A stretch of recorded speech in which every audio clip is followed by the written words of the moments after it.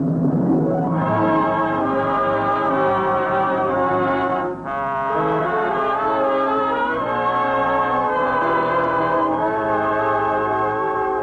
Astor presents the Screen Guild Players.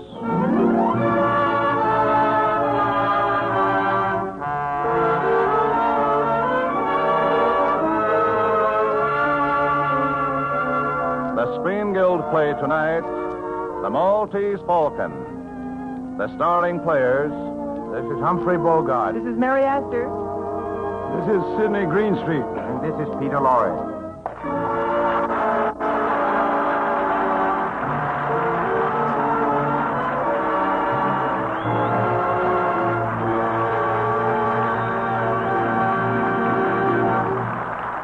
Tonight, Lady Astor presents the Screen Guild Players in Warner Brothers' sensational mystery story, The Maltese Falcon. It stars Humphrey Bogart as Private Detective Sam Spade, Mary Astor as Miss Wonderly, Sidney Greenstreet as Caspar Gutman, and Peter Lorre as Joel Cairo.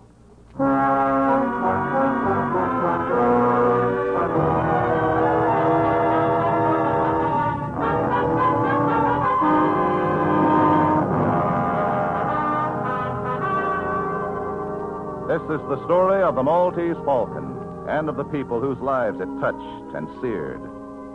It began in San Francisco when a beautiful young woman, who identified herself as Miss Wonderly, walked into the offices of Spade and Archer, private detectives.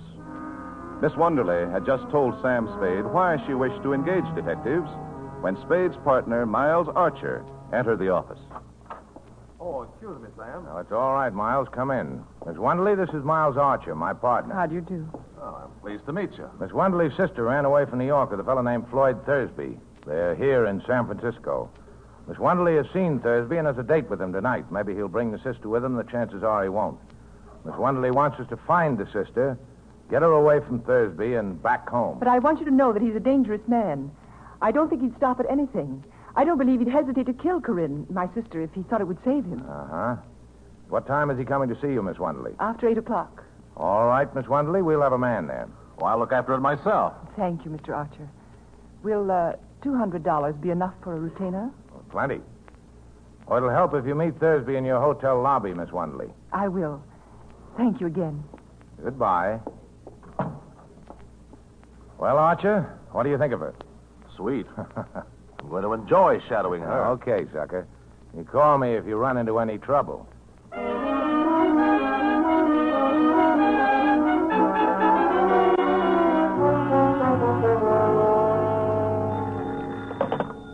Hello?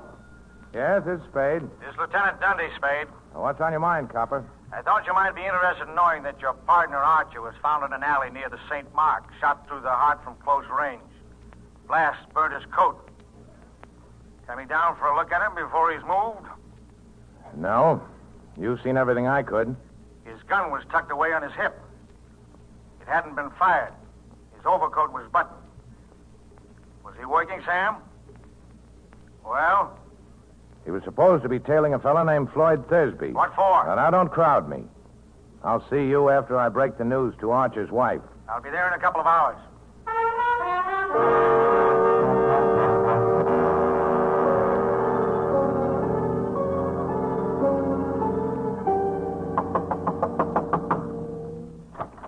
Oh, hello, Copper. Come on in.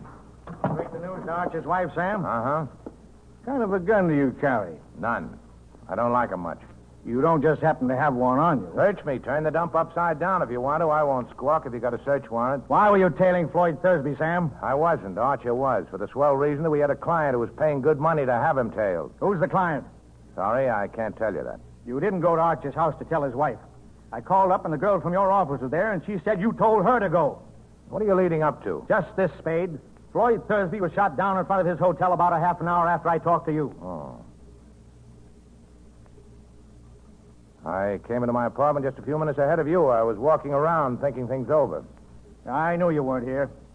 I tried to get you on the phone. Where'd you walk to? Just around. Thursby die? Yeah. How'd I kill him? I forget. He was shot 4 times in the back. Hotel people know anything about him? Nothing. Except he'd been there a week. Alone? Alone. You find out who he was, what his game was? No, I thought you could tell me that. I've never seen Thursby dead or alive. Now, look, Spade. You know me. If you did get Thursby, you'll get a square deal from me. And most of the breaks. I don't know that I'd blame you a lot. Man that killed your partner. But that wouldn't keep me from nailing you. That's fair enough. Now, would you mind scramming? I got some thinking to do, and I'd like to get a little sleep before daylight.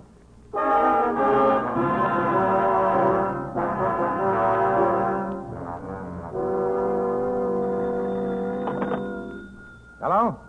Yeah, this is Sam Spade. Oh, I was just going to call you. Where are you? Well, the Coronet on California Street, apartment 101? What's that? The name's Miss LeBlanc.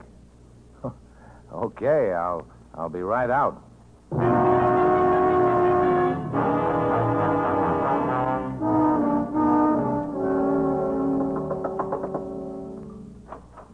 Oh, good morning. Come in, Mr. Spade.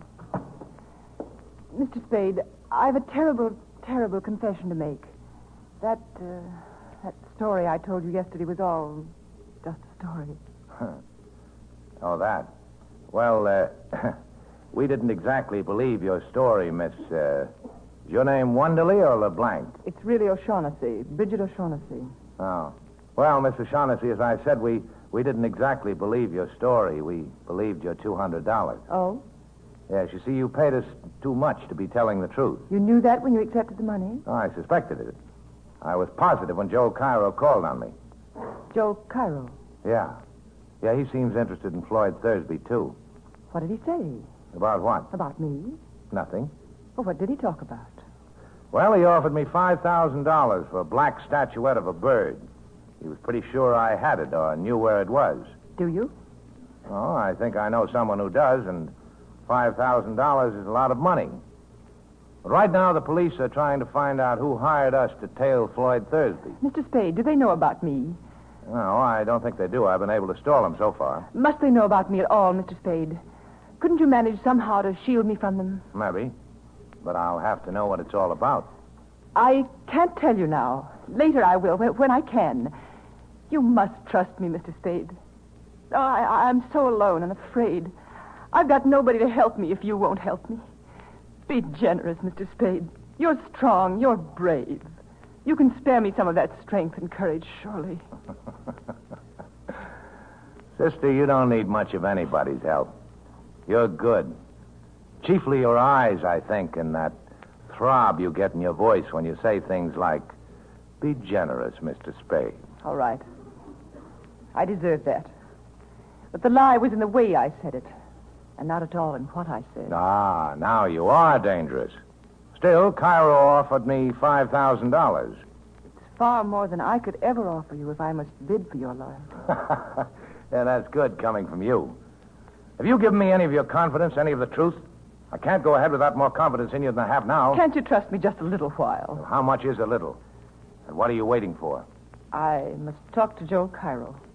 Oh. Well, you can see him tonight. I know where to reach him. Oh, he can't come here. I can't let him know where I am. I'm afraid. We'll all meet at my place, then. All right.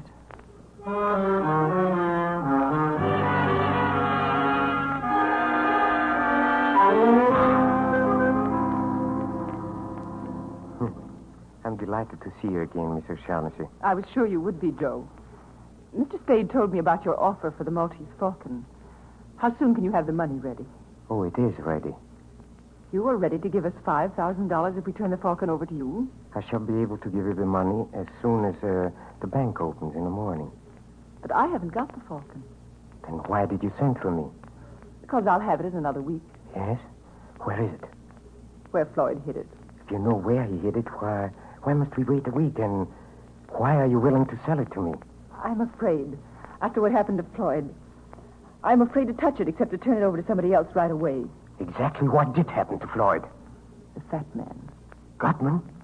Is he here? I don't know. I suppose so. If you two let me interrupt for a second, I can answer that. Gutman is here. How do you know? Because he called me and asked me to see him. Have you? Not yet. I thought that after our friend Cairo here left, I'd find out just how you and I stand before I took on any more clients.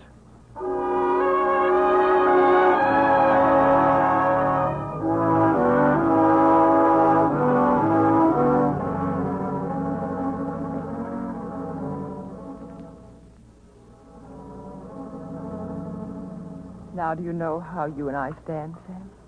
Yeah. If I can believe anything about you. But you're such a liar. I am a liar. I've always been a liar. Well, I wouldn't brag about it. Was there any truth at all in that yarn you were telling me about Thursby and the Falcon? Some. Not very much. Well, we've got all night before us. I'm so tired. So tired of lying and thinking up lies and not knowing what is a lie and what is the truth. I wish... Hey, look, honey. I think I'd better have a talk with Gutman in the morning.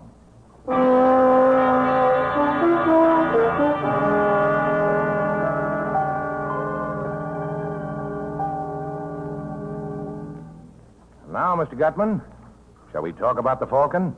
Oh, by all means, Mr. Spade. But first, sir, answer me a question. Are you here as Miss O'Shaughnessy's representative? Well, there's nothing certain about it either way yet. It depends. Maybe it depends on Joel Carr. Maybe.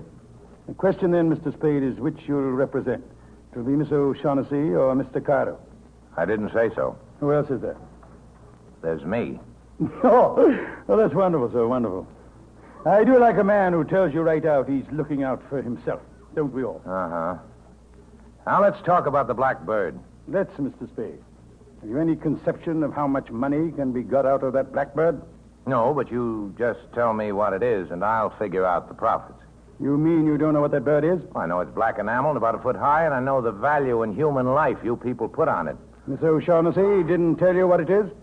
He offered And me Carlo didn't either? He offered me $10,000 for it. Do either of them know what that bird is, sir? What is your impression? Well, there's not much to go by, but I don't think so. If they don't know, I'm the only one in the whole wide, sweet world who does. Good. And when you tell me, there'll be two of us. Mathematically correct, sir. But I don't know for certain that I'm going to tell you. Well, you think again and think fast. You'll do your talking today or you're through. What are you wasting my time for? I can get along without you. That remains to be seen, Mr. Spade. They're away. And there's another thing. Keep that gunman of yours away from me while you're making up your mind, or I'll kill him. Well, sir, I must say you have a very violent temper. Think it over. You got till 5:30, then you're either in or out for keeps. Wilma. I'm going to kill that guy. I could have done it easy when he was standing there with his back to me. Of course you could, my boy. But business before pleasure. And we'll be seeing Mr. Spade again before 5:30. So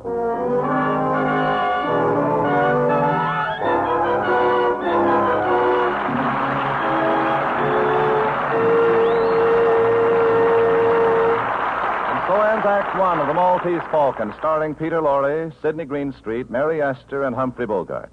Act Two in just a moment. But first, here's a word from our hostess, Lady Esther. Some weeks ago, I was being shown through a shipyard, one of the largest in the country, and stopped to chat with a young woman wearing a safety mask.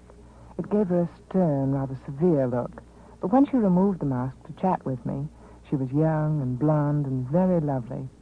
Her skin looked so dainty and fresh that I just couldn't resist saying, "My, you look as though you just stepped out of a bandbox."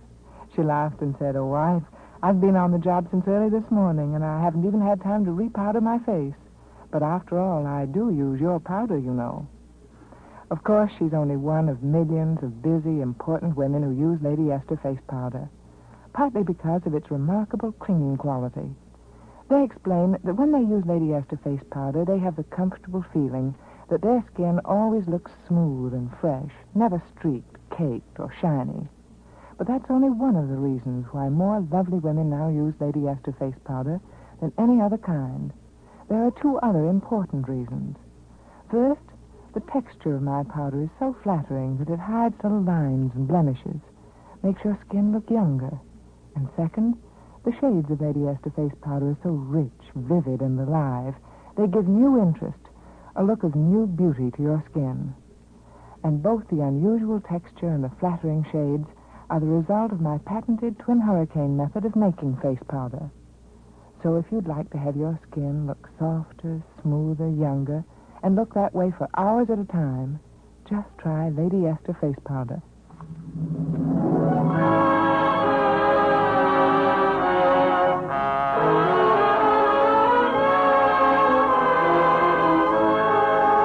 And now the curtain rises on the second act of The Maltese Falcon, starring Humphrey Bogart as Sam Spade, Mary Astor as Bridget O'Shaughnessy, Sidney Greenstreet as Casper Gutman, the fat man, and Peter Lorre as Joel Cairo.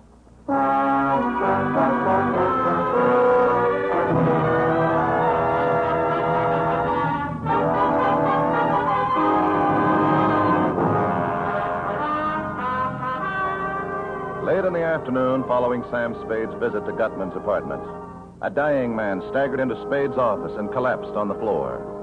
He died before he could speak to Spade, but his papers identified him as Captain Jacoby of the steamship La Paloma, and clutched to his bullet-torn chest was the Maltese Falcon.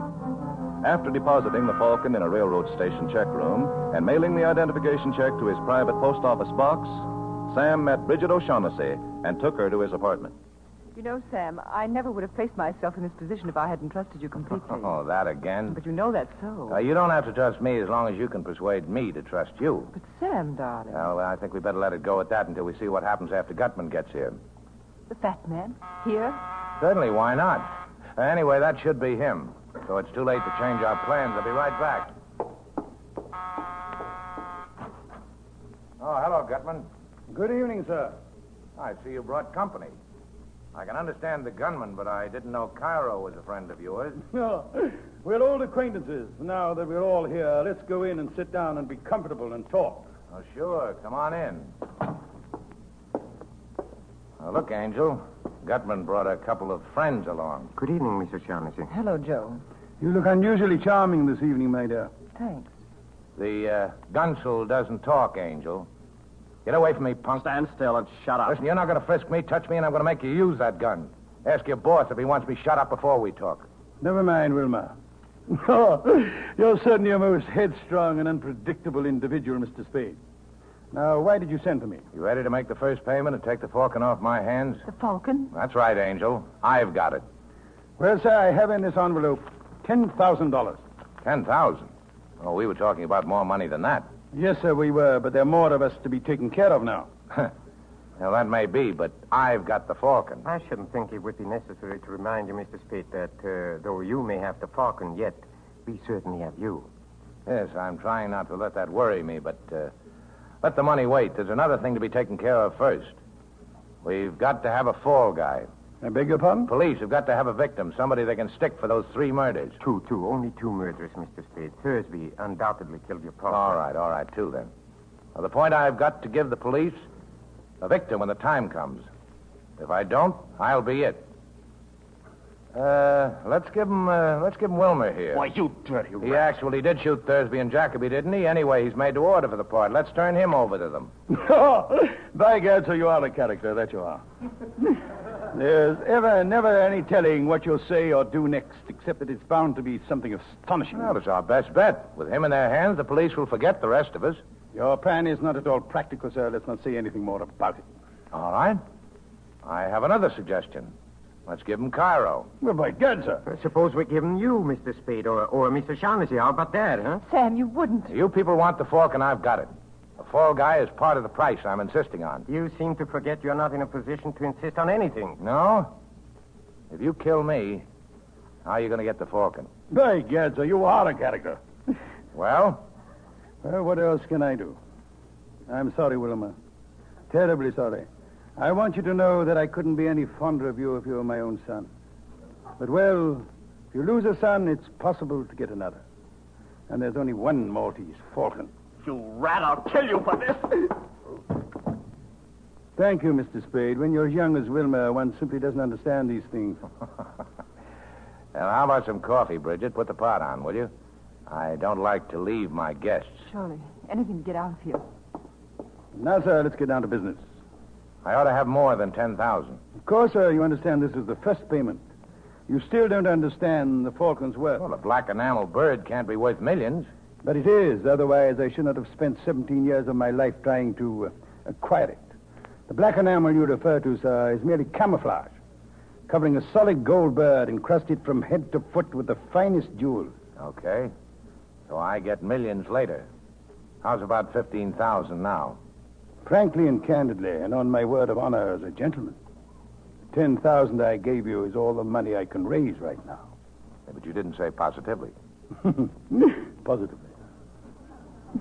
Well, if that's the best you can do, it's the best you can do. But it's understood the punk has to stand as the fall guy. That is part of our agreement, sir. Okay, I'll make a phone call. The Falcon will be here in an hour.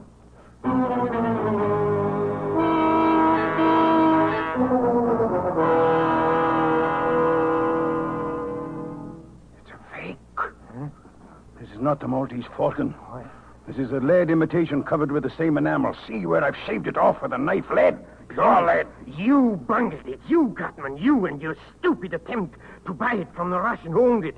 He caught on to how valuable it was. No wonder we had so little trouble stealing it. You imbecile. You bloated idiot. Well, sir, what do you suggest? Shall we stand here and shed tears and call each other names? Or shall we pay the Russian another call in Istanbul? Are you going? 17 years I've wanted that little item, and I intend to get it. Another year, well, sir, that will be an additional expenditure of time on only 5 and 15/17%. I go with you. Good. And Wilma? Wilma, Where is the boy? He must have made his getaway while we were unwrapping the Falcon. A swell lot of thieves. Well, sir, I left to ask you to return my $10,000. I held up my end. It's your hard luck, not mine, if you didn't get what you wanted. I'm sorry, but I must insist. Oh, a hideout gun, huh? Okay. Thank you, sir. The shortest farewells are the best. Adieu. And to you, Miss O'Shaughnessy, I leave the fake Falcon as a little memento. Oh, come, Carr.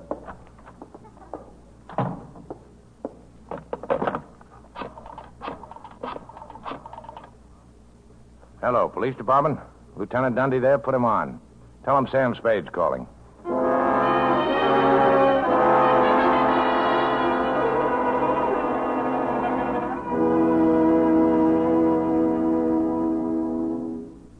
Look, Angel, Gutman and Carr will talk when the cops nail them about us. We've only got minutes to get set for the police. Now, give me your whole story, fast. Well, where shall I begin? The day you first came to my office. Why did you want Thursby shadowed? I suspected him of betraying me to Gutman, and I wanted to find out. That's a lie. Gutman tried to make a deal with him. You had Thursby hooked, and you knew it. You wanted to get him out of the way before Captain Jacoby arrived with the Falcon. Isn't that so? What was your scheme? I thought if he saw someone following him, he might be frightened into going away. Now, look, Archer hadn't many brains, but he wasn't clumsy enough to be spotted the first night. You must have told Thursby he was being followed. I told him. Yes. But please believe me, Sam, I wouldn't have told him if I'd thought Floyd would kill him. If you thought he wouldn't kill Archie, you were right, Angel. Didn't he? Arch had been a detective too long to be caught shadowing a man up a blind alley with his gun tucked away in his hip and his overcoat buttoned. But he'd have gone up there with you, Angel. He was just dumb enough for that. Sam. And then you could have stood as close to him as you liked, there in the dark. Put a hole through him with a gun you'd gotten from Thursby that evening. Don't talk to me like that, Sam. You know I didn't. Now, the police will be blowing in any minute now, Angel. Talk. Oh, why do you accuse me of such a terrible... Why did you shoot Archer?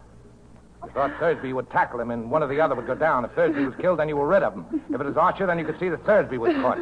Was that it? Something. And when you find like out that that Thursby didn't mean to tackle Archie, you borrowed the gun and did it yourself, right? I guess so. I know so. You didn't know Gutman was here looking for you until you learned Thursby was shot. Then you needed another protector. So you came back to me. Yes, but no, sweetheart, it wasn't only that. I would have come back to you sooner or later. From the very first instant I saw you, I knew that... Ah, you angel. Well, if you get a good break, you'll be out of San Quentin in 20 years. Sam, you're not... Yes, Angel. I'm going to send you over. But if they hang you, I'll always remember you. Don't, Sam. Don't say that. Even in fun. It's not fun. I happen to be in the detective business, and you killed my partner. It's bad business to let the killer get away with it. Bad for every detective in this country. You're taking the fall. You've been playing with me. Only pretending you cared. To trap me like this. You didn't care at all. You don't love me. I think I do. But what of it? I won't play the sap for you. No, it's not like that. You can't say that. I am saying it. You know down deep in your heart, you know that in spite of everything I've done, I love you. I don't care who loves who. You killed Archer. And you're going over for it. Come in. Oh, hello, Copper. Hello, Sam. You get Gutman in Cairo? We got Cairo. Gutman's dead. The kid Wilmer had just finished shooting him when we got there. I ought to have expected that. You better put the cuffs on Angel, Copper. We're taking her down to the station. What charge? Sam. Murder. She shot Miles Archer. Oh, and you better bring that blackbird along, too, Copper. It's part of the evidence against Cairo. Hey, this is heavy. What's it made of? The stuff that dreams are made of.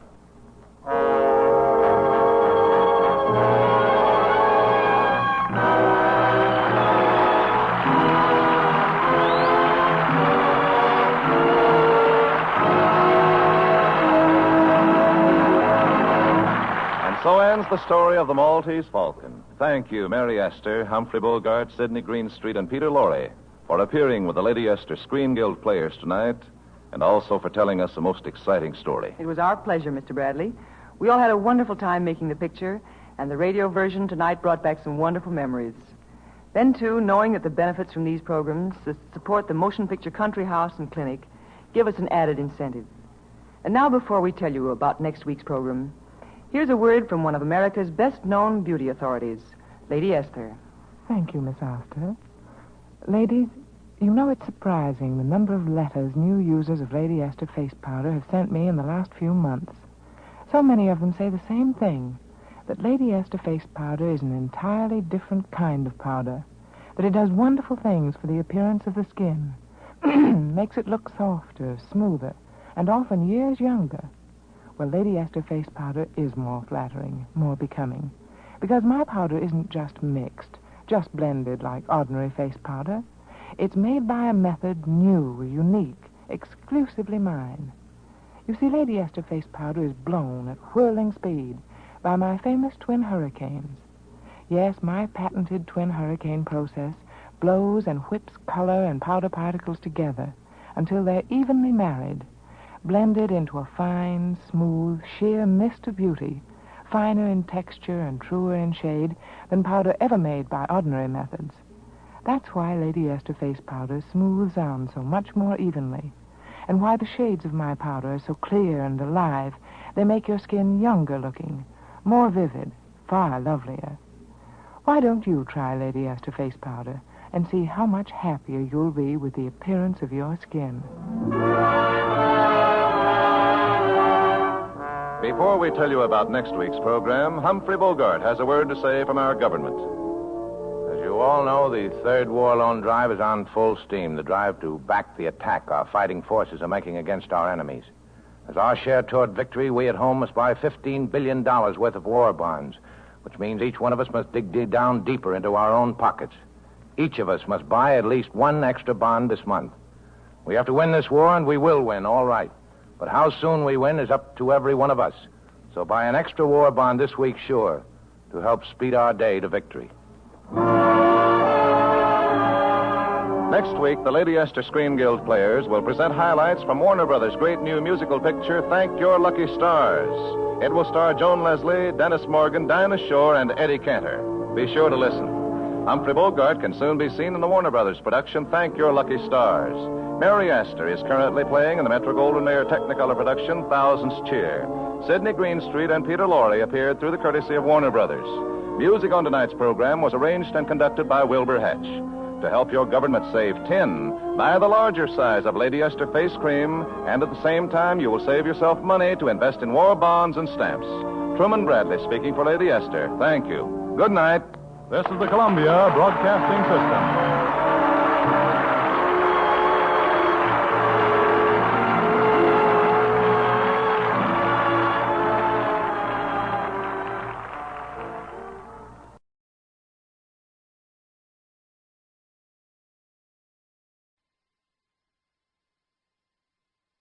Curtain Up presents the stars in their choices.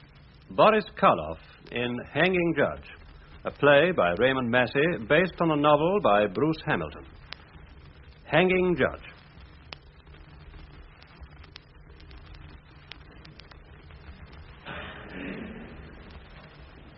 Members of the jury, are you agreed upon your verdict? We are. Do you find the prisoner, Harry Gosling, guilty or not guilty? Guilty. But we ask that the prisoner should be recommended to mercy on the ground that the murder was not premeditated. Harry Gosling, you stand convicted of murder. Have you anything to say why a sentence of death should not be pronounced upon you according to law? I'm not guilty. Not guilty. Harry Gosling, you have been convicted of a foul and brutal murder.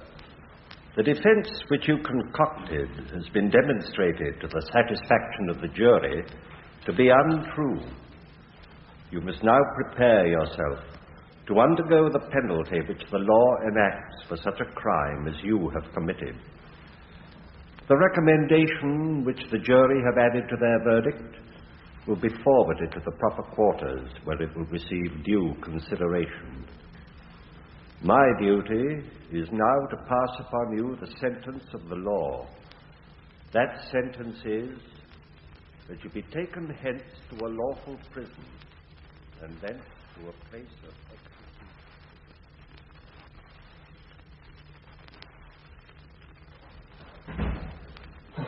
Why the hell don't the governor come? He said 8 o'clock. He'll come. Take it easy, Harry. Here he is now. The governor. Okay.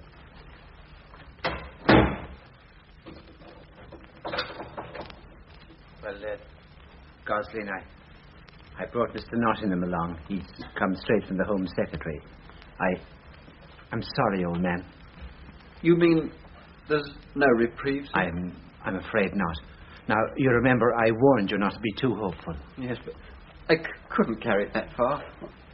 You're pulling my leg, aren't you, Mr. Nottingham? I wish from my heart I was. But I'm afraid I can't hold out any hope now, Harry.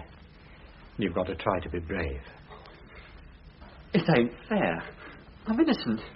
I never killed her. You know I told the truth, sir. And so did that swine of a judge, shaking himself on the bench. He knew I wasn't guilty. You told him to say I was, just for the kick of it. He's the real murderer, curse him. Oh, God. I hope somebody makes him pay for this, the cold devil. I hope he pays.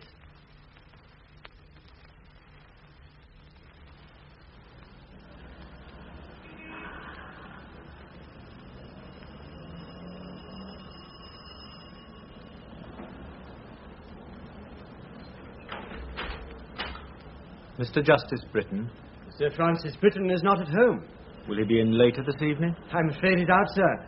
And tomorrow he's going away. If you want to see him, you'll have to wait till after the vacation, the second week in January. Well, my business won't wait. I must see him tonight. Where can I find him? I'm afraid I'm not at liberty to tell you that. I think you'd better. On his account more than on my own. I tell you I'm not at liberty. Anyway, he's at his club and you wouldn't be able to see him there. The Adept. Thank you. How did you know that? Anyway, he won't see you. He'll see me, all right. Oh, yes. He'll see me.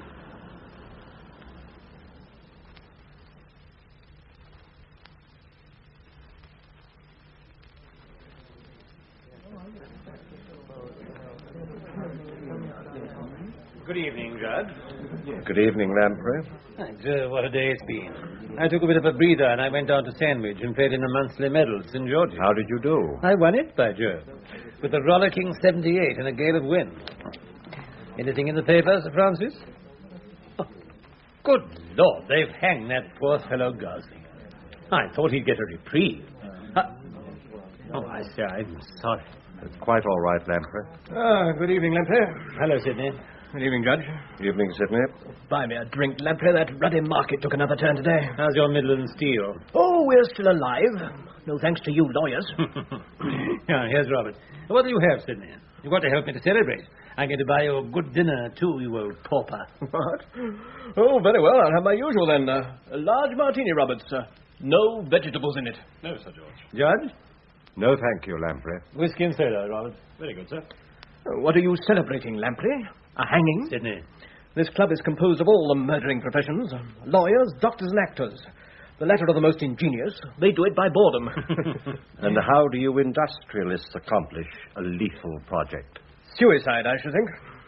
What the hell are you so pleased about, Lamprey? I won the monthly medal at St. George's with a 78. Blowing like sin, too. What did you do at the Maiden? Well, I got my 4. But I had to get out of that horror with a sand blaster. A sand blaster is an illegal club that should not be used in tournament play. The rules of the Royal and Ancient are quite explicit on that point. Really, Judge? Roberts. Sir? I shall be dining later.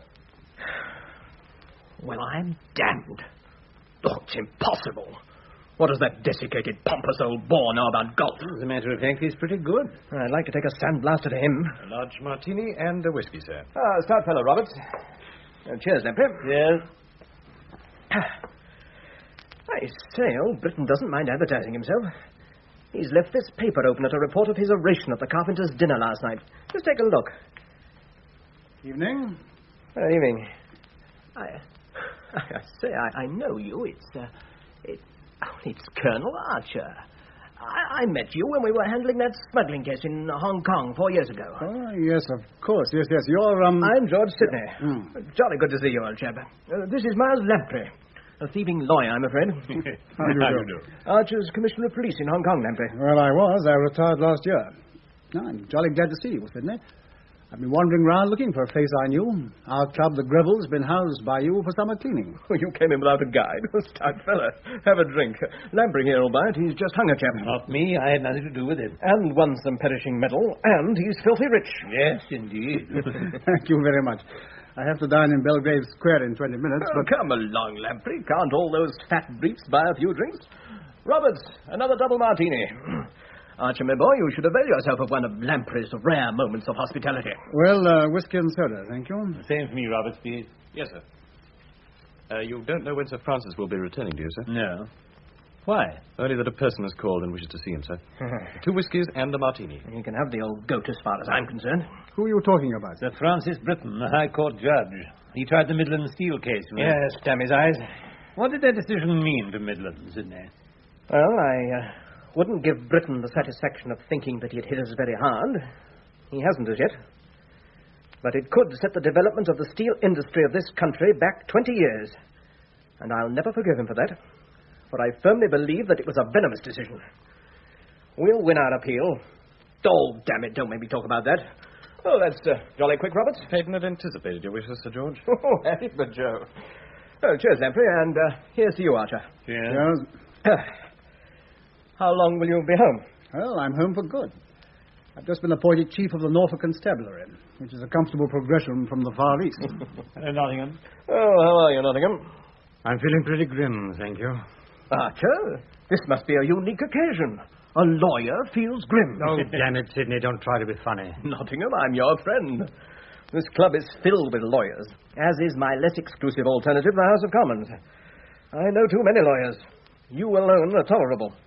You have a heart, my friend. Don't listen to him, Nottingham. Oh, Nottingham, this is my friend, Colonel Archer. This is an amiable and honest barrister, Keith Nottingham. How do you do? How do you do? By Jove, I'm sorry, but I'm already late for dinner. I must dash along. Well, Sidney, look, here's my card. There's excellent golf at Hunstanton near my home. What do you say to a round one day soon? Oh, fine idea. It's good to have you back home, old chap. Good night, Sidney. Good night, Nottingham. Good night. Good night, Archer. Good night, Lamprey, old boy.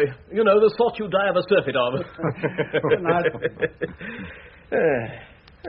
That's a splendid chap. Yes, I agree. Oh, hand me that paper, Sidney. Roberts, whiskey and soda, please. The same, Robert. Another large martini, Roberts. Yes, sir. Oh, Britain was on his hobby horse again last night, I see. Listen to this. I will say, categorically, that within the memory of any living man, no person in this country has suffered the extreme penalty of the law without having richly deserved that fate. Damn it, so. He could say that when young Harry Gosling was a few hours away from the gallows. Sorry, Nottingham, I know how you feel about this case. For that matter, every case you take on. You make the best fight that could be made for him. You couldn't have done more. This was the wrong verdict, Lamprey, and I wouldn't say that if I didn't feel it deeply. Britain was trying me, not Gosling. He hates me. I believe any counsel he didn't dislike might have won. Oh, come, Nottingham, old boy. You're not the only brief snatcher Britain's headed in for. In the Midland Steel case, Quiet, Sidney. I read old Britain's summing up. They're always pretty clear and defined. Oh, clear, yes. It seemed to me that you've been batting on a sticky wicket, old chap. I wasn't. By heaven, if ever there was a reasonable doubt to work for, I had it. Oh, God, I had it. Here's a case of an hysterical girl, baby on the way.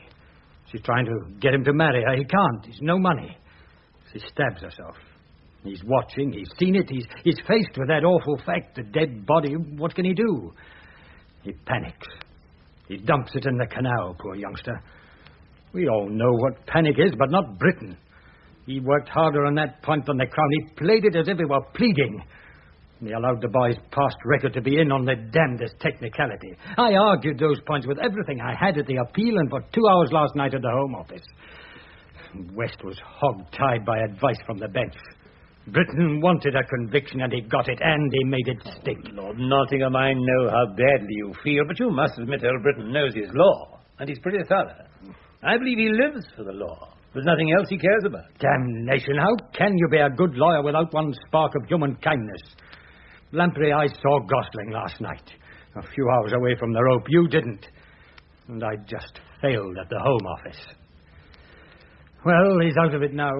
Emotion and the law. A painful combination. Here's to you, Nottingham, old man. You're a stout fellow. Oh, hell, I'll give you a toast. To confusion on the bench. As if there wasn't plenty of it now. That was an interesting toast, Sidney. Oh. I assume you drank it alone? No. I drank to it also, Judge. I was thinking of the late Harry Gosling. That remark does you no credit, Nottingham, neither as to your manners nor as to your conduct as a barrister. Were it not that this is a gentleman's club, I would report you to the benches of your inn. But I make allowances for what may perhaps be termed excess of zeal. I will be pleased to forget this incident. Sir Francis, you and I both follow the profession of the law. We have that in common. But we have little else. I do not believe that ours or any criminal law can be an unfailing pilot of justice. Mortal laws are administered by mortal men. Neither is infallible. Till the day I die, I cannot and will not leave my heart in the robing room. Very aptly phrased, Nottingham. I confess I've never seen you enter a courtroom unequipped with that somewhat unpredictable organ. But I have not at any time claimed that the criminal law is an infallible instrument. But this I will claim, that in this country it approaches as near perfection as is humanly possible, and further, I believe that such perfection increases in direct proportion to the gravity of the issue judged. In cases of less than first importance, there may at times be excessive or even undeserved punishment, but in a capital charge, such a lapse leading to a miscarriage of justice is absolutely impossible. Oh, I pray to God that never again will I plead a case before you. Excuse me, Sidney. I know now why that damn statue has a bandage on. Well, I've got to go and make some more laws for you fellows to argue about. Good night, Lamprey. Put your medal under your pillow and make a wish. Good night, Sidney. Good night, Judge. Good night. Are you dining, Judge? Yes. We could split a bottle of Montrachet. Capital. Excuse me, Sir Francis. There's a man waiting to see you. Oh. Didn't he give his name? No, sir. I'll go in and keep the tables. I'll join you, Lamprey. Well, send him packing, Roberts. I'll not be... Sir Francis Britton. My name is Teal. T-E-A-L. Very good, Roberts. I will deal with this man. Yes, sir. What does this intrusion mean? I've never seen you before in my life. No, of course you haven't. I've seen you, though. I saw you yesterday in your court. Yes. A great many people visit the court, sir. I think I must ask you to go. Oh, no, Sir Francis, you can't do that to me. I've a lot to say to you. Don't you remember the name of Teal? That's my name. And this ring. Do you remember that? Your name is Teal? Yes, it is. Quite a comfortable room, this, isn't it? This is quite impossible. I must ask you to go. I understand. Someone may come in. It's not good that I should be seen with you in your club, is it? Much better, I think, if I came to Moxton, Mr. Bainbridge. What's that? How the devil did you know that? That's quite a little story. But it would be better to talk to you there rather than here, wouldn't it? As you seem to know the whereabouts of my house in Norfolk, hang by incognito, heaven knows how. You'd better come there. I suggest Friday, the day after tomorrow, at 9 o'clock in the evening. It will not be to your interest to divulge my private address or my other identity, which I use for reasons of privacy. Now, please be off. Thank you, Sir Francis. I knew you'd see me, but it was better to come here first, wasn't it? On Friday, then, at 9 o'clock.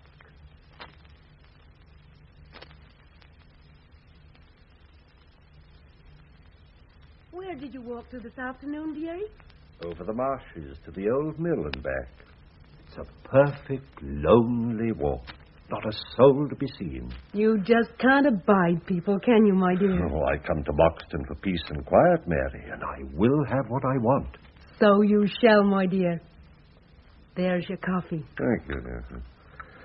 Mary, has your father made any further objection to your working here? Oh, he doesn't think much of it, but that doesn't matter. I'm grown up and I like working here. That is when you're here, Dux. Then it's fun. Besides, Dad likes the money I earn. You're quite generous, Mr. Bainbridge. You've been a good girl and not talked to your father or anyone else about us? What a worrier. Heavens no, why should I? I don't talk. Not about that sort of thing. That's my business. No, dearie, Dad won't give any trouble. And I'm going to give you a lovely holiday. Ah, Mary. Get yourself a glass for some port. Thank you, Dux. I don't mind if I do. Ah, the peace of this place. Thank God for it. And for you, my sweet. How nicely you've kept everything. Is that the old silver tankard I got in Sutton Thorpe? You said you wanted a shiny prize. I cleaned it up for It's you. lovely. It's a good one. I've had plenty of time to work on it. Oh, it does get lonely here, dearie. Nearly 8 weeks since you were here last. Oh. You must have been teaching those boys an awful lot in wherever you live. Mary. Oh, I don't mind where you live as long as you come back. More often, though, I should like. What's this, Freddie? A sort of paper. Leave it alone, Mary. It's a headache powder, and I shall probably want it. I've a migraine coming on, I'm afraid.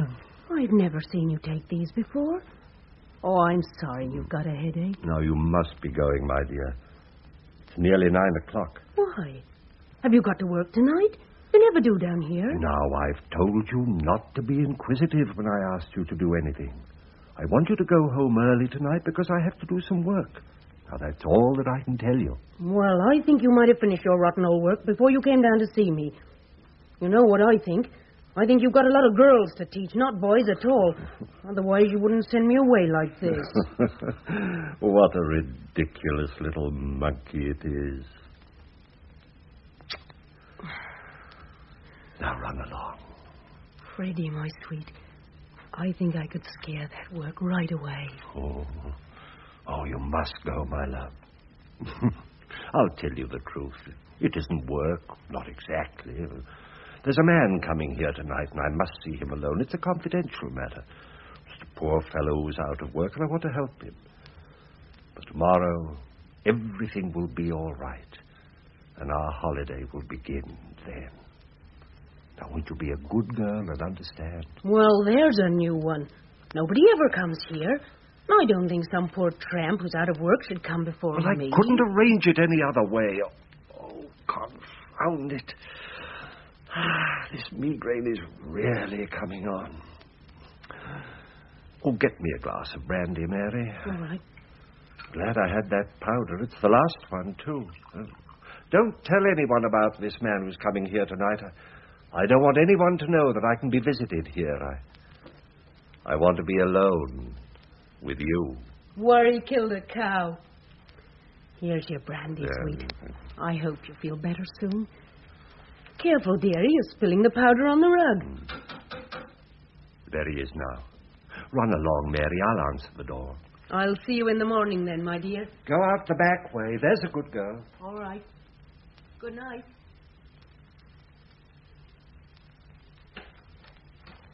Good evening. Good evening.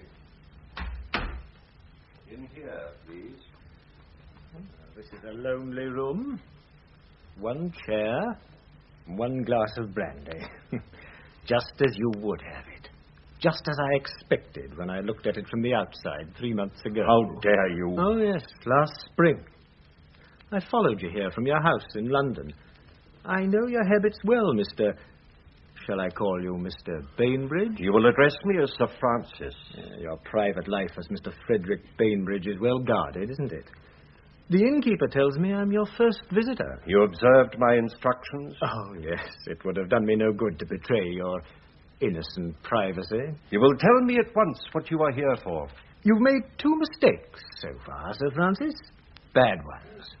I was quite sure you would. I counted on that. You didn't have me thrown out of your club. You invited me here to Moxton. Panic, wasn't it, Sir Francis? I wonder if the club steward heard me tell you my name. Your name meant nothing to me. It meant enough for you to bring about this meeting. The innkeeper here knows my name, too, and he'll expect me to return to the inn. Teal, if that is your name, you will be wise to come to the point of your visit. And then you chose to see me here alone. That's your second mistake. You're sure that I am alone? Oh, yes, quite sure. You've just sent your housekeeper, or whatever you call her, away, and there's no detective with a notebook hiding behind that door. Why should I take such precautions? Just for the reason that you have a heavy stick handy, and then, of course, there's your telephone. Exactly. May I sit down? My heart's not strong. Oh, no. Don't feel reassured, Sir Francis. It would be unfortunate if I died when, as you claim, you know so little about me. These threatening remarks can point to only one thing, and I would warn you that... The name of Teal hasn't a pleasant memory for you, has it? I haven't been out of your mind one moment for 3 days, have I? I believe you to be an impostor. You've made some clumsy allusions to a friendship which I had for a certain Mabel Teal 30 years ago. You remember this ring? The initials F.B. are engraved inside it. Francis Britton, Frederick Bainbridge. Strange that you should use the same alias all these years. Another mistake. But it was so long ago. From what you know, or pretend to know, you expect some gain. That would look very much like blackmail. It does. I'm right again. And I would have you know that the law is terrible for the blackmailer, and it very properly protects the victim. I shall telephone for the police. I shouldn't do that. There's no blackmail. I want from you exactly nothing. Huh? That confuses you, doesn't it? What do you want? Who are you? Panic again, Sir Francis. You don't like panic. You're very severe with those who suffer panic. When you hanged Gosling, you told the jury panic can presuppose guilt as well as innocence. You see, I quote you accurately. That is what I said. Could an innocent man have disposed of the girl's body in such a brutish and callous manner? Oh, how you pounced on that. It was the action of a guilty man. A frightened boy, Mr. Justice. You don't believe that there can be suicides when murder is suggested? It was a cowardly crime. I hope I may hear those words again from you, Mr. Justice. What do you mean? Day after day, I've sat in your court in the public gallery. 4 times in 6 months, I've watched you send men to the rope. You're quite mad, aren't you? Huh? Perhaps. And you still think you can deal with that? The madman can be safe behind bars. Oh, but I'm cleverer than you, so don't use your telephone. You'll see there isn't time. For God's sake, who are you? Hanging judge gets his verdict. Just the facts and no emotion. The beautiful machine. You're not used to fear, Britton. You've not felt fear for 30 years, but you did then, I know, because I have your letters. Squalid, fearful letters of a coward, written to Mabel Teal, my mother. Your mother? Take them. Read them, Britton. Read them. The Britton case will have its letters, too, and they'll be admissible and relevant. Read them. Read them carefully. Yes, I'm your son. Your son and Mabel Teal's. I don't believe you. These letters are fake. Don't bluff, Britton. Why have you waited all these years, to? My mother died a year ago. She kept her secret until the end. She was a fool. Well, that's one you didn't write. You've never seen that one before. It was written to me 1 year ago by a foolish old woman almost your age. My mother. She hadn't had it fat and easy like you. She was sick and dying when... Not yet. Not yet. Please, God, not yet. What is it, man? You're ill. What can I do? Here. Drink this brandy. Oh, it's passing. Angina. I'm prepared for that. I shan't go that way. You can't get rid of me that easily. And it's no use trying to destroy those letters. You're sick. Sick in mind and body. Don't try kindness. It's no part of you. I know, for I'm just like you. Just as cold and just as ruthless. It's in the family, you see. Why have you waited a year to see me? I wasn't ready. I've been preparing my first and only case. The Britton case. And it's a good one. I'm prosecutor and judge. And you, Mr. Justice, are in the dock. You're indicted for the crime of being without a soul. For the crime of being unloved. For the crime of being without faith. Not even in your law. Have you ever had tears in your eyes? No. The only emotion you ever had was in the writing of those letters. Emotion? Panic. You've panicked before, and you will again. I can give you that feeling you've always scorned, and I will. Stop! I hate you, Britton, because you're like me. Because you gave me life. I loathe you beyond man's belief. Oh. Quick. What? There's a capsule in my waistcoat pocket. The right one. Give it to me. Put it in my mouth. I can't. Here. Now drink the brandy. Thank you. And you did it. That capsule. Poison. And you gave it to me. Damn you. That's murder. Now, what will you do? I wonder. Oh.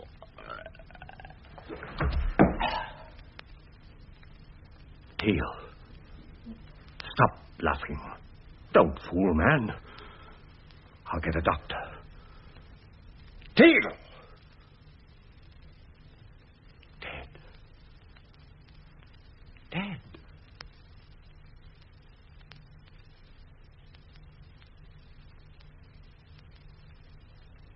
Good morning, Sir George. Morning, Roberts. When Colonel Archer arrives, tell him I'm in the writing room, will you? Very good, sir.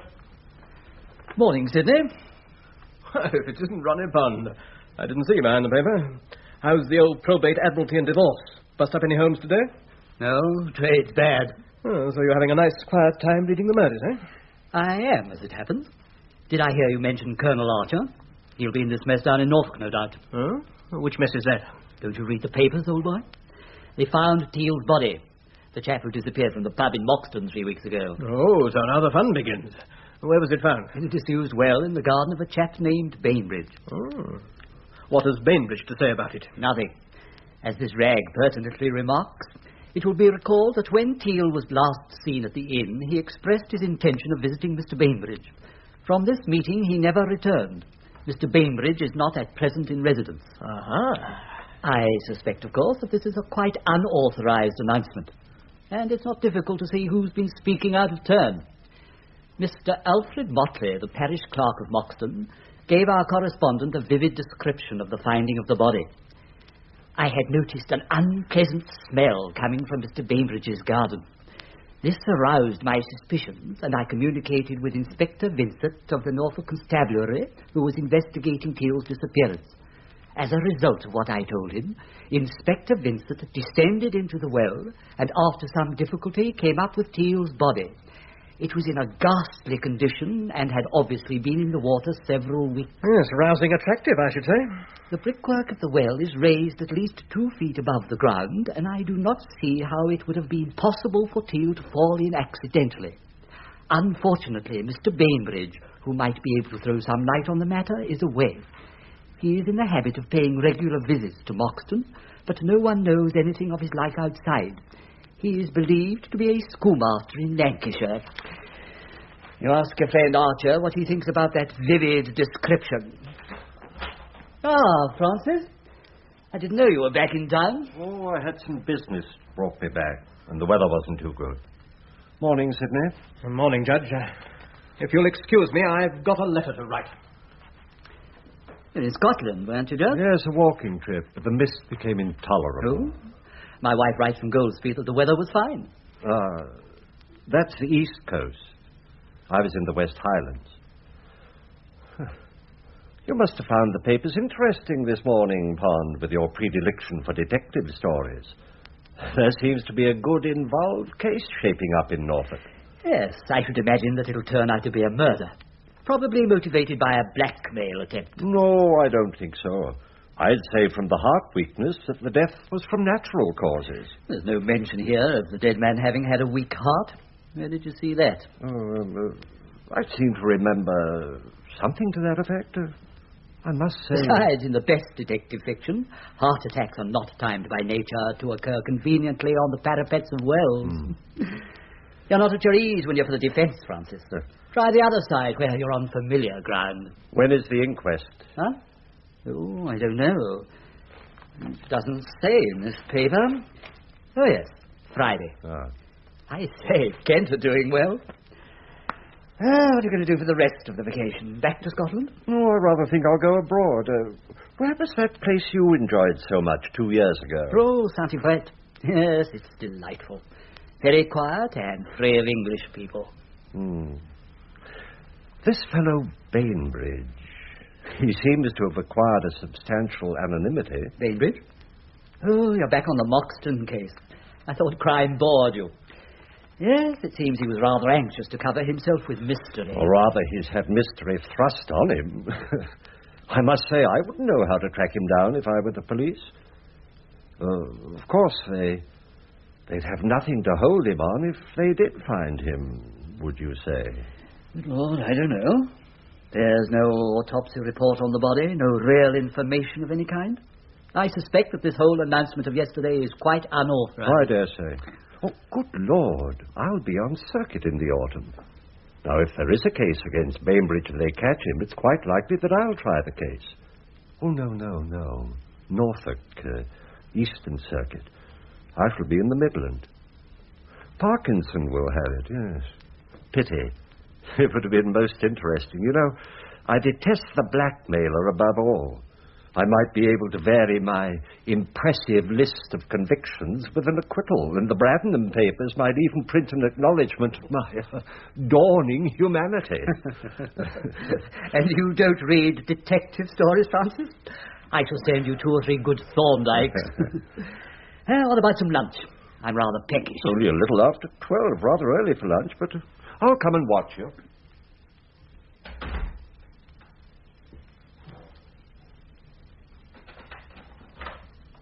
I'm sorry to make you lunch so early, Sidney, but I have to be back at Scotland Yard again at 2 o'clock. Oh, suits me equally well. What'll you have, Archer? We don't have to eat just yet. Well, dry sherry, thank you. Strangely enough, I think I'll have a martini, Roberts. With no vegetables, Sir George? Wonderful fella. By the way, I gave this club as my whereabouts during lunchtime, and I may be rung up. I hope you'll forgive me. Oh, but of course. Well, Archer, you're off to a tough start in your new job. Yes, quite a difficult case. I called in Scotland Yard yesterday, but that doesn't mean I've given up the case. I read the newspaper stuff. There's not much to go on. That confounded statement about the body being found obviously made our quarry run to ground. Yes. We got in the papers in spite of the police. But it's pretty clear that we have a murder on our hands, and I'm convinced that this missing fellow Bainbridge is our man. You fellows don't talk that way without reason. More than meets the eye. At least this eye, is there? Very much so. 1 martini and a sherry, sir. Oh, thanks, Roberts. Oh, May you get your man. Good health. Cheers. Tell me about this Bainbridge fellow. Nobody knows much about him in the district. There was no trace of any other base or residence. I gather he wasn't very sociable. Definitely not, no. None of the gentry knew him personally, and only a few by sight. One or two tradesmen and the innkeeper were the only people who had any communication with him. He had a rather unsavory reputation as far as his servant was concerned. He wanted amorous acquiescence in addition to culinary skill. 100% efficiency, what?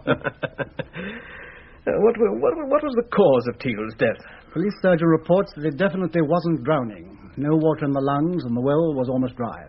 Bashed? No, just superficial marks due to the drop. The well was about 25 feet deep.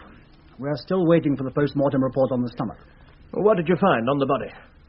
Only one thing of consequence, but that's quite enough to make me want to find very much Mr. Bainbridge. As this case has gone to the CID, I suppose I shouldn't do this, but... Well, I'm going to show you this squalid little dossier on friend Bainbridge. These documents were found in a sort of secret pocket sewed up in Teal's coat under the left armpit. They were in an oilskin wallet, and with the exception of the outside ones, they were not too badly spoiled. Yes, they're copies with coarse photostats. The first one's a birth certificate. Notice the names? Francis Mabel Teal. Frederick Bainbridge. And the date? November 30th, 35 years ago. About Teal's age, according to the doctor's best guess. Yes, it looks as if the fellow was a relation of Bainbridge's. What's your Bainbridge's first name? Frederick. This letter is June, the year before. Sweet puss, hip hip hooray. I shall be back by the weekend after all, so prepare a little super intime and some extra kisses for your own Fredrikins who simply cannot contain his impatience. This is worse than the Channel crossing. The next three are in the same style, but this one isn't so funny. I'll read it. It's rather illegible. Dear Mabel, this is quite disastrous. Are you absolutely sure? There must be something you can do about it. If it costs money, I might scrape together 50. The point is, it must be stopped. Write soon and tell me you've arranged something. Much love, F. Yes, that's not a pretty letter. What's the date? About 7 months before the birth certificate. Clear enough. Can I see the next? This is a week later. My dear Mabel, I'm shocked and surprised. I must repudiate all responsibility. And so on. I think you will agree it will be undesirable for us to meet again. Sincerely, F.B. Filthy swine. The next is the spoiled one. I'll read it. It's in another hand and no year or address. How like a woman. My dearest boy, these letters, the only ones I ever received from your father, whom I knew as Frederick Bainbridge, will explain how you came to be born. Your father is elderly, successful, and childless. Now a lot of it's gone. Chance I found out from a newspaper photo who he really was.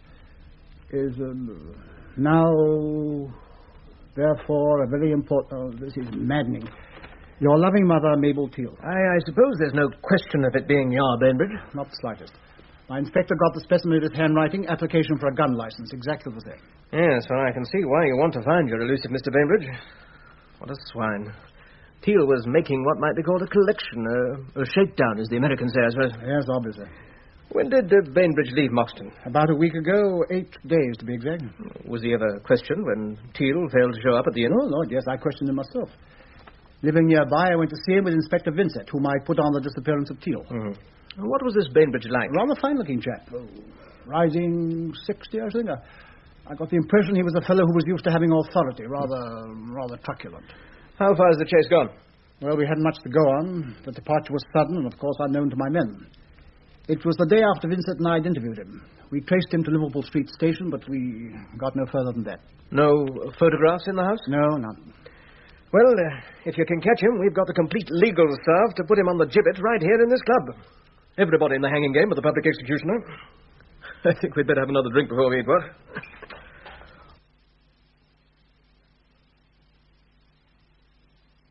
Oh, Judge, This is Colonel Archer. He's trying to drum up some business for you. How do you do? How do you do? I am, as you see, in the inevitable bewilderment of trying to find a train in the timetable. Never a happy experience. I believe we've met before. Really? I don't remember. Oh, of course, yes. It was at Moxton. You're in the police, are you not? You came to see me about the disappearance of this poor vagrant, his name... Teal. Ah, yes, Teal. Rather an unfortunate turn to the case, I see. I can understand the Colonel's confusion, Sidney, for he met me at my Norfolk house under the name of Bainbridge, a name which I used to ensure privacy during my leisure time. Good God. May I complete Sir George's introduction, Colonel? I'm Sir Francis Britton, one of His Majesty's High Court judges. I'm glad you've admitted your identity as Frederick Bainbridge. Sir Francis, well, this is very unpleasant for me, but I must ask you to accompany me to Scotland Yard for questioning. On what matter, Colonel? On the matter of the death of John Teal. I believe I've given you all the information I can on that matter, Colonel Archer. Circumstances have altered since I last saw you. We now know the man is dead. Do you intend to charge me with homicide? That will depend on your answers to certain questions. Of course, I realize my position is an equivocal one. One pays dearly for the privilege of privacy, doesn't one? But at this stage, I prefer to say nothing. May I consult my solicitor, Sir Ronald Pond, who is now in the dining room? Certainly. Perhaps Colonel Archer would like to keep me in sight.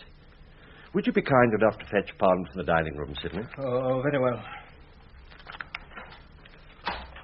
Oh, Pond, can you come in here? This must embarrass you considerably, Colonel. It's unfortunate that we continue to meet under such tiresome circumstances. Well, what is it? Did you want me? Pond, I apologize for disturbing you at lunch. This gentleman is Colonel Archer, who is chief of the Norfolk Constabulary. How do you do? How do you do? He wishes to question me in the matter of the death of one John Teal. What? Oh, my dear Pond, please curb your amazement. I quite share it. I'd like to talk to you privately, perhaps in the guest room. I'm sure Sir Ronald will be responsible for my return, Colonel. Come along, Pond. But what on earth is all this about, Francis? Well, I'm damned. I always knew that old goat was a wrong 'un. Well, you know your law and police standards, Archer. You've got enough on him to charge him? About as clear a case as could be for the murder of John Teal. That from you is convincing. I wonder what's being concocted in the guest room. Pond's about the most slippery lawyer in this country. Excuse me, Sir George. Colonel Archer is wanted on the phone. Inspector Vincent. I put him through here. Oh, thank you, Robert. I'll take it there, Archer. Thank you. Hello. Colonel Archer here. Yes, Vincent? Yes. Yes, I see. Definitely not hot. I see, yes. Well, stay there, Vincent. I'll phone you in a few minutes. Vincent at Scotland Yard, the post-mortem shows that Teal died of cyanide poisoning. That's complete, I should say. Yes, complete. I'll lay you 5-1 you can't hold Britain. I wouldn't like that. I'm certain that Pond is at this moment telephoning to the Home Office to get this thing hushed up. That pusillanimous ass Gilbert West is having the bee put on him, as sure as God made little apples. Sidney, I was brought up on the dogma that the law is no respecter of persons. I know it doesn't always work that way, but it has wherever I've had any authority. The idea of a damned High Court judge getting away with a murder for which a lesser man would hang doesn't appeal to me. But if the powers that be want it, a thick cloud can come down from above and cover up this pretty dirty affair. I wouldn't like that. Not one little bit. There's another call for Colonel Archer, sir. Thank you, Roberts. Thank you. Colonel Archer here. Yes, Commissioner? What? Do nothing? Well, this is my case, and I'm going ahead. Well, I'm damned. You had the post-mortem report. Very good, General, but I do this under protest. The Home Secretary has instructed the police to do nothing in the matter of Britain's arrest until further investigations can be carried out. On no account is he to be taken to Scotland Yard. Well, Pond worked fast, and the Home Secretary played true to form. Archer, would you like to see their game spoiled without prejudice to your position? Indeed I would. There's a way it can be done. Will you excuse me while I make a phone call? Certainly. And as it's going to Lord Bradenham of the Daily Globe, I think I'd better make it from outside. Too many damn lawyers here, what?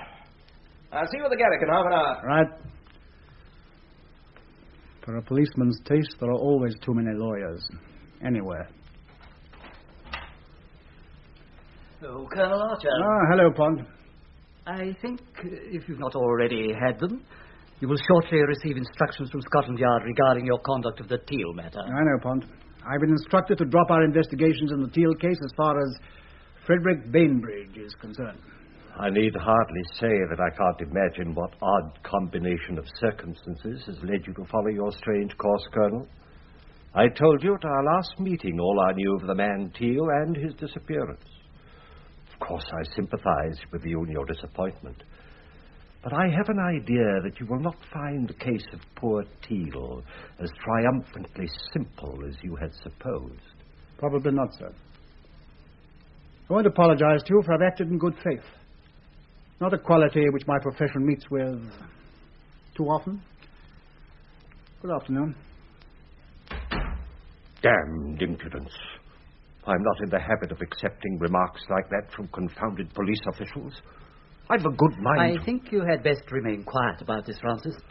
We've dodged a rather ugly situation rather neatly, I think. Damnation, Pond, what do you mean? You talk as if there was a case against you. Now, steady, Francis. I realize that you're innocent in this affair, but granted that you are Bainbridge, there is a case against you. How strong, we don't know. West will be here in a couple of minutes from the Home Office. Before he comes, I must be clear about one thing. When the report came out that the body had been found, why didn't you go to the police? You knew about it from our conversation before lunch. Such an action would have made your position quite secure. Well, I'd already told Archer all I knew, and I was certain that my identity as Bainbridge could not be traced to me as Britain. I couldn't have foreseen this confounded encounter with Archer. Yes, I see. Where were you after you left Moxton? At home in London. Oh, it may have been an error of judgment to leave, but such mistakes aren't of necessity evidence of guilt. They have sometimes been so interpreted from the bench, Francis. Confound it, Pond. I'm not on trial. We'll try to see to it that you won't be. Tell me, Pond, how far is West prepared to go in withholding the police from further action against me? I don't know. As I told you, his instant reaction was to stop immediate investigation. Of course, he knew nothing of the police case when I spoke to him. Nor do we. Pond, I've made two grave mistakes. To leave Moxton was a blunder. But when I did so, the matter was merely an unexplained disappearance of a vagrant. And you can see that police curiosity would perhaps have exposed this double life of mine. Innocent as it was. Exactly. But my second mistake was worse. When Archer recognized me here, before I sent for you, he asked me to go with him to Scotland Yard for questioning. And I asked him then if he were charging me with the homicide of Teal. I see. That was unfortunate. But it's inadmissible, for you'd not been charged or warned. Quite, but I don't like it. Mine was a natural question. You and I had been discussing the case, you remember? And the circumstances seemed I shouldn't worry about that. You said that Archer had talked to you some days after the man had disappeared. What had you told him then? Merely a brief account of Teal's visit to me. That he was a man who'd done me a service some years ago and that I'd helped him financially in small ways several times. I described him as extremely overwrought at the time, and I think I mentioned the possibility of suicide being in his mind. You're sure you said that? Yes, I'm fairly certain that I said that. Of course, I knew nothing of the circumstances of his life and said that to Archer, too. But you made the suggestion that the man might be dead? Yes, I did. I see. Good morning, Britton. Pond? West? Yes, all right. I'm glad you both waited here. I didn't want you to come to the Home Office, Britton, in the circumstances. What a damn ridiculous situation this is. I've talked to General Fellers of the CID since you rang me, Pond. I may say he's as embarrassed as I am. Well, fortunately, only one or two Scotland Yard people, and Archer, of course, know of your identity as Bainbridge, Britain. In view of all the circumstances, I think I can say the case will not be pressed at this time. You're holding off, Major? Yes, there's no question that the police have a sort of case against you, Bainbridge. I don't like that, West. What is the case, Major? Well, the main points are that the man died of cyanide poisoning. What's that? Poison? The Home Office analysis report came in this morning, and some letters were found on the body. What letters? But they couldn't have... Yes, a packet of letters were found sewn up in the man's coat, which, if genuine, could point to a blackmail attempt against Bainbridge. That implies a possible motive on the part of Bainbridge to get rid of the fellow. That's not the whole case, of course. No, there are other cumulative facts. Not a strong case, I'd say. Well, no, it would seem not. After all, the case may turn out to be a suicide, and the letters may be forgeries. In which case it would be appalling to subject the judge to the humiliation of clearing himself. And what of the inquest? On no account must you appear. Yes, I'm quite certain we're doing the right thing. I see no reason on God's earth to drag you through the mud of defending yourself, and the scandal to the bench must be avoided. Right. I say, excuse me, you fellows. Have you seen this in the Globe Stop Press? What is it, Lamprey? The missing man Bainbridge in the body in the well case has been identified as Sir Francis Britton, the High Court judge. Good God. In the name of heaven, how did they get hold of that? There must have been some leakage. It's Sydney's doing. He was here when Archer recognized me. Sydney gave this to the press? Well, what a dastardly thing. But what is Bradenham about to print it? Why the blazes can't these press fellows mind their own business? It takes the matter right out of my hands. I'm sorry, Britton. I'm deeply sorry. I would have done anything in my power. You mean the case is open? I'm afraid with this publicity there'll be no holding the police. But surely, Major... I'm sorry, but there it is. But it's impossible. Pond, please. You seem to forget. I have faith in the law. I put my trust in the law of England.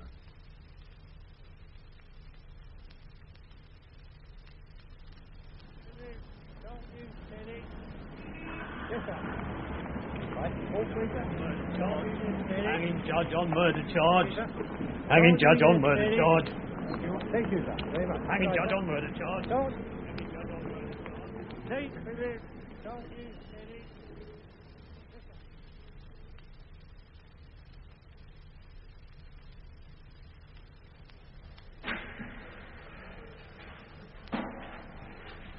I need not remind counsel of your experience, Mr. Nottingham, that members of the jury will be greatly assisted in their task if you confine your questions to what is relevant.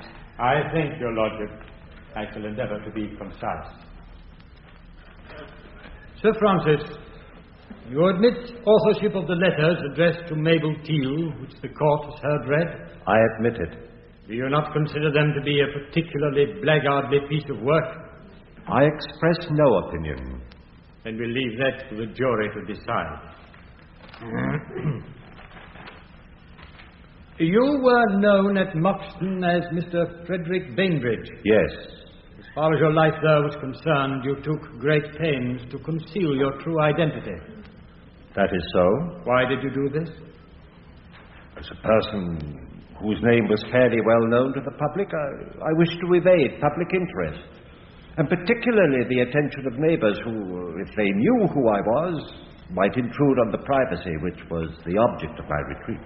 The object was not to lead a loose sort of life, which, if you were known to be one of His Majesty's judges, would result in a nationwide scandal and possibly very unpleasant consequences to yourself. Oh, really, my lord, I must protest against my very friend's question. Is it necessary for my friend to indulge in these gratuitous interruptions, my lord? I find the question quite admissible, Mr. Lamprey. I submit to your lordship, of course.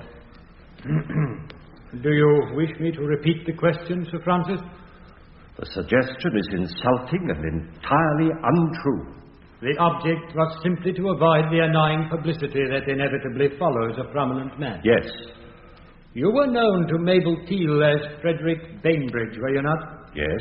Would you describe yourself as a prominent man at that stage in your career? Hardly. What then was the object of your alias at that time? The motive was fundamentally the same. I wish to keep my public and private life in separate compartments. I adopted the name of Frederick Bainbridge for my private life. For a private life which would not bear a close scrutiny. I do not admit that. Is it not true that you have periodically been leading a Jekyll and Hyde existence? The Hyde being represented by Mr. Frederick Bainbridge? I do not admit that.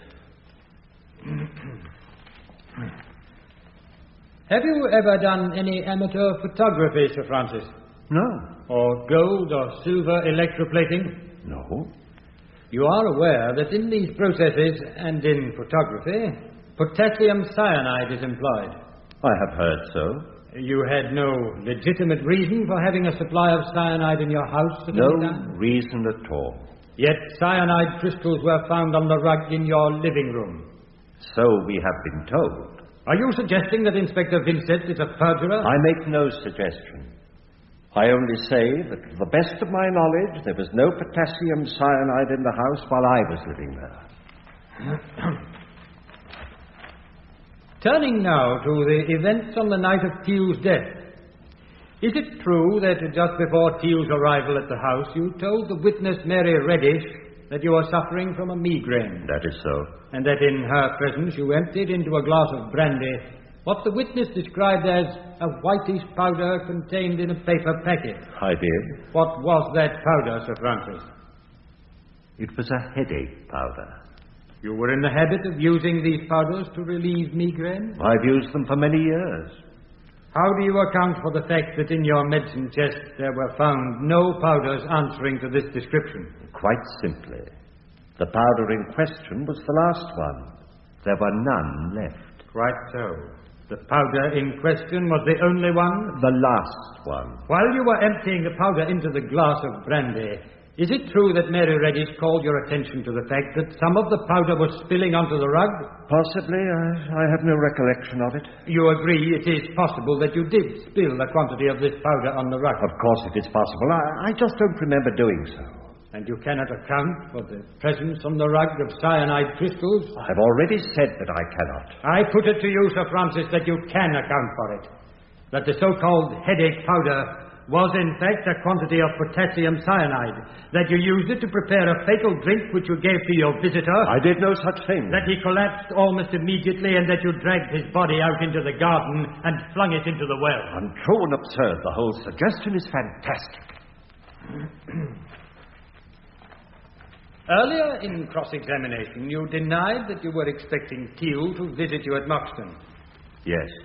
Subsequently, the jury heard William Roberts testify that 3 days before Teal met his death, he, Roberts, overheard part of an interview which took place at the Adelphi Club in London between yourself and a man calling himself by the name of Teal.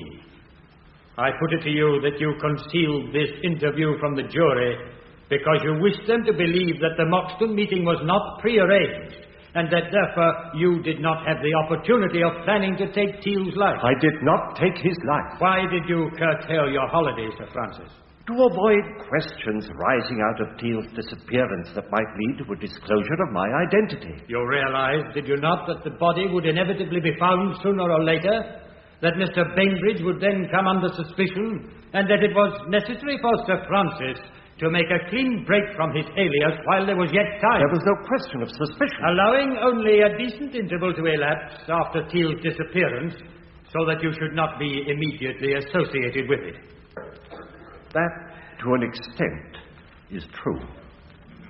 Though, as I have already told you, the motive was not the one that you impute to me. You heard, no doubt, Colonel Archer testify to your having given him a very different account of the relationship between yourself and John Teal. His evidence is true on that point. My account was a false one, given for the obvious reason that I did not wish to reveal my connection with Teal.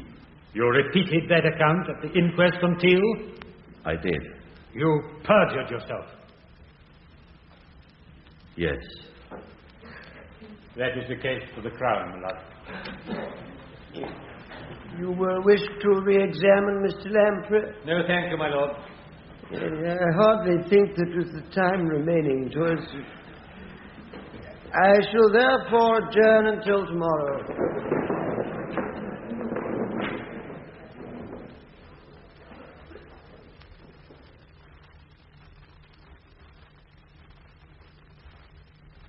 Oh, good Lord, Pond, I'm tired. Thank God the Crown is finished. What would you think Britain has on his mind to send for us? We'll know soon enough. Here he is.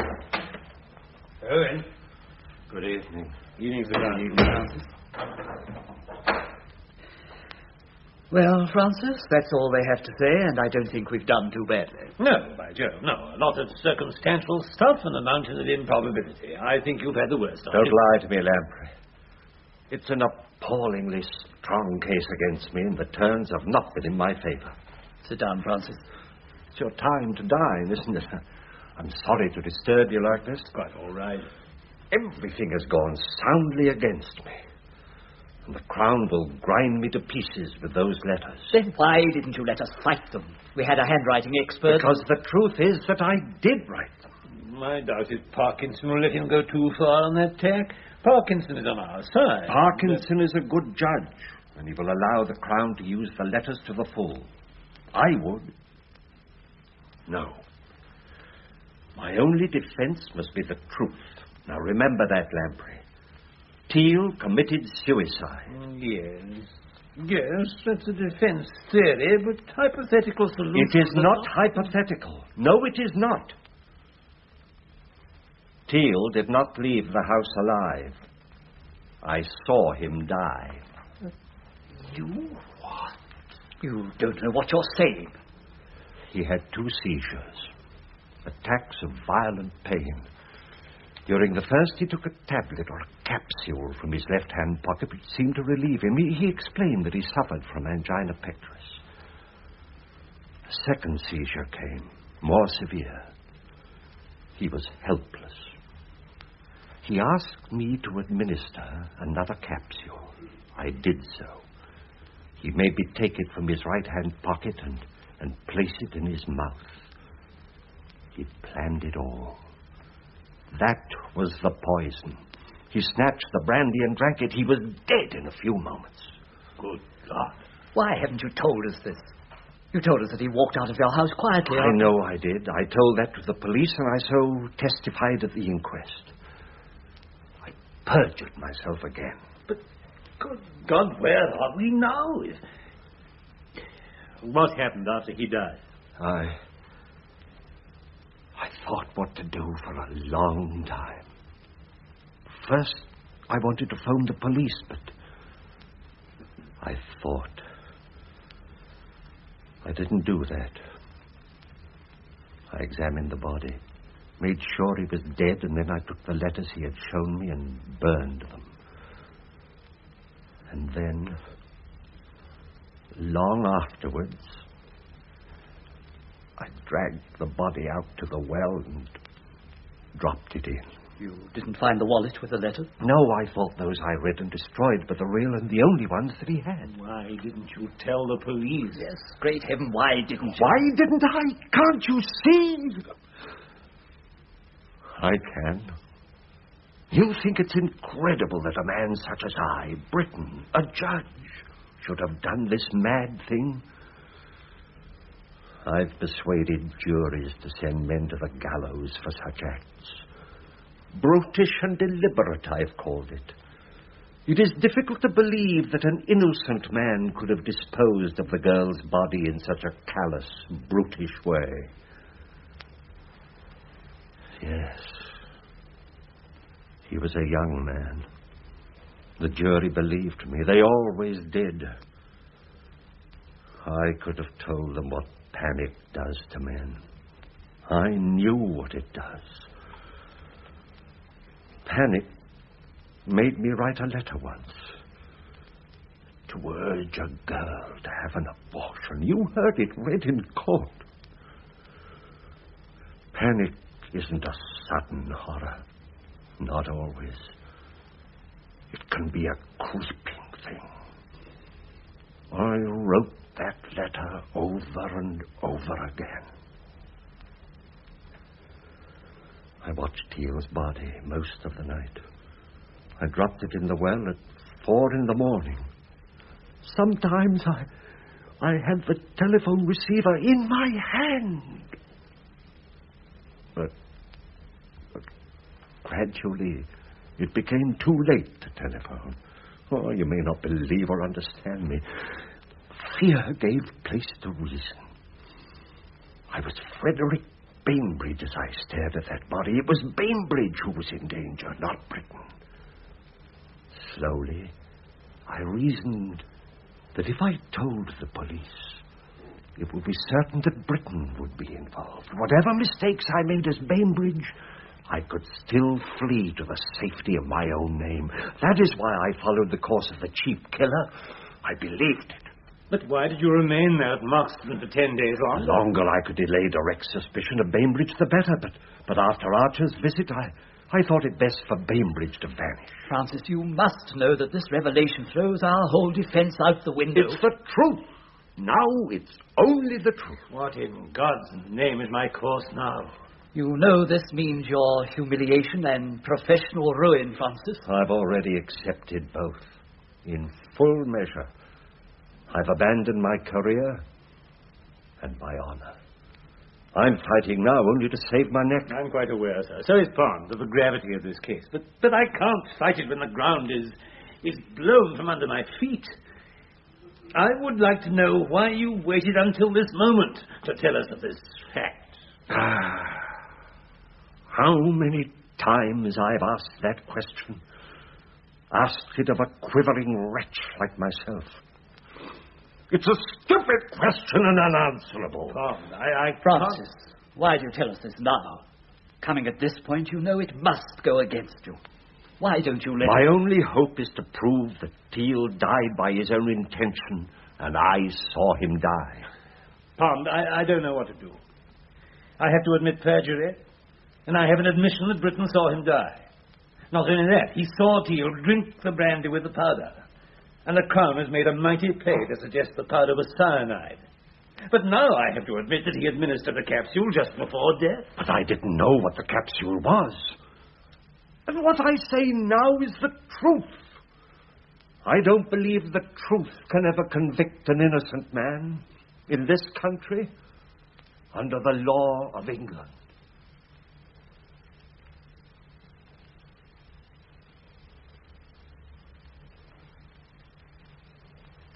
Hello, Nottingham. Oh, there you are.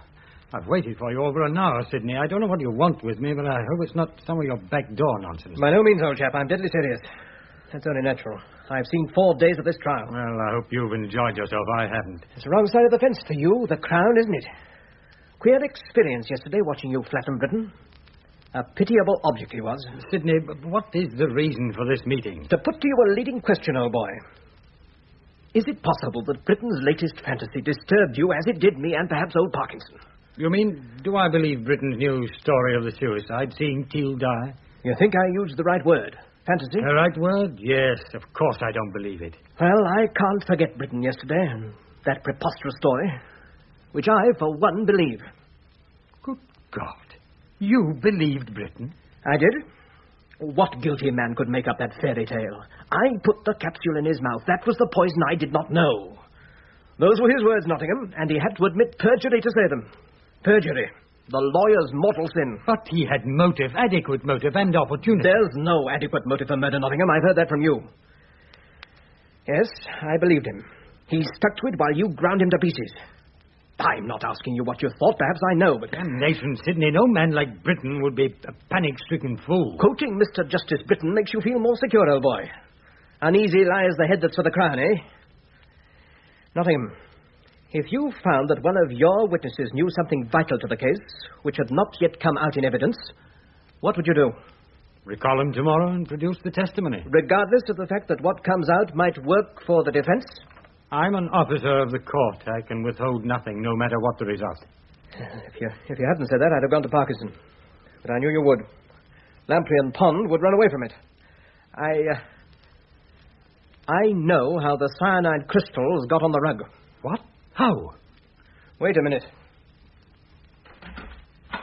Mary, come in, will you? Mary?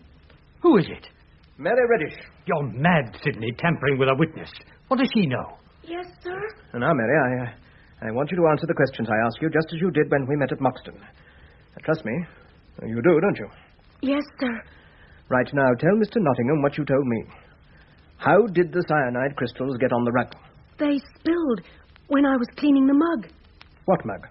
The big silver mug which Sir Francis asked me to clean while he was away. What did you clean it with? Some stuff in a bottle that I got from Mr. Murchison, the jeweler. And what did he tell you about it?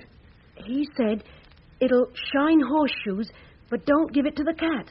And what did he say was in the bottle when you went back yesterday and asked him? He said it was a solution of 1 in 8 cyanide of... Potassium? Yes, sir. Did you tell him why you wanted the cleaner? Yes, to clean the silver mug. And who it was for? I said it was for me. Why?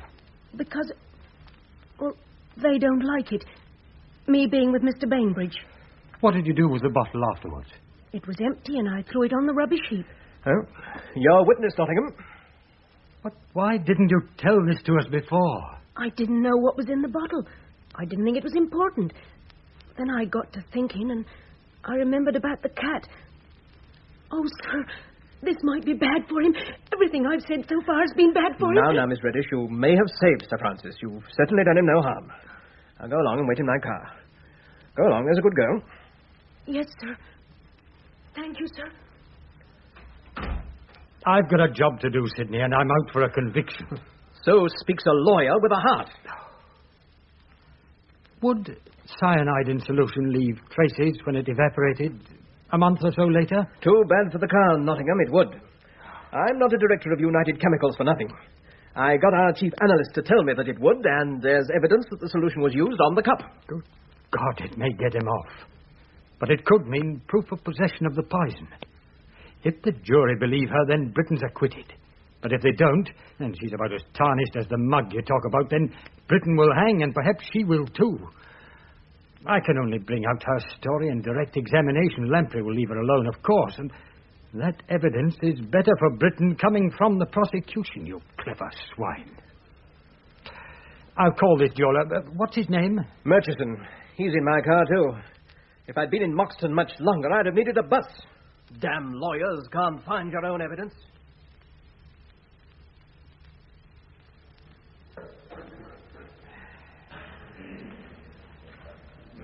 I have read to you from my notes the testimony as to the date of purchase of the fluid by the witness Reddish.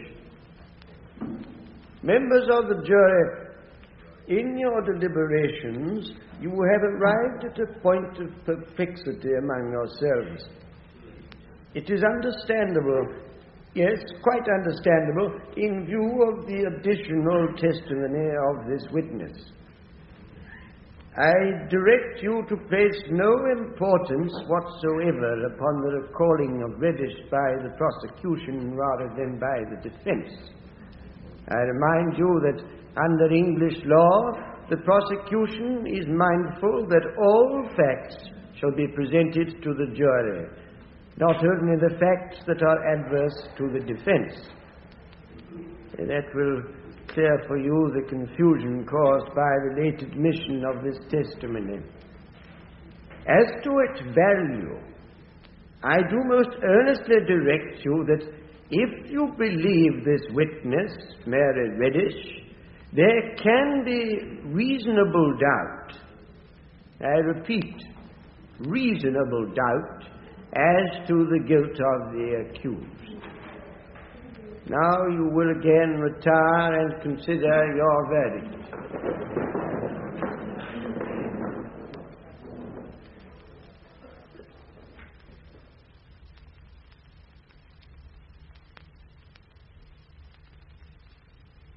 Our job, Bowman, and it's a hard one, is to decide on the facts we've been given if we think the prisoner is guilty or not. But the judge said beyond reasonable doubt. And that's what I have. A reasonable doubt. Well, we've made up our minds, 11 of us, all but you. The judge believes Mary Reddish. It's our verdict we're handing in, not the judge's. How can you believe the word of a girl like that? If you don't go along with us, all this trial goes for nothing. You can't hold out any longer, Bowman. We've been at it over 3 hours now. But if I agree with all of you, then we're hanging him. and I'm not sure. How long are we going to wait to do our duty? Every fact's against this man. I don't care what the judge says. Britain's had plenty of poor blokes in the dock himself and never turned a hair. 11 of us believe in a guilty verdict in spite of the judge. You all hate Britain, that's why. That's not true. Of course not. The man's had a fair trial, and the facts are against him.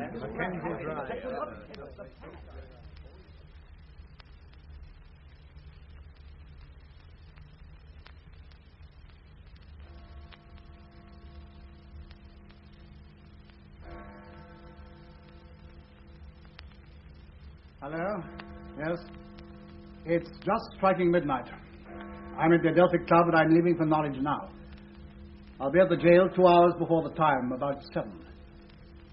No, nothing. I'm quite certain there won't be a stay. I was at the Home Office just an hour ago. What? Oh, had he? Yes. Yes, I understand. Very good, Condon. I'll see you at 7. Britton has just asked to see the governor again. Well, you're off now, eh? Yes, I suppose so, Sidney. I'd rather drive tonight than try to sleep. Seemed on the point of rain when I came in here just now. A dreary drive out of town at the best of times, but... Well, in spite of your hospitality, Sidney, I'm not exactly at ease in this place. Good God, we got what we were after. Speak for yourself. I'm only a policeman. That's a simple job, but not a pleasant one now. 9 hours to go. Poor devil. Pond and Lamprey will probably be along in a minute. They won't have accomplished much for the Home Secretary. Oh, I thought you had gone home, Nottingham. I've been up in the library. Evening, Arthur. Evening, I just called in to see Sidney. It's nicer to meet you here than Norwich. Oh, Lord, I ought to go to bed, but even this hole is preferable. I suppose they'll give him sedatives or something to see him through. Oh, yes. The governor was with him 2 hours ago, Nottingham. He's about the same. Have you seen him? Yes, this morning. Condon took me to have a look at him. Confidentially, the Home Office wanted some sort of layman's opinion about his condition. Pond's been trying for a stay on mental grounds. A couple of alienists have seen him. What is his condition? Nothing to stop us going ahead. Yes, Nottingham, you wanted a conviction and you got it. And you made it stick. Oh, damn you, Sidney, I've had enough of your knight in armour. Your words, old man, delivered right here. And here comes the defence. What has the defence accomplished, Lamprey, apart from failing to impress 12 of the usual clods? There's nothing on God's green earth that we or you can do now, and we may as well admit it. Nothing. Absolutely nothing. And the end is only hours away. Oh, Mr. Lamprey, your clerk is waiting for you in the guest room. He's been there since 8 o'clock. Thank you, Roberts. I'll see him. Well, my conscience is clear. I've done everything I could. I think we can both rest easy on that score. Oh, hell take you and your damn consciences. What lawyer ever had one? I'm sorry to intrude, Mr. Lamprey, but I've been waiting for you some time, and I believe this letter may be of importance. Quite right, Hodson. It was delivered to your chambers about 6 o'clock. An old woman brought it. Said it had to be delivered to you tonight, and I believed her. She was quite willing to give me her address. Thank you, Hodson. Now, do you mind waiting in the guest room? Yes, sir. I apologize for intruding, gentlemen. Britain's being a judge has been against him all along. Any bricklayer or butcher would have had a better chance. Britain's being damned unpopular has fixed him. Well, there's no petition to worry about this time. Let's face it, if we got a reprieve from him, there would have been an outcry. And I'm the fellow who believed he was innocent when the chips were down, which is probably more than you birds can say. Sidney, that's below the belt. All I know is we did our best for our client. A jury thought Britain murdered Teal. 3 judges of appeal thought he was fairly tried, and the public thought so too. As for me, I don't know. He's to be hanged at 9 o'clock. As I thought, another crank letter. I've had dozens of them. Threatening you if you got Britain off, I imagine. Yes, most of them. Oh, but this one is for the defence. Listen to this. The Defence Counsel of Sir Francis Britton, whoever you may be, you will be right in your defence. The suicide theory is correct. Fine time for encouragement. But as you won't believe in it yourself, you will fail. Britain will panic. For God's sake, tear the damn thing up. No, go on. Lies are easy at first, and bodies can be hidden. And Britain will only tell the truth when it is too late, and even the truth becomes a lie. The truth that John Teal swallowed poison before Britain's eyes. My God, don't waste time with that gibberish. Give it to me. Oh, I agree with you, Pond. If we listen to every damn crank who wanted to interfere... That letter didn't sound like a crank's. Archer, come here. Finish this letter. You notice the signature? I'm going to telephone. John Teal. Good God. That letter's before the fact. This envelope's been through the post. It's marked August the 3rd, Moxton. Not so fast. It's probably a fake. How can we verify it? There's enough for a stay. Of course there is. Good God. Here's a set of fingerprints inside. And a postscript. My fingerprints are to be found in the files of the Harden Mental Home in Lancashire under the name of John Leet. Hello, Trunks. Who are you calling? Oh, get me in Norwich jail. This is a police emergency. We should ring the Home Office. Hell, take the Home Office. I'm saving him from a night's agony. No, I tell you, clear this line. The Home Secretary is the only person who can stop this. Hello. Is that Norwich jail? I'm Sir George Sidney. I want to speak to the governor. Tell him it's urgent. All right, get him. If this is a fake, Sidney, it's the cruelest thing you can do. Of course it's not a fake. And I'm the one who nearly put him on the gibbet. My God. Teal thought of everything. If Britain was convicted, this letter was not to be delivered until the eve of the execution. It's the most fiendish thing I've ever seen. Hello? Are you the governor? Oh, just a minute. I'll put Colonel Archer on. Hello? Condon? This is Archer. We've just received a letter which I believe genuine and which proves Britain's innocence. Yes, I know it's a matter for the Home Secretary. We're getting him, but whatever happens, hold off. What? You can't mean it. What is it? What? Britain has just signed a confession. What? Well, hold off till you hear from the Home Office.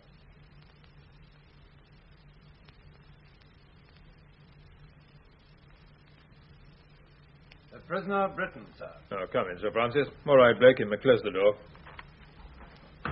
Sit down, Sir Francis. Britain, your torture's over. Wait, Sidney. Why has there been a stay, sir? Why have you sent for me? You have my confession. There was only one reason to leave my cell. That was to be the end. That time was yesterday. We have good news for you. This case is closed. Just the end remains. The law does not torture. There should be no delay. Don't you see your friends, your solicitor and Sir George Sidney have come to tell you themselves? Francis, a wrong has been righted. You're free. No. It must be finished. I have had judgment. Francis, you don't seem to understand. A letter was delivered to us yesterday, in time, thank God, written by the dead man, Teal, in which he states his intention of killing himself in your presence. Your pardon, Britain. A free pardon. No. A pardon. I can't bear that. That means the law was wrong. Great God, you must believe us. I do believe you. That is my horror. It was suicide, just as you said, Britain. He didn't want to kill you. He wanted to torture you up to the moment of death. He was a callous, ruthless, cruel fiend. He was my son. And he has won. He planned it. That I should betray everything I believed. By panic, lies, treachery. Be fairly tried, rightly condemned, and yet live on. I signed my confession, one final lie. That would have been my secret. It would have set the pattern right. But and now I'm condemned to live. And my living makes a mockery of the faith I held. An innocent man's been saved from the gallows. Isn't that justice? Better an innocent man should die than that the law be made a fake. I wish that I were dead. May I go, sir, please?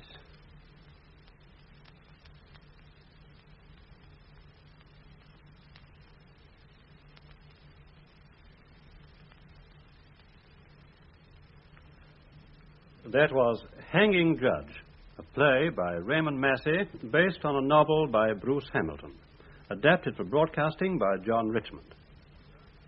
Sir Francis Bitterman was played by Boris Karloff, Sir George Sidney by Hugh Manning, Keith Nottingham by Duncan McIntyre, Miles Lamprey by Harrison Culf, Sir Ronald Pond by Robert Webber, Colonel George Archer by Richard Williams, Major Gilbert West by Norman Claridge, John Teal by T. St. John Barry, Mary Reddish by Gabriel Blunt, Roberts by Richard Hutton. Other parts were played by Geoffrey Bond, John Casaubon, Brian Hayes, Peter Hoare, Arthur Lawrence, Stanley Mackenzie, and Tony Quinn. The recorded production was by Cleland Finn.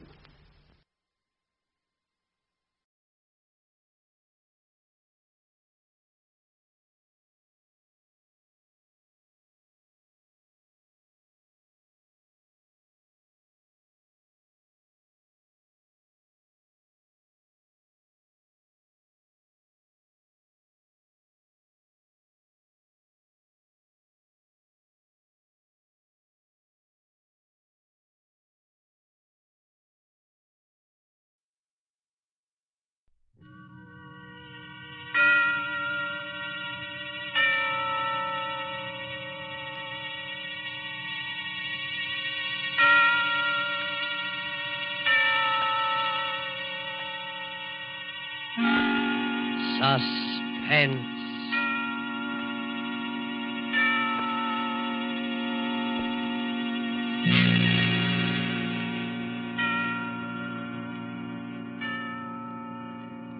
This is the Man in Black, here again to introduce Columbia's program, Suspense. Our star tonight is Bela Lugosi, playing the part of Professor Antonio Basile, psychologist. The story is by J. Donald Wilson, who calls it The Doctor Prescribed Death. If you have been with us on these Tuesday nights, you will know that suspense is compounded of mystery and suspicion and dangerous adventure. This series of tales is calculated to intrigue you, stir your nerves, to offer you a precarious situation, and then withhold the solution until the last possible moment. And so it is with The Doctor Prescribed Death and Bela Lugosi's performance. We again hope to keep you in suspense. Professor Antonio Basile has a theory, but let him tell you about it. As a psychologist, I have worked out a theory I know to be sound. I contend that a person who has decided to kill himself can very easily be turned from this desire to the desire of taking the life of another. I can prove my theory, and if necessary, that is exactly what I will do.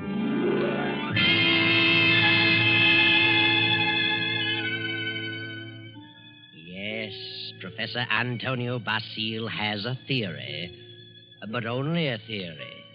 And he's worried about what his publisher will say, so he visits the editor, whose name is Hellman. Hellman finishes the manuscript and tosses it on the desk. Professor Basile leans forward eagerly and... Well, Hellman, what do you think? Professor Basile, it's purely conjecture, simply a theory, and I wouldn't advise publishing it. I worked on that theory for a long time. I'm positive of it. I know it'll work. Suppose it will. What good is it? What good have you accomplished if you can prove it'll work? Are you laughing at me, Hellman? It's so silly. An ordinary human being has suffered reverses. Is sick of it all. He wants to leave it all behind. And you say he can be changed to want to kill someone else. I do. Self-destruction and the destruction of other life are closely related in the mind. The dividing line is very thin. It's ridiculous. And you won't publish it? Granger would fire me. Why? He told me that, in his opinion, you should be in the asylum. Mr. Granger said that. Does he think I'm insane? How do I know? Hellman, Mr. Granger didn't say that. It's you who thinks I'm crazy. You've never liked me. For some reason, you are trying to tear me down. Well, we'll see, Mr. Hellman. You'll see. Now, wait a minute. I'll show you whether my works are illogical. I'll show you whether I'm insane. Oh, calm down. I'm going to make you eat those words. I know you don't like me, but I'm going to prove that my theory is sound. Good night. Wait a minute. Basile, wait. You wait, Hellman. You wait. Yes, wait, Hellman. Wait. Professor Basile, seething with resentment, rushes from the office and strides angrily down the street. Insane, huh? I'll prove my theory. I'll find a subject. I'll find someone who wants to take his own life. And so Basile goes home, late for dinner. He finds a note from his wife, Myra, saying she's decided to attend the opera and will be home around 11:30. Then Professor Basile gets an inspiration. He goes to the bridge over the deep canyon, the bridge called Suicide. And strangely enough, he hasn't long to wait. As he stands against the railing in the fog, a figure appears a few feet beyond, stops, prepares to leap. Don't do it. Wait a minute. Listen. Huh? That's very silly. Let go of me. Oh, no. I couldn't do that. I need you. I don't need you. Don't you know this is against the law? You're not an officer. You can't stop me. It's 500 feet to those tracks below. Hard steel rails. And don't believe what they all tell you about not being conscious of what happened. You'd know. People don't die instantly. Let loose. They lie in agony for minutes and sometimes for an hour. It's a horrible death, I know. How do you know? I'm a doctor. Doctor? Yes. I can tell you much simpler ways, much less painful ways, and quicker. You're a nice young girl, an intelligent girl. You wouldn't want it to happen this way. Maybe after I talk to you a while, you wouldn't want to do this at all. No? No. But come on. Let's talk it over. Maybe a few minutes' talk will change the entire picture for you. What could you do to help me? If you'll come, I'll tell you. There's a motive back of your wanting to do this, and I'd like to know what it is. Nothing doing. Haven't you any relatives? Any loved ones you'd like to do something for? Yes? Then if you talk with me for a while, maybe I can find my way clear to help those people. You sound crazy to me. Oh, no. All right, I'll... Where? My apartment. Let's go.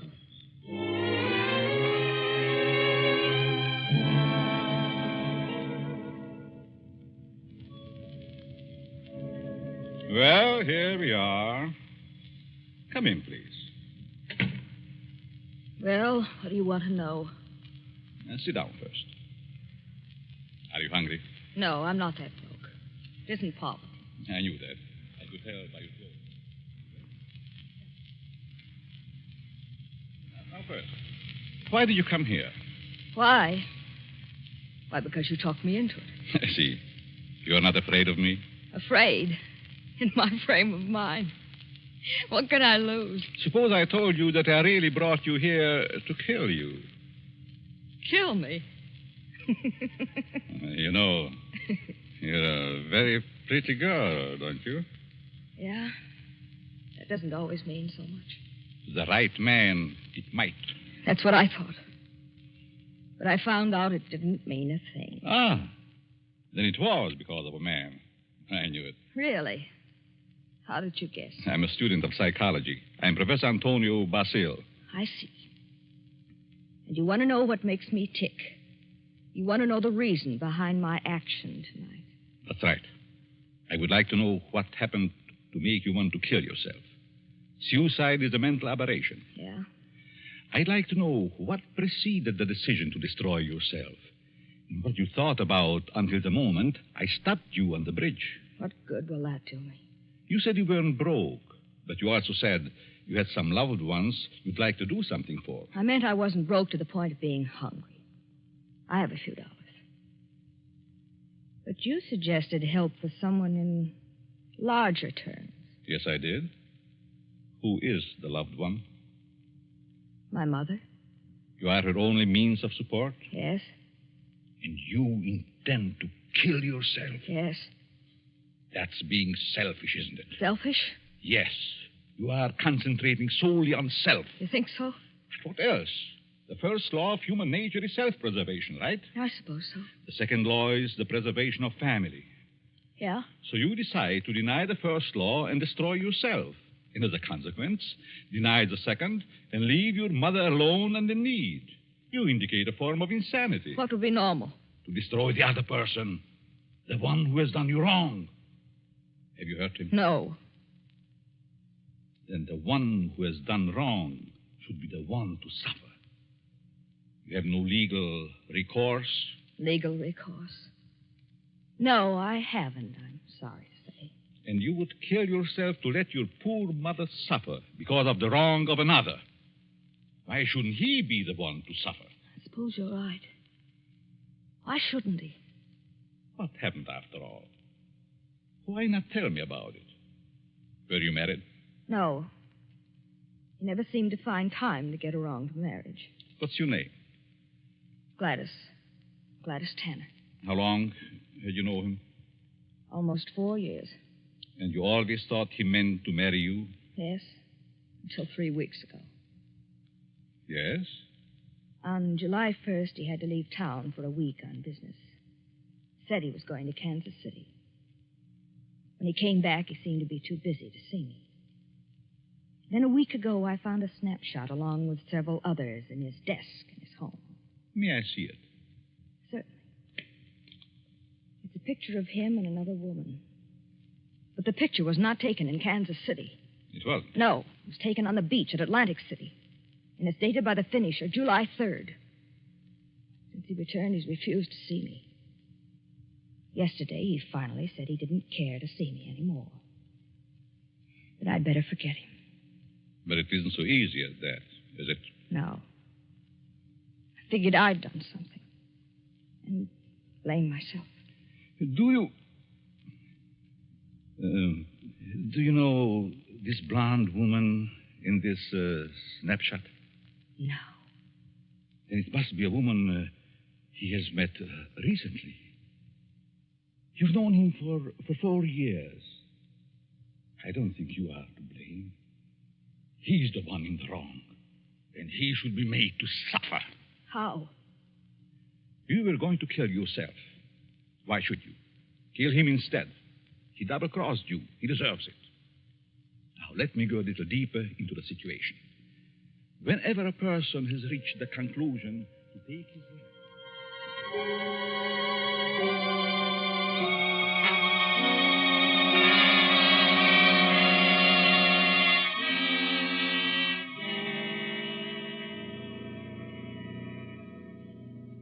Sure you have made up your mind, Miss Tanner? Positive. Now, if you're careful, you won't be caught. No. But whether you are or not, I'm giving you this check for $1,000 made out to cash to be sent to your mother only after the man is dead. Write his name on this pad. There you are. I will know what has happened by the newspapers. And I will withhold payment until I learn that you have gone through with it. It'll happen tonight.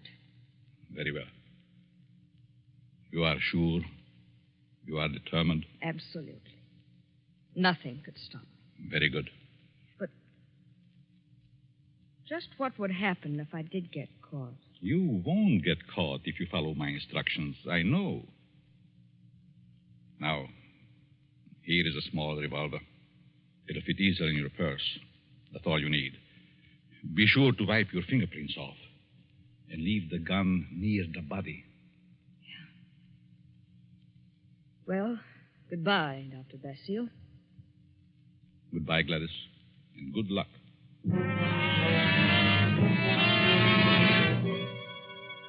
Professor Basile watches Gladys as she crosses the street to the dimly lighted bus stop. Then he rushes to his car and drives away. A few minutes later, he comes to a stop at Hellman's house.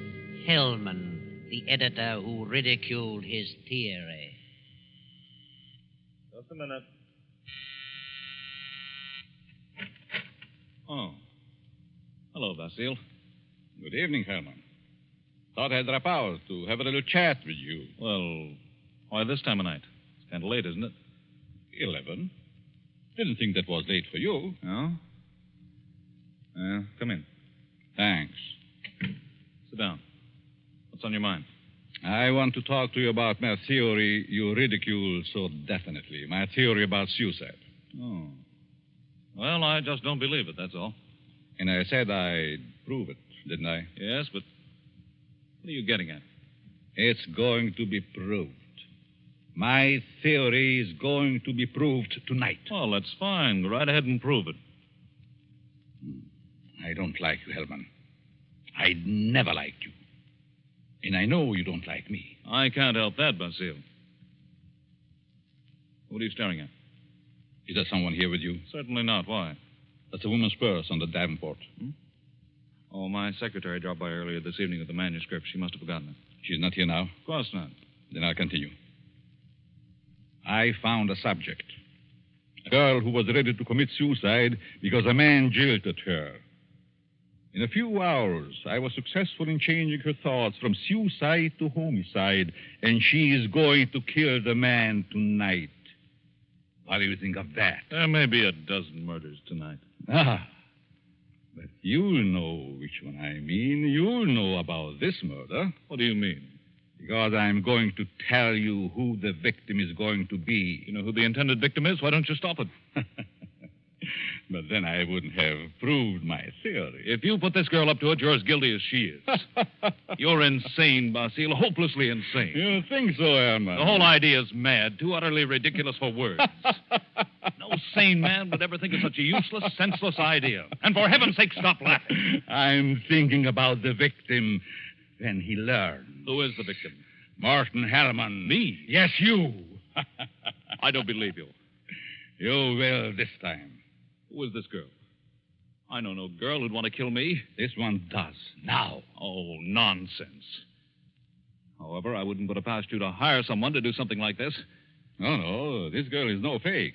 This girl is serious, deadly serious. You probably hypnotized some poor woman, figuring she'd never remember what happened. Oh, Hellman, you underestimate me.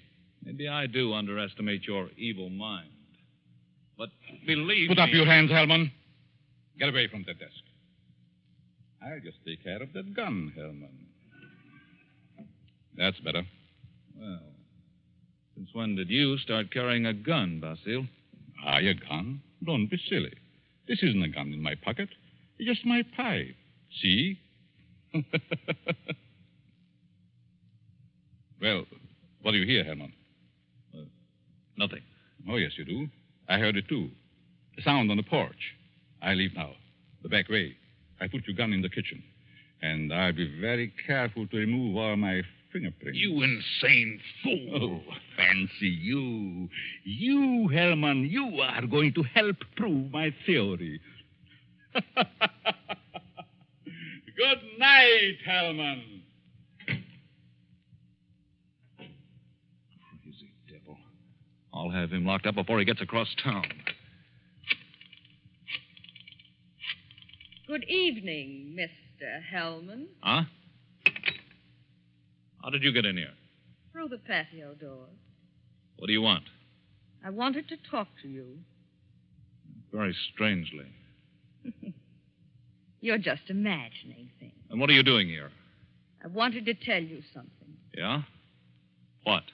When you first indicated to me that you were through with me, I was terribly hurt.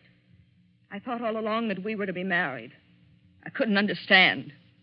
I tried and tried to think of something I'd done to cause our breakup. Then I happened to find this snapshot in your desk. Snapshot? Take a look at it. Kansas City. No, Atlantic City, New Jersey. You and a blonde. And the date is stamped on the back.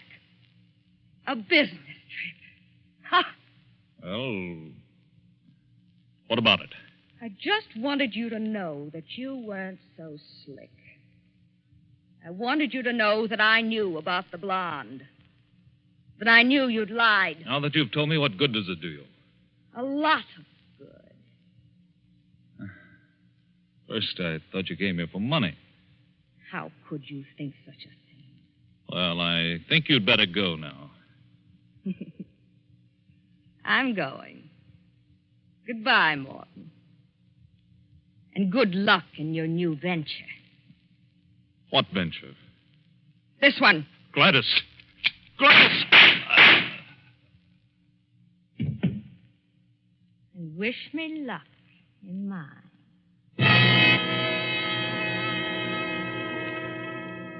Gladys stands staring a moment at the body of Hellman, then wipes off the gun, drops it to the floor, takes the professor's check from her purse, steps to Hellman's desk and writes a note. Then she puts the note in an envelope with the check, addresses it, stamps it, turns out the lights, and steps out into the dark street. At the corner, she drops the envelope in the mailbox and disappears. Professor Basile heard the shots. His theory worked. Hellman will torment him no more. The perfect crime. So he can go home to his wife now and go to sleep. Myra. Myra. Huh? What? Oh, Antonio. What are you doing asleep on the Davenport? Do you know what time it is? It must be after midnight. I've been waiting for you. How was opera? Oh, fair. Nothing to brag about. Who sang the lead? Belchiati. He wasn't very good. Belchiati? Mm-hmm. He's a poor Othello. Othello?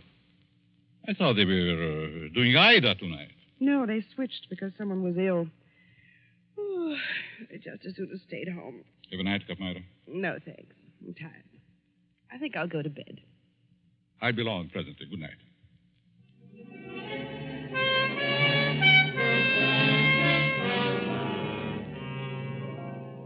Then the night passes and the morning comes. The professor rises cheerfully and prepares for breakfast. Then... I get it, Myra. Yes? Are you Professor Basile? Yes. May we come in? We'd like to talk with you. Of course. What is it you want? Is your wife in? Yes. We'd like to see her, too. What? Oh, I'm Lieutenant Davis. Detective headquarters. Well, what do you want? Will you call your wife? Why, certainly. Myra. But what's this all about? What is it, Antonio? These men are from detective headquarters. They want to talk to us. Really? What about? May I ask where you were last night, Mrs. Basile? Certainly. I went to the opera. What time did you get home? Oh, I imagine it was around 11 or shortly after. Mm-hmm. Were you at home last evening, Professor? Well, I was at the club and got home about 12:30. By the way, do you know a Morton Hellman? Certainly. What about him? He's been murdered. Murdered? Good Lord. When? Around midnight last night. I found him this morning. How terrible. Why, I've known him for years. He was editor-in-chief of the company publishing my writings. I'm a psychologist, you know. Yes, we know. But what do you want to know from us? We weren't connected socially with Hellman, just in business. Did you know him, Mrs. Basile? Yes, I knew him very slightly. Do either of you know of anyone who'd have reason to kill him? Certainly not. Everyone thought highly of him. Did you ever hear of a girl named Gladys Tanner? Gladys Tanner? No. Did you know of a Gladys Tanner, Mrs. Basile? No. Is this your purse, Mrs. Basile? Why, of course it is. That's the one I gave you last Christmas, Myra. Oh, yes. I must have lost it downtown. Where did you find it, Lieutenant? At Hellman's home. Hellman's home? Well, how in the world? Good heavens, but We found it on the sofa. Well, I can't imagine how it could get there. And this is the revolver that killed Hellman, found on the floor beside him. What? No fingerprints on it, however. What? May I see it?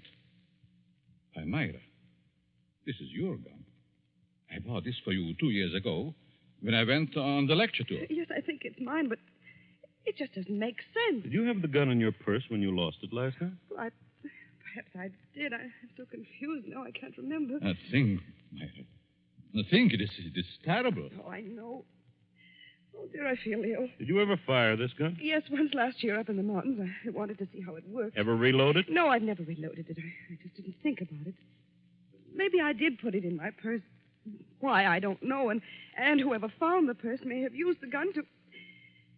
Oh, I just can't seem to think. This gun misfired on the first 2 shots. The other 3 killed Hellman. This is the most amazing piece of coincidence I ever heard of. Why would my wife want to do such a thing? Why should she get to Hellman?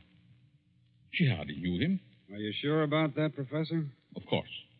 Well, sorry to say that I don't believe her. What? This is ridiculous. This is going to be a shock to you, Professor, but here's a snapshot we found on Hellman's desk. Taken in Atlantic City last July. Good heavens. Why, this is you, Myra. You and Hellman. You were at your mother's in Florida in July. Myra, look at me. What does this mean? I can't. I can't. And I can't believe such a thing. May I have the purse, the gun, and the photo? Thank you. I'm sorry, but I'll have to take her down to headquarters. But I didn't kill him. I didn't. I wouldn't. I loved him. Myra. You better pull yourself together. You'll have to go back. You'll want photos and fingerprints. Yes. Better get it ready, Myra. Certainly looks bad for her. Afraid it does. Looks like an open and shut case. Oh, will you come along too, Professor? Certainly. And so it all worked out beautifully. Not quite as the professor had planned. But then he changed his plan from the moment when Gladys Tanner showed him the snapshot taken in Atlantic City. And he realized that the girl's fiancé was Hellman, and that the blonde was Myra, his wife. He had no intention of allowing Gladys Tanner to kill Hellman until he saw that snapshot. And when he recognized Myra's purse in Hellman's home, he decided to let Gladys kill him and the blame be placed on Myra. The perfect crime. But several hours later, after fingerprints and many questions, the professor is just about to be dismissed when Sergeant Rankin steps into the room and speaks quietly to Lieutenant Davis. What is it, Rankin? I stayed at Basile's place, as you said. Well? A few minutes ago, a special delivery letter came for the professor. This'll knock your eye out. Read it. Huh? Wow. This fits perfectly with the writing we were trying to make out on Helm's desk blotter. Professor, here's a letter sent special delivery to you a few minutes ago, postmarked last night. Read it. Dear Professor Basile, your theory worked a certain degree. You convinced me I should kill him.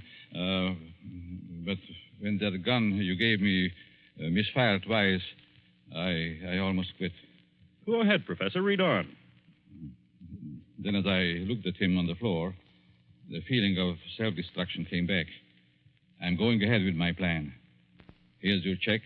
I won't need it. Besides, I lied to you. I lost my mother long ago. Better luck next time. Gladys Tanner. And a half hour ago, they found her body beneath Suicide Bridge. Well, Professor, your perfect crime has failed. Failed? Yes, failed. Wonderful setup on paper, but your theory backfired and you're up for murder. But I didn't kill him. But you planned it, and you're as guilty as Gladys. She's paid her penalty. Now it's your turn. No. I won't be hanged. Never! Rankin, grab him!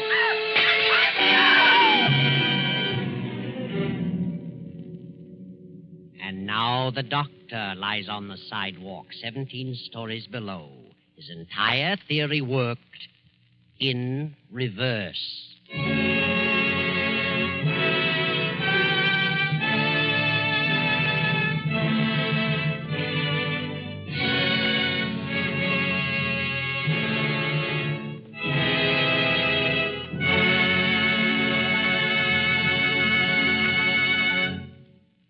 And so closes the doctor-prescribed death, starring Bela Lugosi.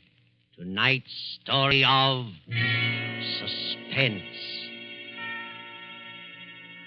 It came to you from Columbia Square in Hollywood.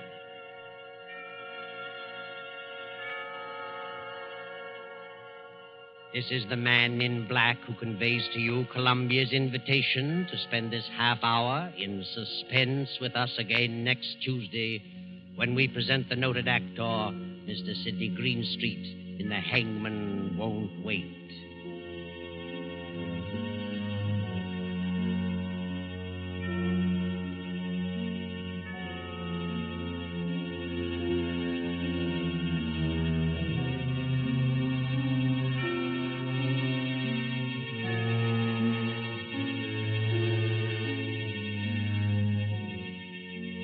William Spear, the producer, Ted Bliss, the director, Lud Gluskin, the musical director, Lucian Mahuik, the composer, and J. Donald Wilson, the author, collaborated on tonight's Suspense.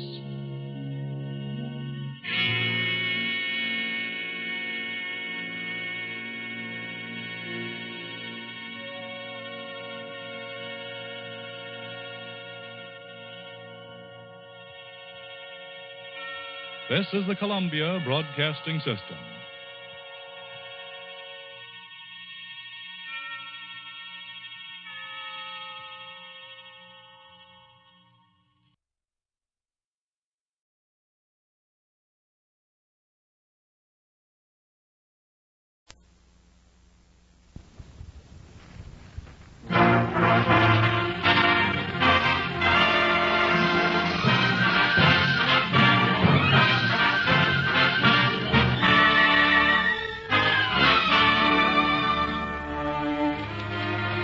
The NBC University Theater brings you Boris Karloff in The History of Mr. Polly by H.G. Wells, the fourth in our series of full-hour dramatizations of outstanding works in modern British and American fiction.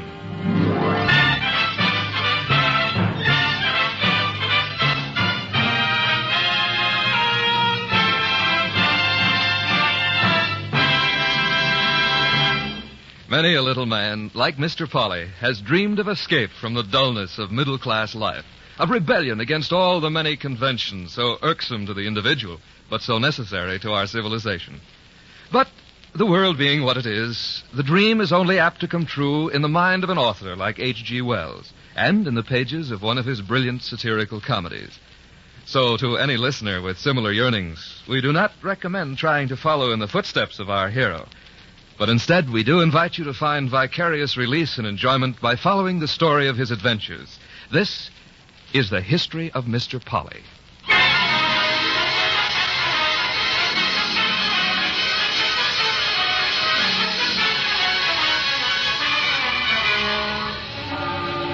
It's spreading. It's caught on in throbs. Hurry up with that hose from the fire station. Can't do it. The fire station's already burned down. Well, do something. The whole of High Street's going to go.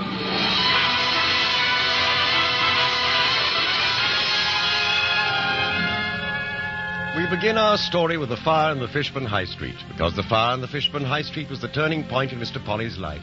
Mr. Polly, aged 35 and a half to be exact, inclined to a little localized plumpness, with a clean-shaven face and the forehead of a thoroughly discontented man. Mr. Polly, who on any given Sunday before the fire might have been found eating his wife's cooking in the cramped little kitchen of the cramped little shop in the High Street, eating in what could best be described as a quivering silence. More cold pork. Pork? Call it pork, do you? That ain't what I call it. Oh, whatever you call it. Do you want some more? How much can you punish a man's stomach, I'd like to know? You know my stomach. But dear Lord knows I do. Some more cold potatoes, then. Some nice cold suet pudding. I'm going out. Where's me cap? I'm on there where it's meant to be. I'll get it for you. Finish your beer. No beer. No pleasing some people. Here's your hat. I don't want me hat. I want me cap. You're not to wear your cap. It's new. Supposing it was to rhyme. Does it seem like rhyming? Shan't wear this. Silly old mud pie. Want me to wear it forever, do you? Sick of it. Sick of everything. Hat. Here, don't you kick it. Shall if I like. Shan't wear any hat. Tantrums. I haven't patience.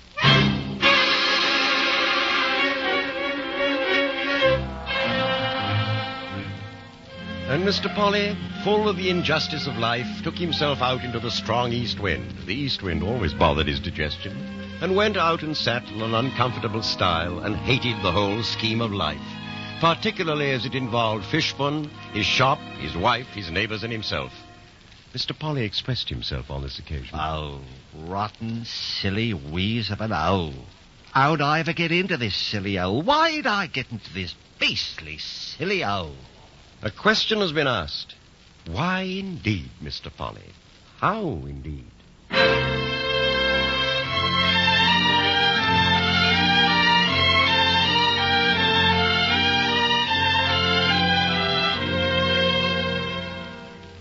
Mr. Polly's history began in the ordinary way with two parents who thought him the most wonderful baby in the world and fed him most unwisely.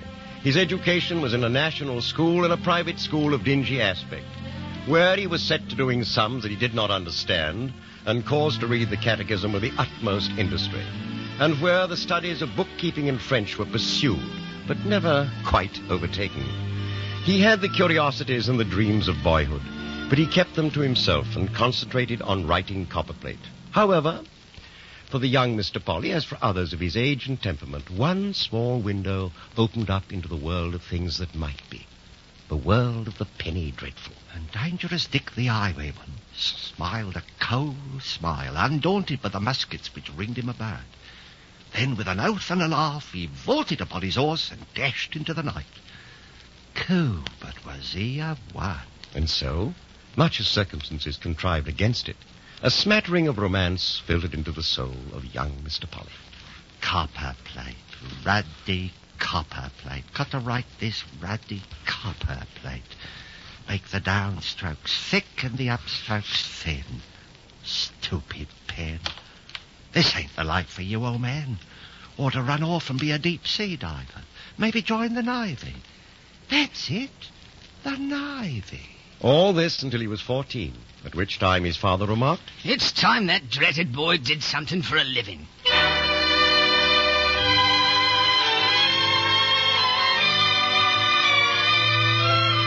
For he's a jolly good fellow, for he's a jolly good fellow, for he's a jolly good fellow. Can't you fellas cut out that racket? You're shaking the old blooming dormitory. We'll do what we like in our corner. You do the same in yours, eh, Platt, old man? That's telling him, Polly, old man. Righto. We're the three P's, aren't we? Parsons, Platt and Polly. That Morrison, he don't tell us what to do. Thinks he's something. Chief apprentice of the Port Burdock Drapery Bazaar. Who's he, I should like to know? Well, he's chief apprentice. We're only... Here. Don't rub it in, old man. You're right, Parsons, as Rabelais says. We know what Rabelais says. Here, I tell you, Polly, you'd better watch that reading back of the counters. Old man Garvis will sack you if he finds you. Not I mean to get on. Parsons the one ought to worry. Think he dare sack me? You oughtn't to tell him off quite so plain. Look here. Do you think he'd sack the only man in the old bloomin' place who can dress a window? Do dress 'em smart. Smart? I'd tell you, old man, the art of window dressing's in its bloomin' infancy. All balance and stiffness like a blessed Egyptian picture. No joy in it. All conventional. A shop window ought to grip people as they go along. Right? Right. Look at old Morrison's windows. Tidy, tasteful and correct. And bleak. Bleak. Go it, old man. Let's have more of it. Just pieces of stuff in rows. Quiet tickets. Might as well be in church, old man. A window ought to be exciting when you see it. It ought to make you say, hello. We want a new school of window dressing. Polly, I've been timid. I've been holding myself in. All that's over now. Next time I do a window, I mean to have a crowd bust.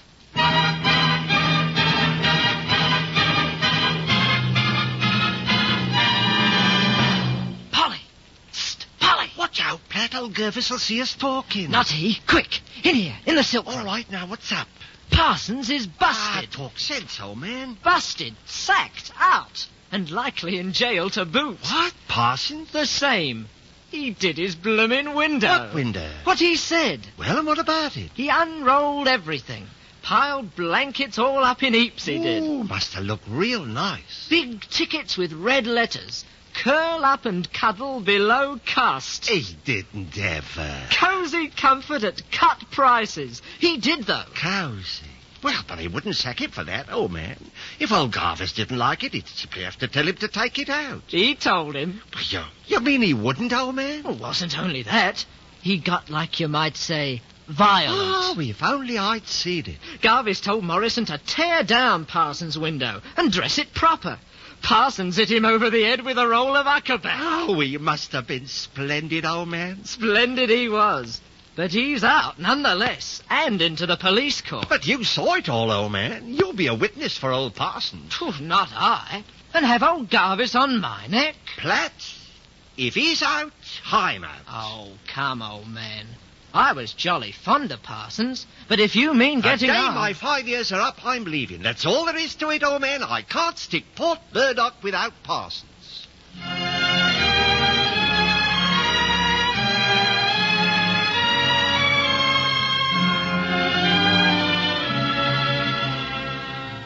Mr. Polly wandered from situation to situation. Canterbury, Clapham, Wood Street. A careful salesman, a neat window dresser, small, sedate tickets. And sometimes, between the efforts to be smart and to buck up, it would occur to him that he was in the wrong trade. That somewhere in the world there were happiness and beauty and joyous states of mind and body, unconnected with gents' outfitting. But where they were, he could not imagine. And then, a long-forgotten gentleman, Mr. Polly's father, died, and Mr. Polly found himself the sole owner of a family Bible, a bust of Mr. Gladstone, a quantity of old clothes, and £395. Well, he looks peaceful. He died peaceful, Alfred. Mrs. Johnson and me, we done what we could for him. All the years he lived with us. No doubt of it, old man. After all, Alfred, your dear mother, rest her soul, was my own sister. Now, if you care to sit down, Alfred, we'll talk over the funeral. You want to sit in here? Well, it's cozy in here. You needn't look at the, your father. Yes, about the funeral now. I thought something very simple. Well, you'll have a hearse, of course. Oh, I do like them glass hearses. So refined and nice they are. He'll have Podger's hearse. It's the best in the town of Eastwood. Then you'll want a mourner's carriage or two, according as to whom you're going to invite. Didn't think of inviting anyone. Well, you can't let your father go to his grave without asking a few friends. Funeral baked meats like. Well, not baked, but of course you'll have to give them something. Ham and chicken's very suitable. You don't want a lot of cooking with a ceremony coming into the middle of it. You'll just want the immediate relations. But he hated our relations. It's just because of that I think they ought to come, all of them. Bit vulturial, ain't it? Wouldn't be more than 12 or 13 people if they all came. And besides, he's not eating them now, you may be sure. Have you seen to your mourning, Alfred? Must have mourning, I suppose. Well. Got to see it through. If I were you, I should get ready-made trousers. All you really want. And a black satin tie and gloves. Should have jet cufflinks as chief mourner. Not obligatory. Shows respect. Shows respect, of course. Well, you and Alfred talk it over. I've got to start arranging things. Have to get him into the ground with everything proper. Got to put him away somehow, I suppose. That's the idea, Alfred. Now, have you thought of how to invest your money? Hardly got used to the idea of having it yet, old man. Well, you'll have to do something with it. Give you £20 a year if you invest it proper. Haven't seen it in that light. No end of things you could put it into, you know. Shouldn't feel sure of getting it out again. Sooner back, horse. Oh, I wouldn't do that if I were you. Now, there's building societies now. There is. Lend it on mortgage. Very safe form of investment. Shan't think anything about it, not till the old man's underground. You know, Alfred, you might do worse than put it into a small shop. That's the ticket. Shop. Shop? Your trade, Alfred. Gents' outfit. Yes, but let's see now. Figure £100 for stock, then there'd be your rent. Why, you could do it easy. Be making your way in no time. Have to keep books, of course. Well, one wants to know where one is. Double entry's best. Little troublesome at first, but it works out in the end. Alfred, for a man who sticks to it, there's a lot to be done in a shop. Well, no, I don't know. I've just sent word to your Aunt Larkins, Alfred. Who's me Aunt Larkins? Now, Alfred, you remember your Aunt Larkins. She'll come right along with the 3 girls, Annie, Miriam, and Minnie. Maybe you don't remember them, Alfred, but they'll be real nice company for you. Not in need of company now, girl. He's a fellow of means. Going to open his own shop, eh, Alfred? Well... Shop or no shop, I say those girls are just what Alfred needs.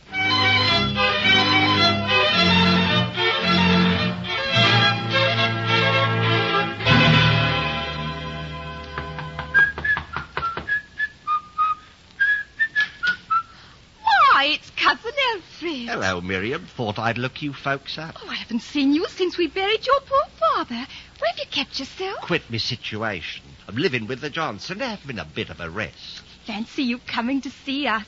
Oh, come in, Alfred, do. Ma! Ma! It's Alfred! She'll bring tea. Oh, sit down, Alfred, do. Oh, no, not there. We're all in a mess today, you know. It's my cleaning up day.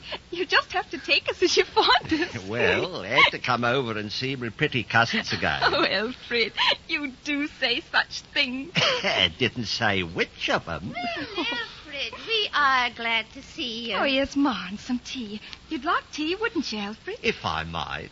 You'll just have to pardon us, Alfred. Miriam's turning out the front room. Never did see such a girl for cleaning up. But then all my girls is tidy. Pity Annie and Minnie are at work. Won't be home until 7. Shall I pour the tea for you, ma'am? Now you just stay right there next to Miriam. Look real sweet, you do. Ma. 2 lamps, Alfred? If I might. But now you come sit next to me too, Aunt Larkin. Oh, Alfred. I seen a bicycle out the window. It isn't ever yours. It is, though. You are clever. Fancy riding a bicycle. Oh, ain't no cleverness. You just wobble along. Wobble? No, just wobble along. Oh, Alfred. Supposing you was to run somebody down. No foreseeing little accidentulous misadventures. None whatever. Never run anyone down, ma'am, not really. Of course, there was a stout elderly gent walking on the road today. Don't say you ran him down, Alfred. Run him down? Not me, ma'am. I never run anything down. Wobbles, ring the bell, wobble, wobble. Oh, I never laughed so hard, have I, Ma? Have I ever? Well, this is pleasant, but I'm afraid. Alfred. You're not thinking of going. Not when you've just come. Supper at 8 at the Johnsons. I won't hear of it. I simply will not hear of it. You're to stay to supper here. Well... Do stay, Alfred. Well... You can walk about with Miriam to meet Annie and Minnie. It's a nice walk by the cemetery and the recreation ground. And you come back here for supper, Alfred. We just love to have you here.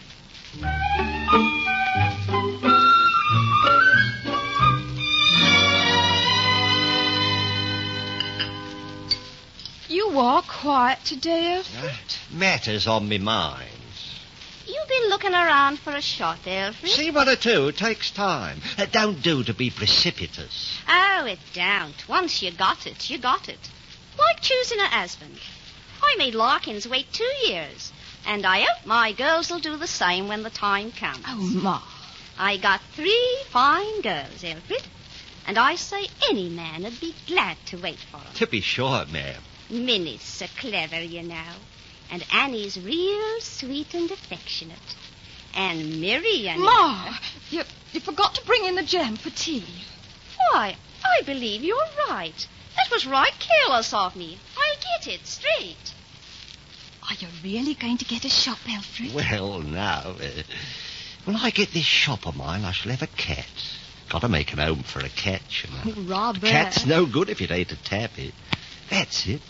Cat I'm going to have and a canary. Oh, Didn't think of that before, but a cat and a canary seem to go, you know. Mm. Summer weather, I'll sit at breakfast in the little room behind the shop.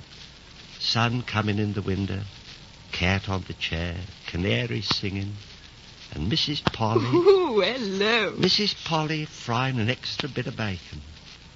Bacon singing, cat singing, canary singing, Mrs. Polly... But who's Mrs. Polly going to be? Figment of the imagination, you know. Put it in to fill up the picture. No face to figure yet. Still, that's how it'll be. Bit of garden, perhaps? Not the back-breaking sort, you know. Just a patch of nasturtiums and sweet pea. Nice. Red brick yard, clothesline, trellis. Humorous wind vane. You will have it nice. Rather. Smart little shop. Counter, desk, all complete. Umbrella stand, carpet on the floor, ties and hose on a rail. Cat asleep on the counter. I like cats. I'm always saying to Mother, I wish we had a cat. Like to have one someday. Never will, though. No more in your shop. I'll have my shop right enough and before long. Trust me. Cat, canary bird and all. I'll have my cat first. You never mean anything you say. Might get 'em together. Why, how do you mean? Shop and cat throwed in. Alfred, you mean to say... Oh, I am sorry. Yeah, the jam's so put away, Miriam. It took me all this while. It's all right, ma'am. Ma, I think we need some more butter. Oh, no, ma'am. You sit right down. I'll get it. Oh, nonsense, Alfred. Ma doesn't mind. Do you, Ma? Eh? Oh no. Why, no, not at all, Alfred. You stay right here. I'm sure I can find some. You were sighing about a cat, Alfred. Give you one. Very day me shop is open. I should like to see you in your shop. I expect you'll keep everything tremendously neat. Well, it needn't be so bad. It's a home. It's a home. Oh, one did ought to be happy in a shop. So respectable. I could be happy in a shop if I had the right company. If you had the right company... I'll get that all right. Alfred, you don't mean you got someone? I got someone in my eye this minute. Alfred, you don't mean... I do. Oh, not really. Well, you and me, Miriam, in a little shop. Cat and a canary. Just suppose it. You mean you're in love with me, Alfred? Yes. Oh, Alfred, kiss me. Now, Miriam, your mother... Oh, I didn't dream you cared. I've loved you ever since your poor father's funeral. Leastwise, I would have if I'd thought. It didn't seem to mean anything you said, though. Oh, I can't believe it. Nor I. Oh, I do love you, Alfred. I know we'll be so happy. You and me and the shop.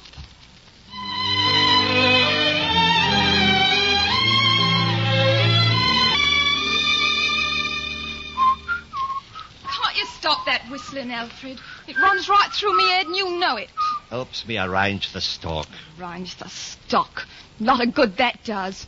Never a tinkle out of the shop bell, except for a necktie or two on Saturday night. Got a new line of straw hats. And they'll go the same way as the last new line. Down in the cellar for the mate. This here's my show. And mine, worse luck. Time you was seen about supper. It's all cold from last night. Oh, not that same kidney pie. Couldn't we have muffins? Muffins? As if I hadn't enough to do without muffins. Trying to keep this place tidy. Maybe if you didn't try so hard. Oh, it's all your fault.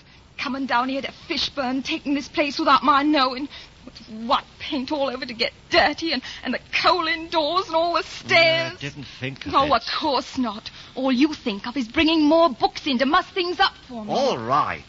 Now, can I arrange this stock or can't I? Oh, arrange a way for all of me.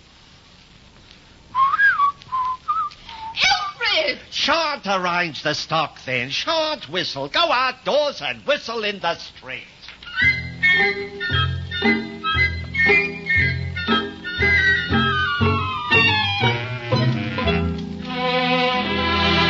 Fishburne High Street, Mr. Polly looked round him for congenial company. But all he saw were the lower portions of his nearest neighbor, Rumbolt, the china dealer, who, with his back turned, was diving into a crate of straw. Mr. Polly had been looking at that back for some time, and it had begun to annoy him. At last, he approached and prodded it. Hello! Can't we have some other point of view? I'm tired of the end elevation. Aye? Of all the vertebraceous animals, man alone raises his face to the sky, old man. Why invert it? What's that?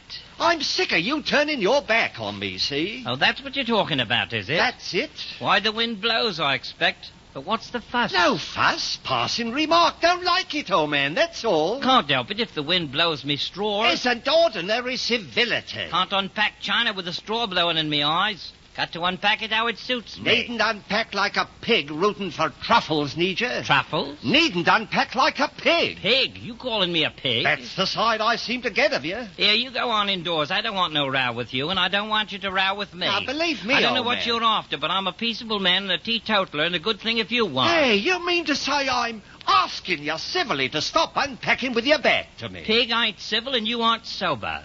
Go on indoors and let me go on unpacking. You're excited. You mean to say... Get back to your shop and let me get on with my business and stop calling me pig, see? And sweep your pavement. I came here to make a civil request. You came here to make a row. I don't want no truck with you, see? I don't like the looks of you, and I can't stand here all day arguing. Now get back to your shop.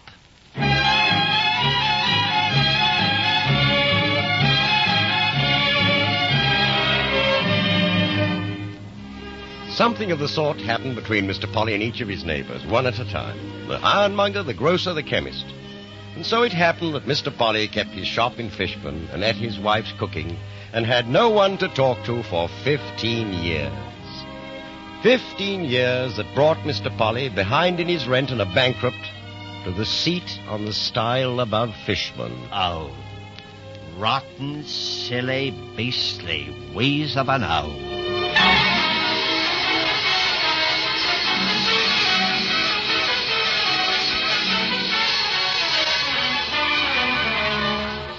It's spreading. It's caught on in drops. Hurry up with that hose from the fire station. Can't do it. The fire station's already burned down. Well, do something. The whole of High Street's going to go.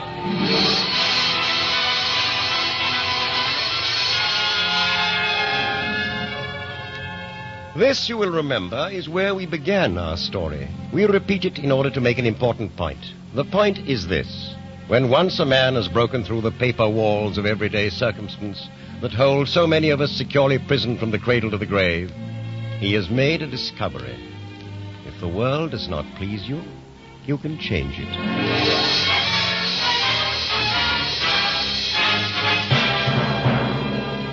Mr. Polly made this discovery by failing in his plan to kill himself.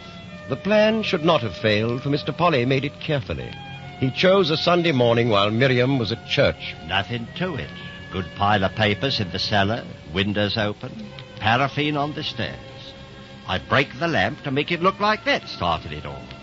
I light the fire and then I cut me throat. Miriam gets me life insurance and me fire insurance. Nothing to it. Nothing to it. But while the stairs blazed merrily, and while Mr. Polly was regarding the razor which was to end his life, a tongue of flame licked at his paraffin-soaked trousers, and it burned him. This wasn't in Mr. Polly's plan at all. Say. Ow! Ow! Get away! Good Lord! What the deuce? Hey! Fire! Fire! Fire!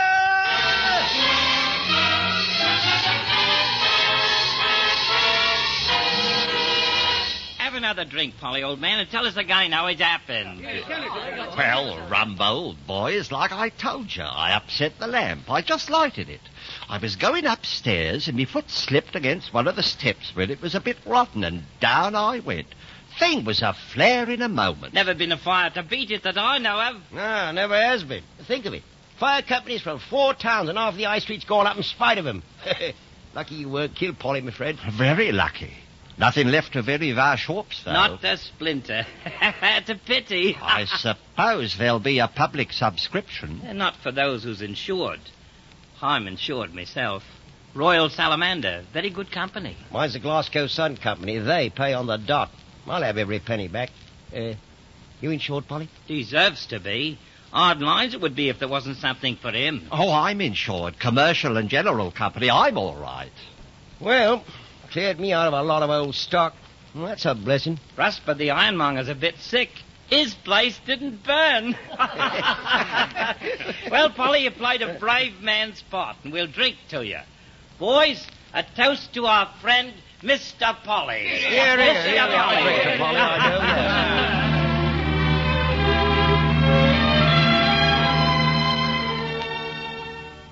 And thus it was that Mr. Polly realized that things could be changed. That there could be new beginnings.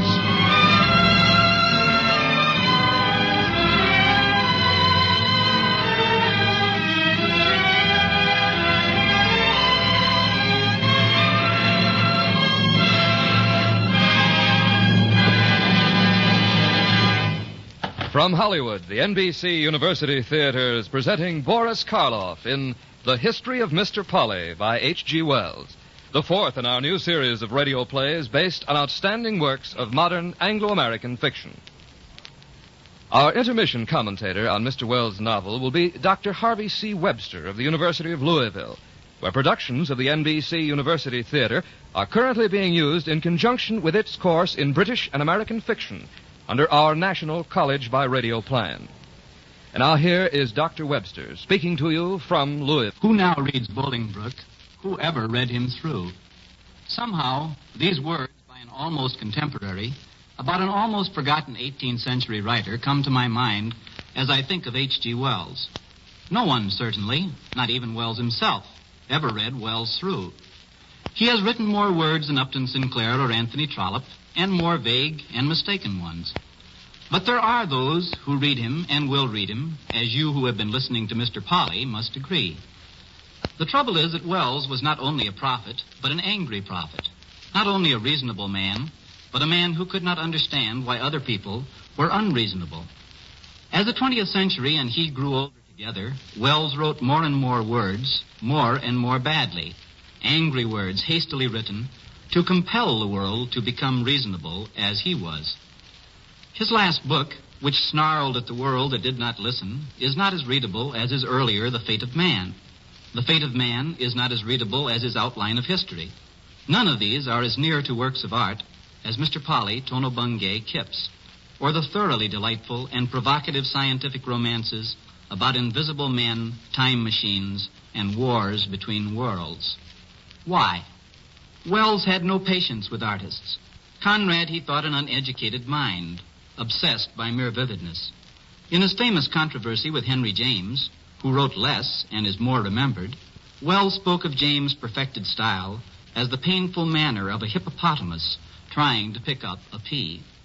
From sentence to sentence, Wells wrote better than Dreiser, but he rarely, after that first fine flare of talent, created either character or scene as memorably as the awkward American did again and again. Still, one must praise him. If one could read him entirely, it would be like reading a fascinatingly chaotic history of the promises and mistakes of our century. Wells not only did and thought almost everything during his representatively confused life, he wrote about it. And at his best, which happened frequently in the years from the Time Machine to Mr. Polly, he was artistic despite his contempt for art. Though their technique is old-fashioned, Tono Bungay, Kipps, and Mr. Polly are very much alive still. Wells' world of small shops, of cricketers, of truthful caricature, of men like Teddy Ponderevo who continually sizzle in a world dull as cold mutton, are often as vivid as any characters in the world of Dickens. This world of H.G. Wells may seem remote from us now, just as many of his prophecies seem mistaken, but it is fun to live there, for he wrote of it with a gusto that serves as, or is, art. Thank you, Dr. Webster. Our dramatization continues from Hollywood after a brief pause for station identification.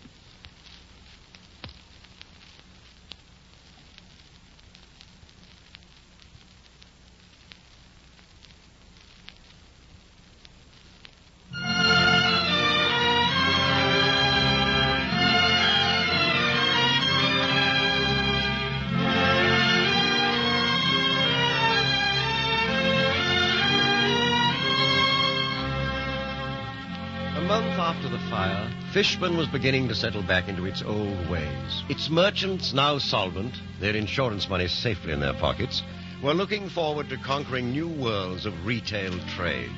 And the equally solvent Mrs. Polly was growing accustomed to the unflattering appellation deserted. Yes, things could be changed. There could be new beginnings. Far from Fishbourne, along country roads where the birds were piping and the big van horses pulled their loads and the mists hung low on the grass at midnight, walked a solitary tramp, plump and dusty and at peace.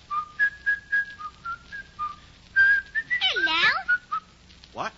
Oh, hello, little girl. Didn't see you at first. I'm not a little girl. I'm 9. You don't tell me so. Then perhaps you know what place this is. Silly. This is the Potwell Inn. The next town's Sloman. Very good. Do you think the innkeeper might give me a bite to eat? My granny's the innkeeper. She's the best cook in the whole world. That's her over there in the doorway asleep. Ah, fine-looking woman. She's fat. Plump, I should say. Come on, we'll go and wake her up. I'm with you. What's What's your name? Polly. Liar, I'm Polly. But so am I, on me honour. Well, all right. How do you do, Polly? How do you do, Polly? I'll wake Granny. Granny! Granny, wake up! What? Don't shout, child. Oh. Fine day, ma'am. It is. I believe I was having 40 winks if all the truth was told. What can I do for you? He's hungry. Cold meat? There is cold meat. I've room for it. Step into the tap. Run and play, Polly. All right, Granny. Bye, Polly. What did she call you? Name of Polly, ma'am. That's a funny one. Doolittle. Happy to meet you, ma'am, I'm sure. Some cold boiled beef and a bit of crisp lettuce? No mustard and... A tankard. A tankard. Looking for work? In a way. What sort of work? Never have thought that one out. Looking for ideas. Such beautiful weather this spring. Hear that? Yeah, what? Listen. Someone wants the ferry boat, and there's no ferryman. Could I? Can you punt? Never tried. Very simple.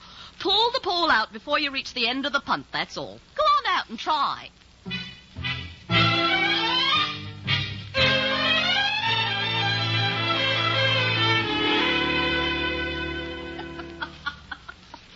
Oh, me side. I've hurt me side laughing at you, Mr. Foley. Bit of a rough show, I'm afraid. Told you I'd never tried it before. I'd have known the look on that old codger's face when you sloshed those water weeds over him. And then you had to go and hit him 3 times with the pole. Twice, ma'am, twice. And he didn't hurt his head, not particularly. Did you charge him anything? Gratis. Never thought of it. Ought to have charged him something. Here, you'd better come and have your cold meat before you do any more punting. Might be wise. You and me'll get on together. Boof's a bit of all right, ma'am. You eat better than you punt. Dare say you could learn to punt. Could have done better if I hadn't been punting on an empty stomach. It's a queer feeling as the pole goes in. I've never held with fasting. You want a ferryman? I want an odd man about the place. I'm odd, all right. What's your wages? Not much, but you get tips and pickings. I've got sort of a feeling it'd suit you. I got a sort of a feeling it would. Give me a trial. I've more than half a mind, or I wouldn't have said nothing about it. You got a sort of half respectable look about you. I suppose you haven't done anything. Bit of arson. As long as you haven't the habit. Oh, me first, ma'am, and me last. As long as you haven't been to prison. That's what does the mischief. Never been to prison. Bit of cheese. If I might. But first, what's me duties? Well, there's the ferry, digging potatoes, keeping the boats in order, sweeping chimneys, cleaning pewter, washing glasses and waiting on the customers, beating carpets, helping with the poultry, keeping the hens out of the garden, running errands, cleaning boots, throwing out drunks. That'll be all right, ma'am. In my spare time, perhaps, I might do a bit of fishing.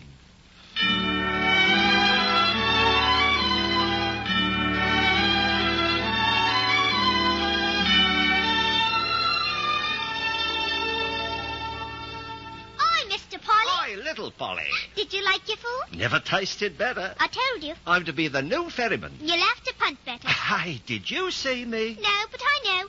I've seen the others. What others? What Uncle Jim has scooted. Scooted? He comes and scoots them. He'll scoot you too, I expect. I'm not a scooter. Uncle Jim is. When he comes back, he'll cut your insides out. Perhaps he'll let me see him. Who's Uncle Jim? You want to see my rabbits? I got some rabbits. Another time. Who's Uncle Jim? Silly. Don't you know who Uncle Jim is? He'll show you. He's a Scotcher. I thought he was a scooter. He's that, too. He only came back just a little while ago, and he scooted 3 men. He don't like strangers about. He's going to teach me to swear. Teach you to swear? And spit. Horrible. He's not what I'd call handsome, but he's a Scotcher, no mistake. And you want to know a secret? Granny don't like him.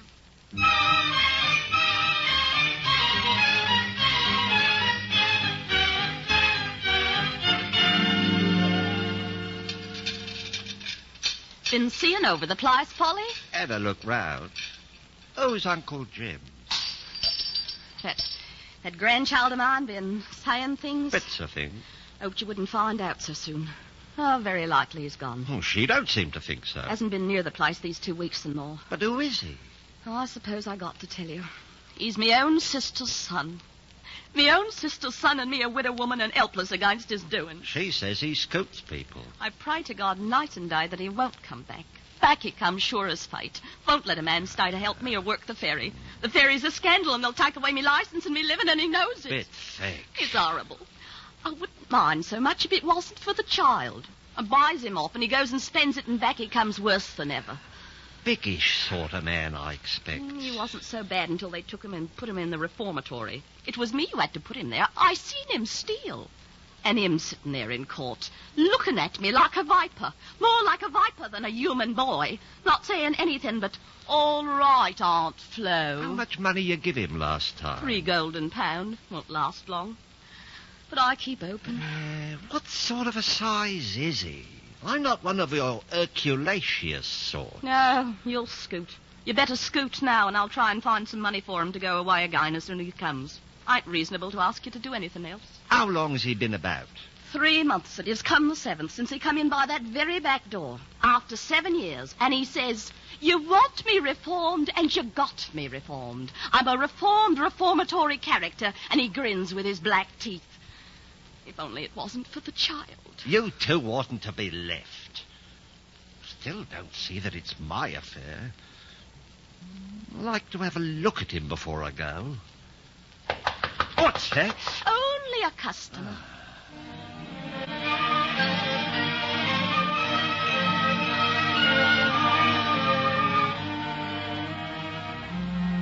The subject was closed, but Mr. Polly did a deal of thinking. But he stayed on, and such are the workings of the human mind that he came not to believe that there was such a person as Uncle Jim. Until 4 days later, when he was walking back to the inn from the post office. It was twilight. Half a mo. What? I said half a mo. You the new bloke at the Potwell Inn? Suppose I am. Good evening. I said half a mo. We ain't doing a bloody marathon. I want a word with you, see? Well, what is it? Just a friendly word. Just to clear up any blooming errors. You've got to bloody well clear out, see? Clear out? How? Because the Potwell Inn's my beat, see? You clear out. Suppose I don't. Oh, it's a kindness I'm doing you to warn you, mister. What do you think you'll do? Cool. Here. Ouch, let go my arm. I'll make a mess of you. I'll kick you ugly. You got no right. Right? Oh, I'll cut bits out of you. I've got no quarrel with you, mind. It's a little late to go tonight. I'll be around in the morning about 11, see? And if I find you... we'll consider your suggestion.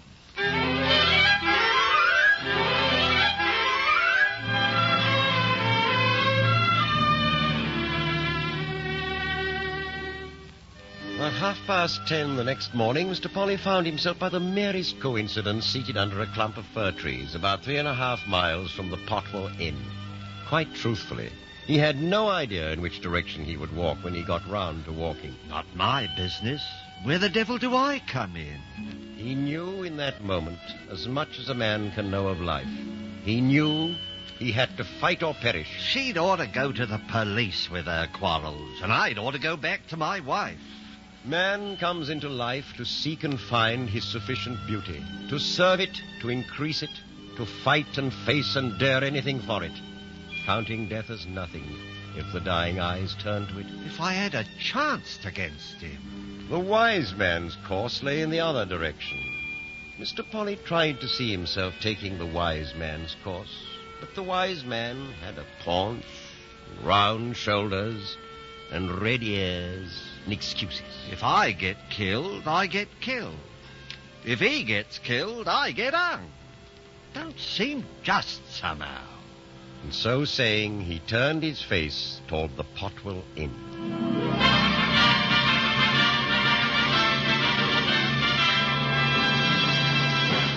You're back. Rather. He's mad drunk and looking for the child. Where is she? Locked upstairs. Where's he? In the garden.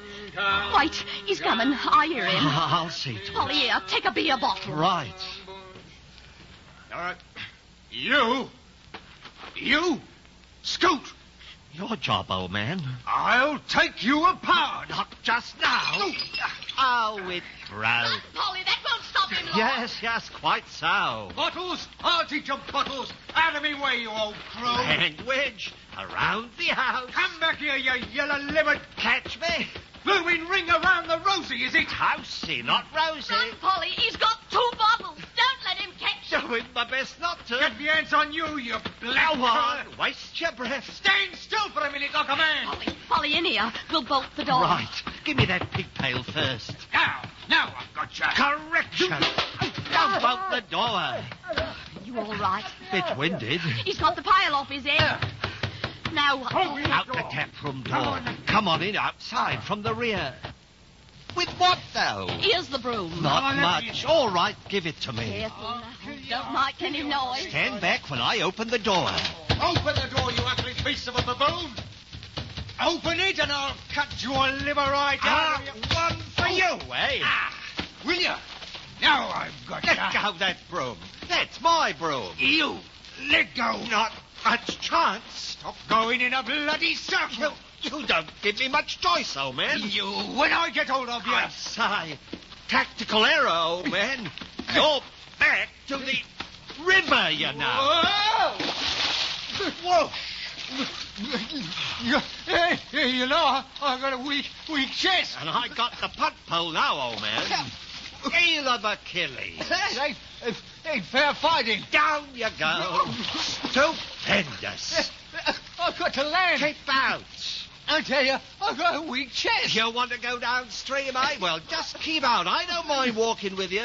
I tell you, I've got to land, you fool. You keep out. Don't you ever land on this place again. It's cold. This is getting to me matter. You want cooling. You keep out in it. I can't get across, Blaster. You can get to the island right downstream. Don't you come this way. Oh, by God. I'll skin your face. Keep off or I'll do worse. Oh, you was lucky. I'll warn you. I'll be back tomorrow, and I'll have your head. Hang on to your own. Polly! Right here. Ain't he killed you? Do I look But it? where's Jim? Gone off. Oh, I thought she was done for. I put him in the river, gave him a bit of a doing. Wish I'd seen more of the fighting. Didn't you see it? All I saw was you running around the house with Uncle Jim after you. You're mistaken, Polly. I was not running. I was leading him on.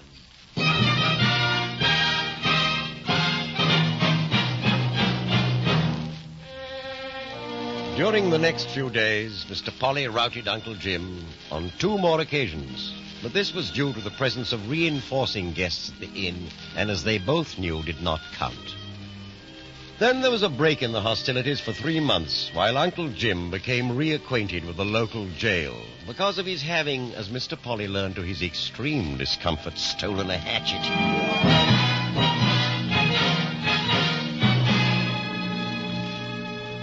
Then came the October night over whose events it would be kindest to draw the curtain of oblivion.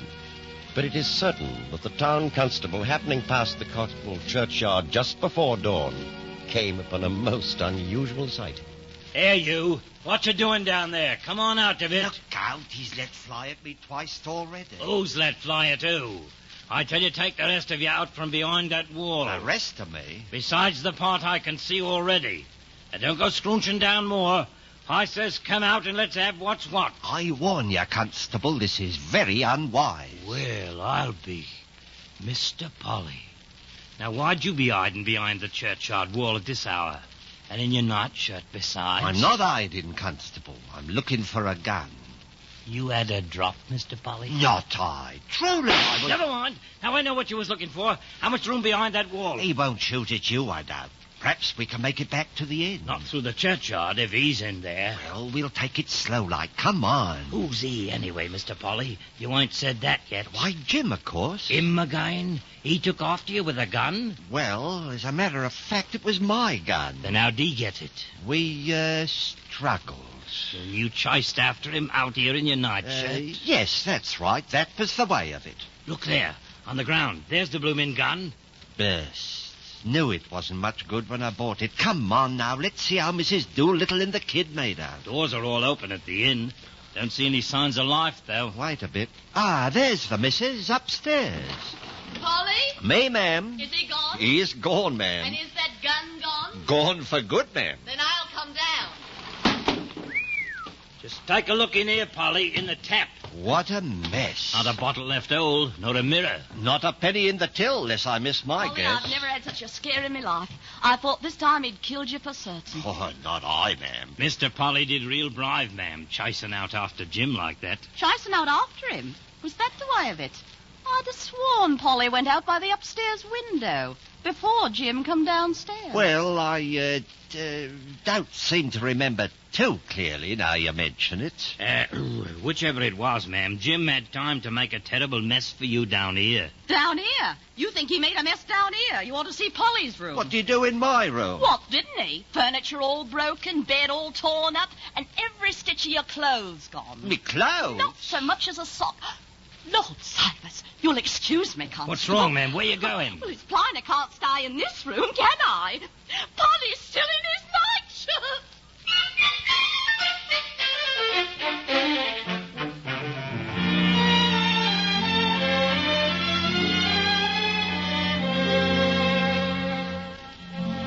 Uncle Jim never was heard from again. 5 years passed away peacefully. And then, on a summer afternoon, while Mr. Polly sat fishing under the pollard willow tree, he began to think. It was a plumper, browner, and healthier Mr. Polly who engaged in this exercise. A Mr. Polly who wore a small, square beard and had not had a troubled thought since the last vanishing of Uncle Jim. But he was having them now. Left her the £100 insurance money. Likely she's fooled it away by now. Mr. Polly, we must remark, had never had the slightest remorse about the fire which destroyed the Fishburne High Street. But when he imagined his wife, he imagined her crying. And this gave him distress. Always talking of doing things for herself. Why couldn't she? Mr. Polly had found his place in the world. But he was looking long-neglected facts in the face. Ah, silly to begin thinking about her. Bloomin' silly.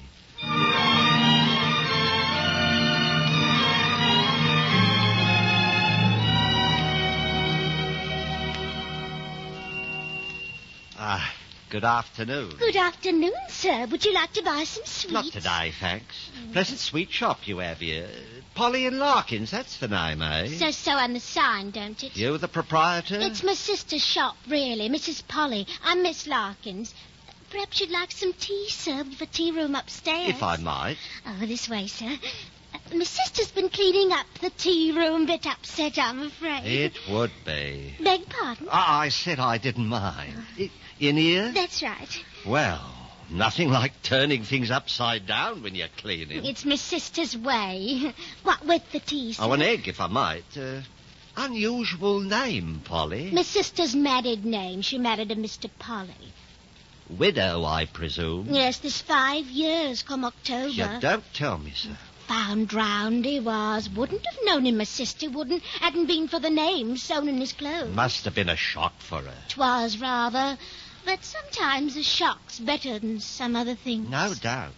Life insured? We started the tea room with it. Yeah, well, marriage is a lottery. She found it so. Wasn't particular good sort, this Mr. Polly. Well, I don't say nothing against the dead, but many's the time I pitied my sister. Inquest on him, I suppose. Of course. Why'd you ask? You're sure it was him? Why, who else would it have been in the very clothes he wore? Oh, yes, the clothes. Well, one gets talking. One does. How long you like your eggs boiled? 4 minutes. I'll see to 'em straight. Oh, Miriam, there's a gent upstairs in the tea room. Did you get him everything Nice afternoon. Oh, Alfred! Here, now, don't faint. Oh, Sit it's down. you. No, it isn't. Just looks like me, that's all. Oh, I knew that man wasn't you all along.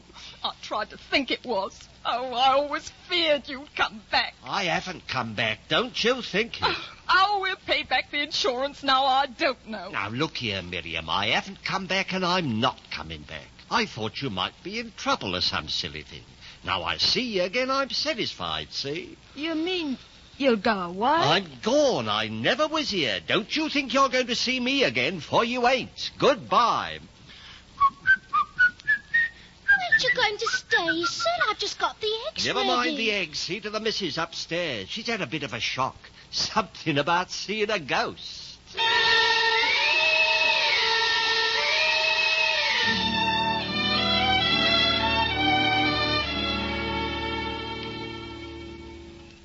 Nice evening, old party.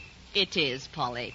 River looks real pretty. It does. Oh, and speaking of that, Jim ain't going to come back again. Ever.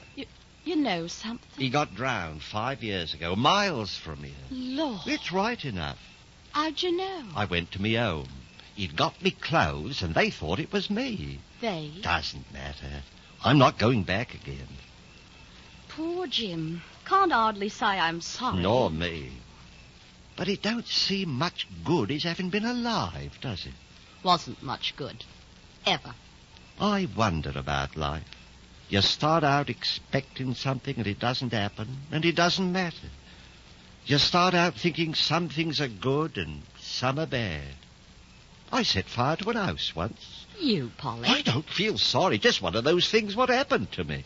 Like you can't help being fat. Yeah, you can't. Well, helps and it hinders. Like this sunset is happening to me. Lord, look at it. Don't see it does you any good. Always looking at sunsets. Who cares? Well, someday you won't see 'em anymore. Someday you'll be dead. And me. Whenever there's signs of a good sunset and I'm not too busy, I'll come sit out here. Not always. Come here when I'm a ghost. Spoil the place for the bride. Not my sort of ghost. I'll just be a mellowish, warmish kind of a feeling. Well, time we was going in. You're right, old party. Supper to get. It's as you say. We can't sit here all night.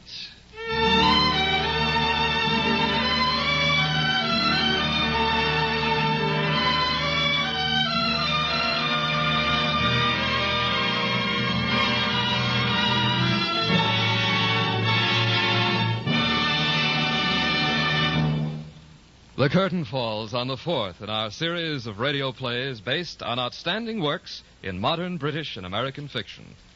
Today, the NBC University Theater has brought you an adaptation by Clarice A. Ross of the H.G. Wells satire, The History of Mr. Polly, starring Boris Karloff in the leading role.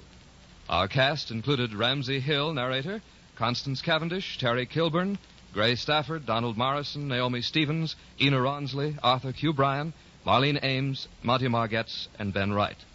Intermission commentator was Dr. Harvey C. Webster of the University of Louisville.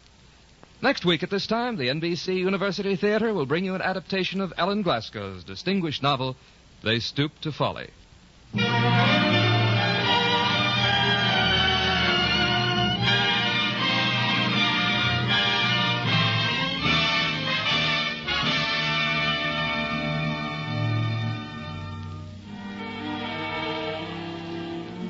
Productions of the NBC University Theater are currently being used in conjunction with a course in Anglo-American fiction at the University of Louisville under a national college by radio plan which permits our listeners to profit through self-advancement or to earn credit toward a college degree by means of radio and supplementary study. For further information on this plan, write to the University of Louisville, Louisville, Kentucky. Your director was Andrew C. Love. Original music for The History of Mr. Polly was composed by Albert Harris and conducted by Henry Russell.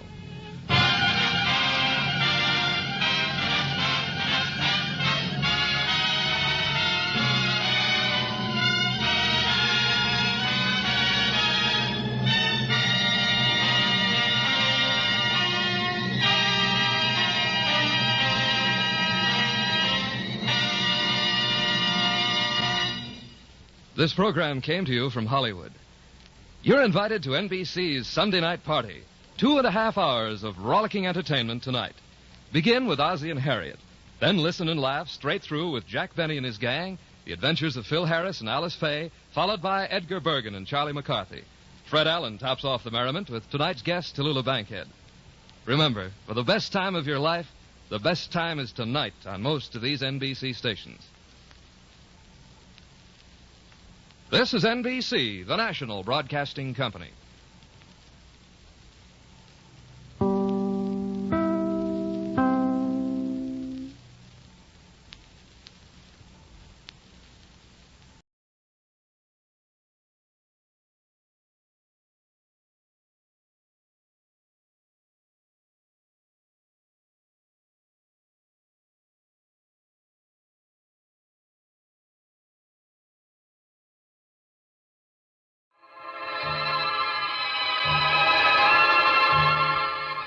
Mystery in the Air, starring Peter Lorre, presented by Camel Cigarettes.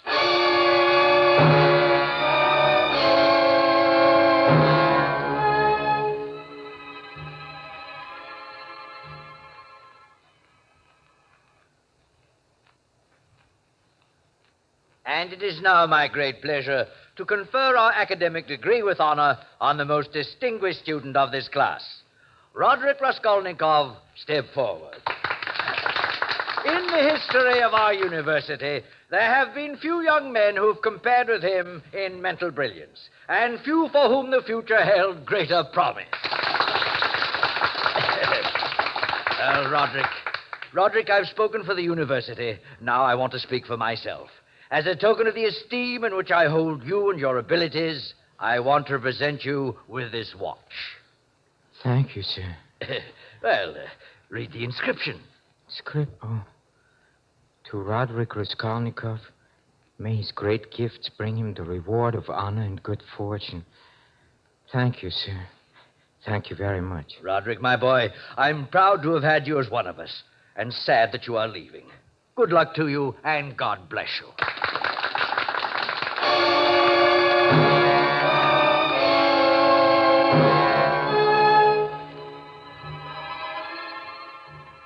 Again tonight, Camel Cigarettes bring you Peter Lorre in the excitement of the great stories of the strange and unusual, of dark and compelling masterpieces culled from the four corners of world literature.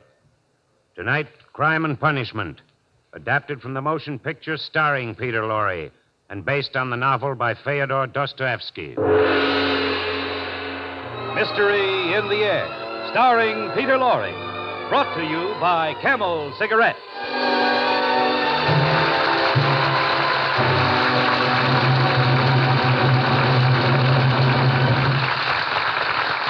Experience is the best teacher. Try a Camel. Let your own experience tell you why more people are smoking Camels than ever before. It's your T-zone, that's T for taste and T for throat, that decides how well you like a cigarette.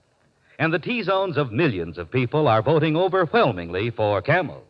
See if you don't agree that Camel's rich, full flavor is most appealing to your taste, that Camel's cool mildness is specially welcome to your throat. Try a Camel.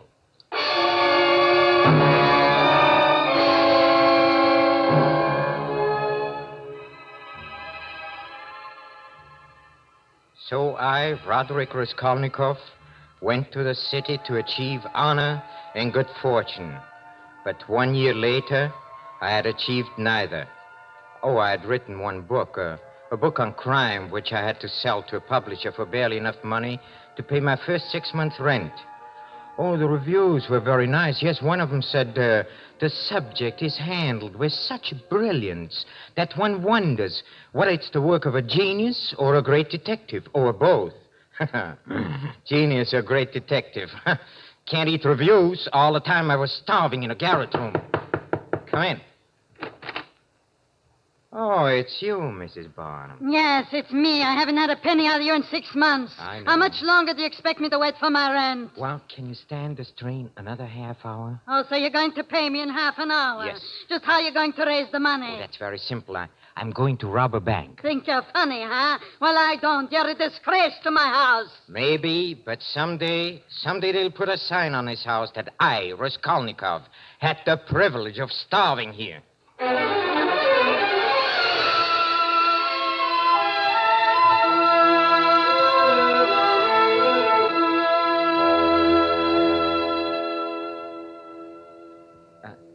I beg your pardon. Is there a pawnbroker? I think it's an old woman by the name of Leona. Does she live here? Yes, one more flight up. I'll show you. Yeah. I'm going there myself. Thank you very much. May I carry your package? No, I can manage. It's this door here. Just ring the bell. What do you want? It's you, Sonia. Come in. Who's this? One of your gentleman friends? No, I met him on the stairs. Well, what have you got this time? This. This Bible. And where did you steal this? I didn't steal it. It's been in our family a long time. What do you want for it? The cover's inlaid with mother of pearl. Stones are garnets. It's worth at least 100 rubles. I'll give you 6 rubles for it. But that... If you don't want it, leave it. What have you got, mister? I have a watch. I'll take the 6. Here you are. You said 6 rubles. You gave me 1. That's right, 6 rubles. Less 3 months' interest for your shawl and 2 months on the necklace and silver buckles. That makes 5 rubles. 5 from 6 is 1 ruble. Well, what are you waiting for? Want your Bible back? No. Well, come on. Get out. Get out. Common little gutter snipe. All right, mister. Let me see your watch. Here. To Roderick Raskolnikov. That's me. May his great gifts bring him the reward of honor and good fortune. It's inscribed. I can't give you as much. I want 50 rubles on it. I'll give you 10. All right, give me the 10. There you are.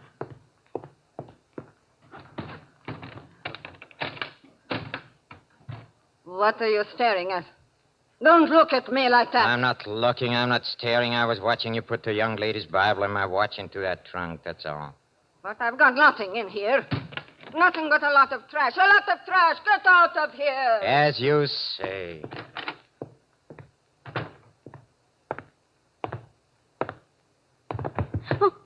Forgive me. Oh, it's you, Miss Sonia. What are you looking for? My ruble dropped out of my hand when she pushed me out the door. Somebody ought to push her straight into the next world. What use is all that money to her? Is her miserly life worth 100 others like yours and mine? I'd like to take her by the throat. You shouldn't say things like that black beetler. Here's your ruble. I found it. You didn't find that? You took a ruble out of your pocket. I didn't know. I swear I didn't. Well, Thank you. I forgot there was still some kindness in the world. I forgot there was still some beauty in it.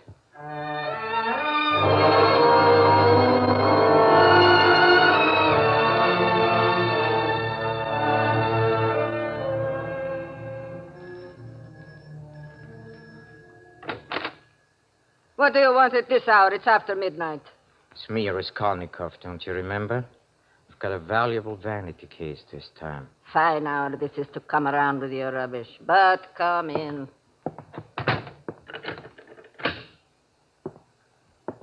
Let's see this valuable vanity case. Here. It's heavy enough. What's it made of? Lead? Gold. I'll believe that when I see it. Oh, what's the idea of making so many knots? I can't untie this thing. I'll show you the idea. Put down that poker! Put down that poker! I will. Please. On your head, you dirty, you old hag!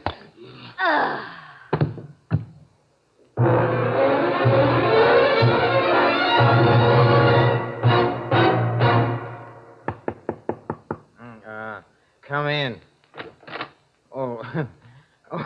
Good morning, Miss Paulson. Fine day, don't you think? Very fine day, huh? I didn't come up here about the weather. Oh, no. It's about the money, yes. Well, I'll have it today. I promise I'll have it today. Not about the money, either. No, about what?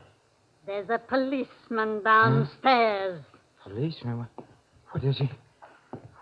Here he is now. Ask him yourself. Are you the writer Raskolnikov? Yes. Well, come along with me. You're wanted at headquarters. There must be some mistake. Yes, there must be some mistake. I haven't done anything. What have I done? You'll find out when you get there. Come along.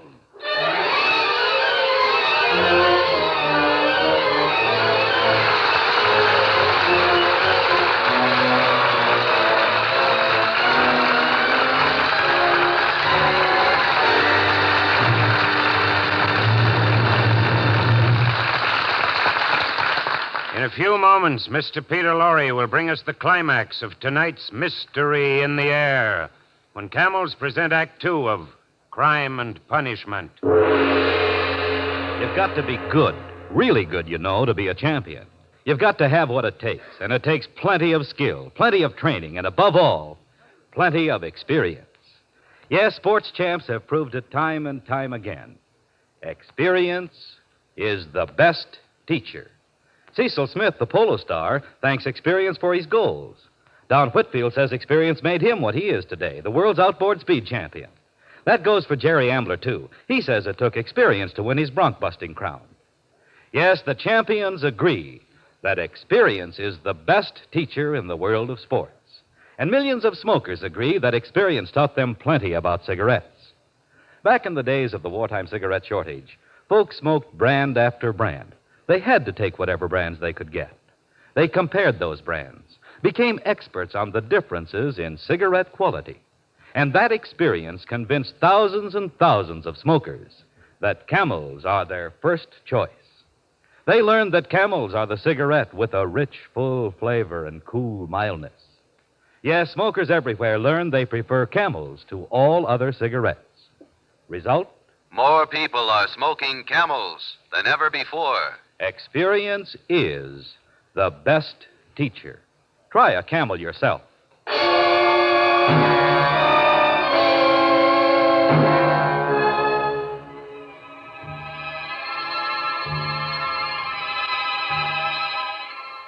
Roderick Raskolnikov, trembling with fear, now stands before the clerk in the police station.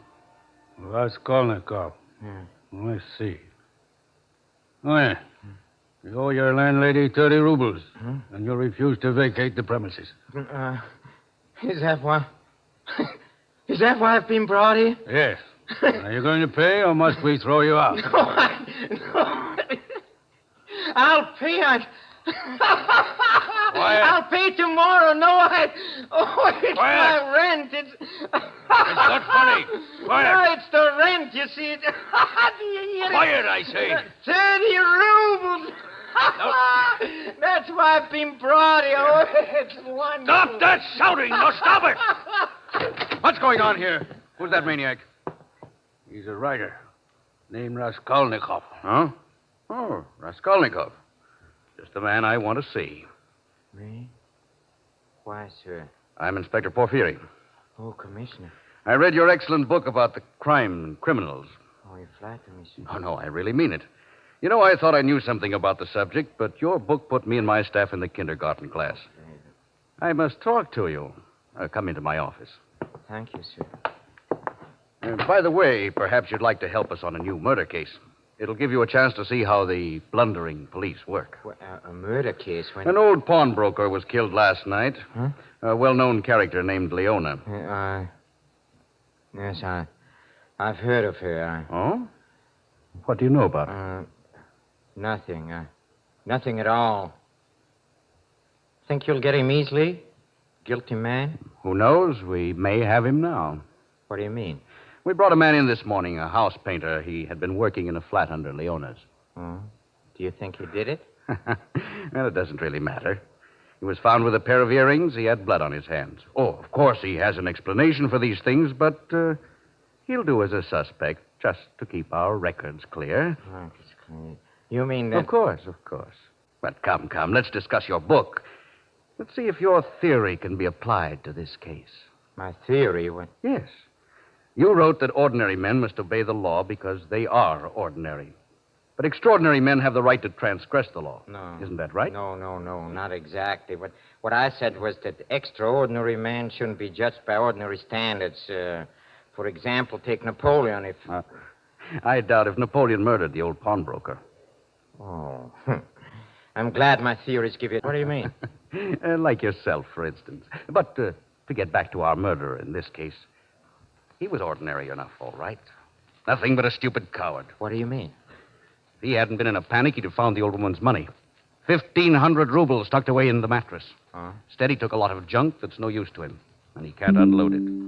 I've got my men watching every outlet. Mm-hmm. Yes, Inspector, you've promised to show me your blundering police methods, and you certainly have. You're holding a man who's probably entirely innocent just to keep your records clear, huh? Well, the painter will do until the real murderer comes in, and he will come in. He'll give himself up through fear. Fear of the law or of God. Oh, yes? In the meantime, I'll just wait.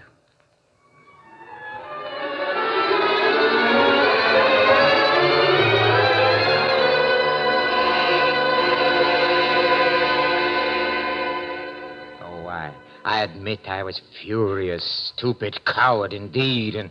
But then I realized that I wasn't a coward at all. On the contrary, in facing the inspector so calmly, I had learned not to be afraid.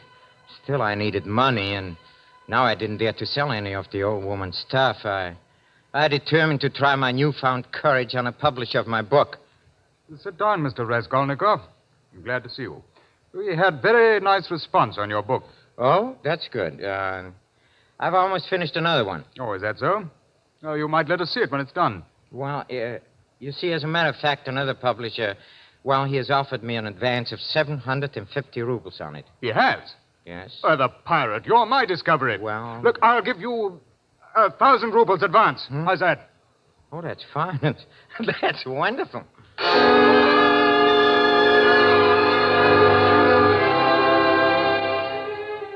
Yes, it's wonderful. I took the money. I paid my landlady in full. I bought myself a whole new outfit of clothes. Oh, I was riding on top of the world. But then a disturbing thought occurred to me. Of course, the inspector hadn't suspected me for a moment, but undoubtedly he would find my name in the old pawnbroker's books. He might think it curious I hadn't mentioned it myself. I decided to go and see him again, voluntarily, yes, out of my own free will. That's what an innocent man would do, or would he? Well, anyway, I'm going.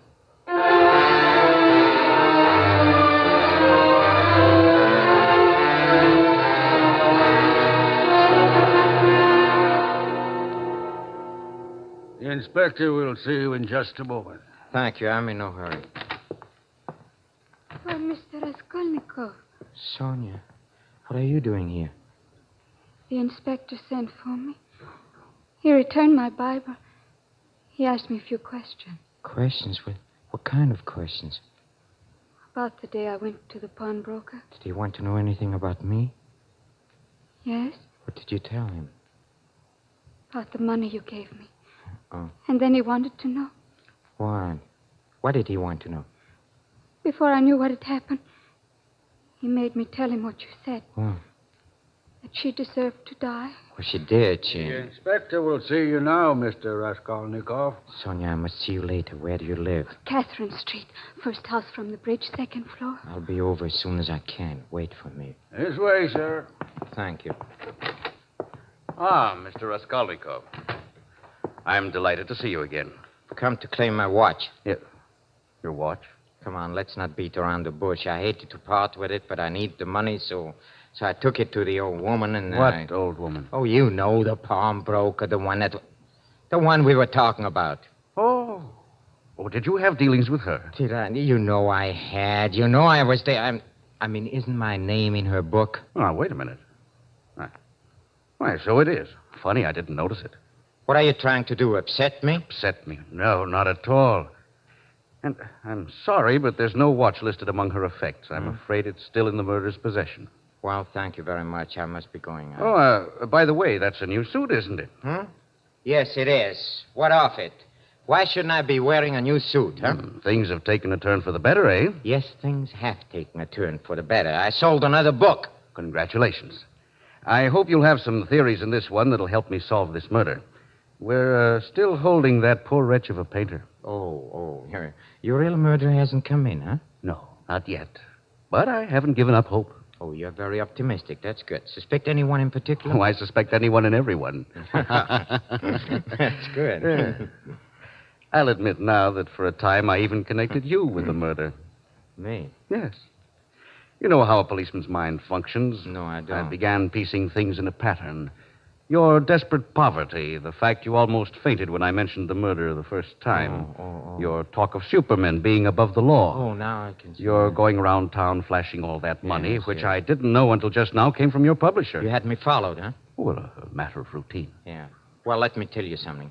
If I were the guilty man, I'd be too smart to try to sell that junk. I'd have gone into the country and buried it under stone. You hear me? Yes, under a big, heavy stone. So? Come on, accuse me of murder if you like, but don't insult me by believing that I'd overlook 1,500 rubles in a mattress. Try your clumsy methods on half-wits, like that poor fool you're going to sacrifice, just to keep your records clear. But I'm not accusing you. I don't accuse a man I think is guilty if I have no proof. I just sit and wait. Yeah, you sit and wait. Stop playing this cat-and-mouse game with me. If you think you have a case against me, come on, arrest me or bring me to a trial. I'll show you how. Yes, I did it. Inspector, I did it. this man just confessed. Yes, I confess. I'm guilty. I'm the murderer. Punish me. You're lying, you fool. You didn't kill her. I hit her over the head with a poker. I hate her. You idiot. You didn't even know about her until we arrested you. You didn't know anything about it until we beat it into you. Take him away, officer. He wants to go to Siberia that badly. I'm guilty, I tell you. I'm guilty. Get him out of here. Oh, what a triumph for your methods, Inspector. First you tried to make him confess, and now you tried to make him believe he's innocent. Doesn't your conscience ever bother you? No. Let the real murderer suffer from his conscience. And it'll trouble him. He's no Napoleon. No, he's not hard enough. He'll come in, and I'll be waiting for him. I'll be waiting. Good luck.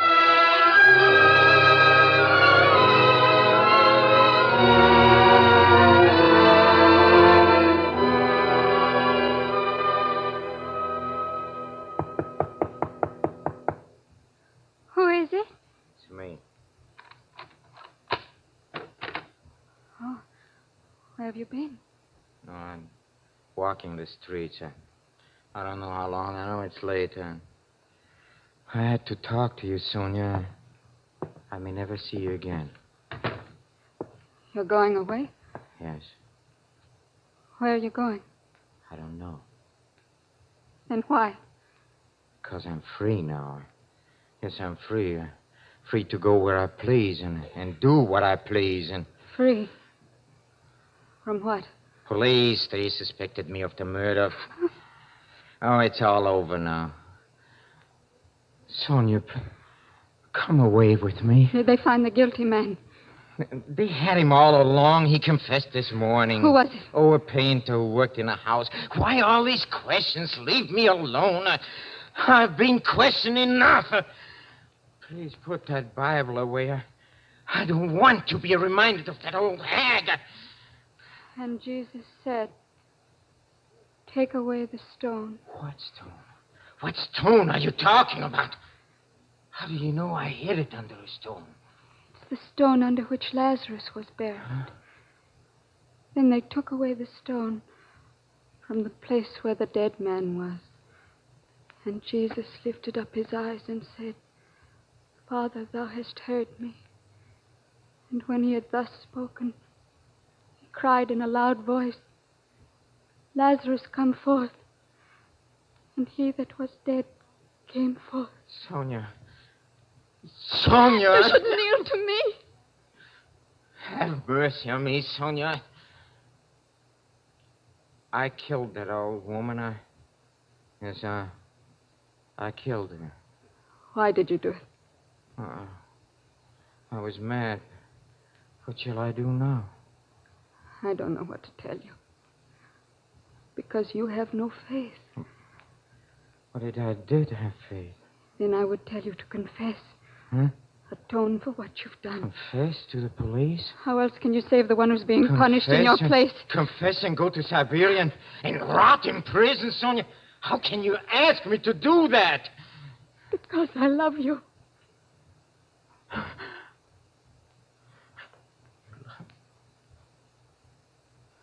Sonia, I know it. I know it now. You know, I have faith. You have given it to me. You have made me see myself, yes, as I really was, and just a coward who thought himself brave. All right, Sonia, I'll go and do as you say. Oh, my darling. I'll wait for you. I'll always wait for you. Forever.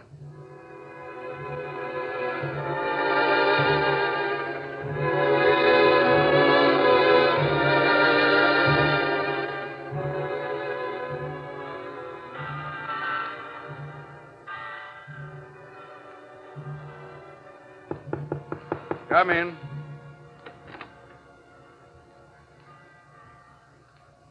Good evening, Inspector. Good evening, Raskolnikov. I've been expecting you. I've been expecting you for quite a long time.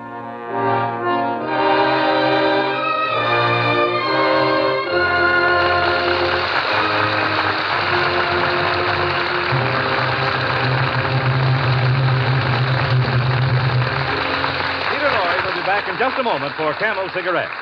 Each week, the makers of Camel Cigarettes send free Camels to servicemen's hospitals from coast to coast. This week, the Camels go to Veterans Hospital, Muskogee, Oklahoma, U.S. Army Tilton General Hospital, Fort Dix, New Jersey, U.S. Naval Hospital, Key West, Florida, U.S. Marine Hospital, Memphis, Tennessee, and Veterans Hospital, Tucson, Arizona. When 3 leading independent research organizations asked 113,597 doctors living in every state of the Union, what cigarette do you smoke, Doctor? The brand named most was Camel. According to a nationwide survey, more doctors smoke Camels than any other cigarette.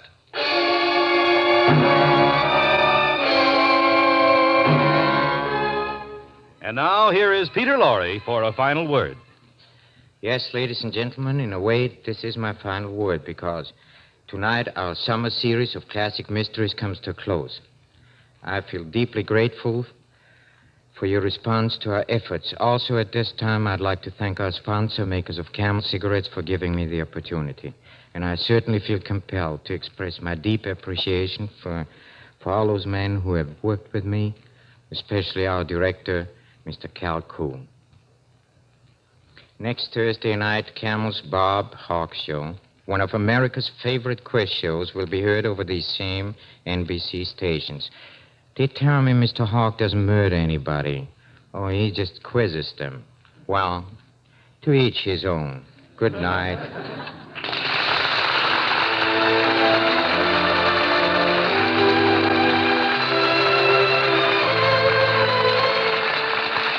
Men, shopping around for just the right tobacco for your pipe? Don't miss Prince Albert, the tobacco specially made for smoking pleasure. Prince Albert is a mild tobacco with a rich, full, mellow taste. Its choice tobacco is specially treated to ensure against tongue bite. Crimp cut to burn slow, smoke cool. More pipes smoke Prince Albert than any other tobacco. So see if PA doesn't give you more pleasure from your pipe. If your community did not observe daylight saving time this summer, listen in for the Camel Show 1 hour later next week when the Bob Hawk Show will be heard at this time over these same NBC stations. Crime and Punishment has been adapted from the screenplay Crime and Punishment by arrangement with Columbia Pictures, producers of the Technicolor musical Down to Earth. Listen next Thursday at 10 p.m. Eastern Standard Time, 9 p.m. Central Standard Time, 8 p.m. Mountain Time, and 7 p.m. Pacific Time for the Bob Hawk Show over these same NBC stations. Music for Mystery in the Air was composed and conducted by Paul Barron. The artists supporting Mr. Lorre tonight were Henry Morgan, Peggy Weber, Joe Kearns, Ben Wright, Louis Van Ruten, Gloria Ann Simpson, and Herbert Butterfield. This is Michael Roy in Hollywood wishing you all a pleasant good night for Camels. This is NBC, the National Broadcasting Company.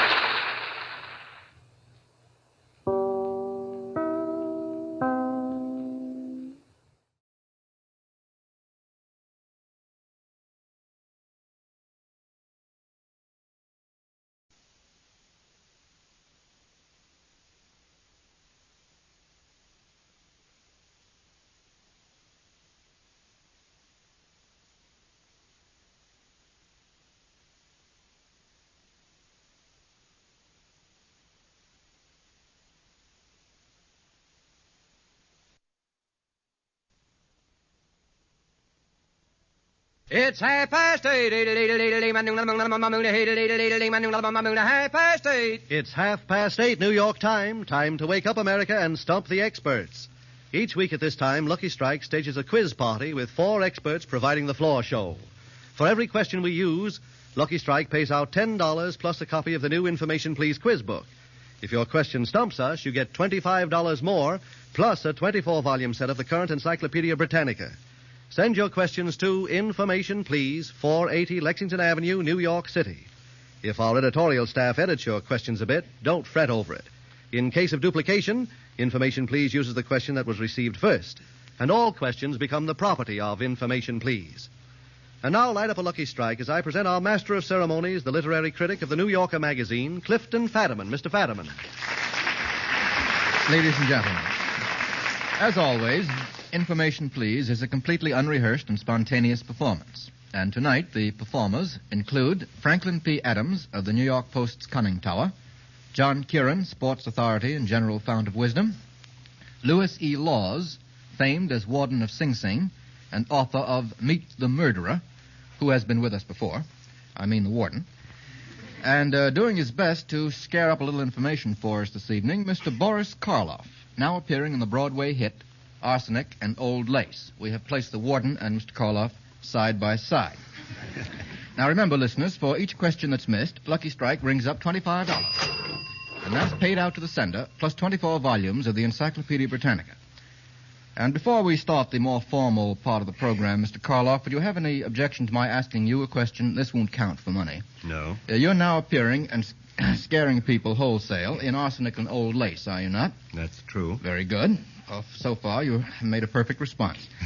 Now, Mr. Karloff, how many murders are supposed to have been committed by you and the old ladies, maybe I better say by the old ladies and you, politeness first, in Arsenic and Old Lace? How many murders in all? Well, this is for Mr. Karloff, Mr. Adams. It'll be 26 by the time the final curtain comes down. 26?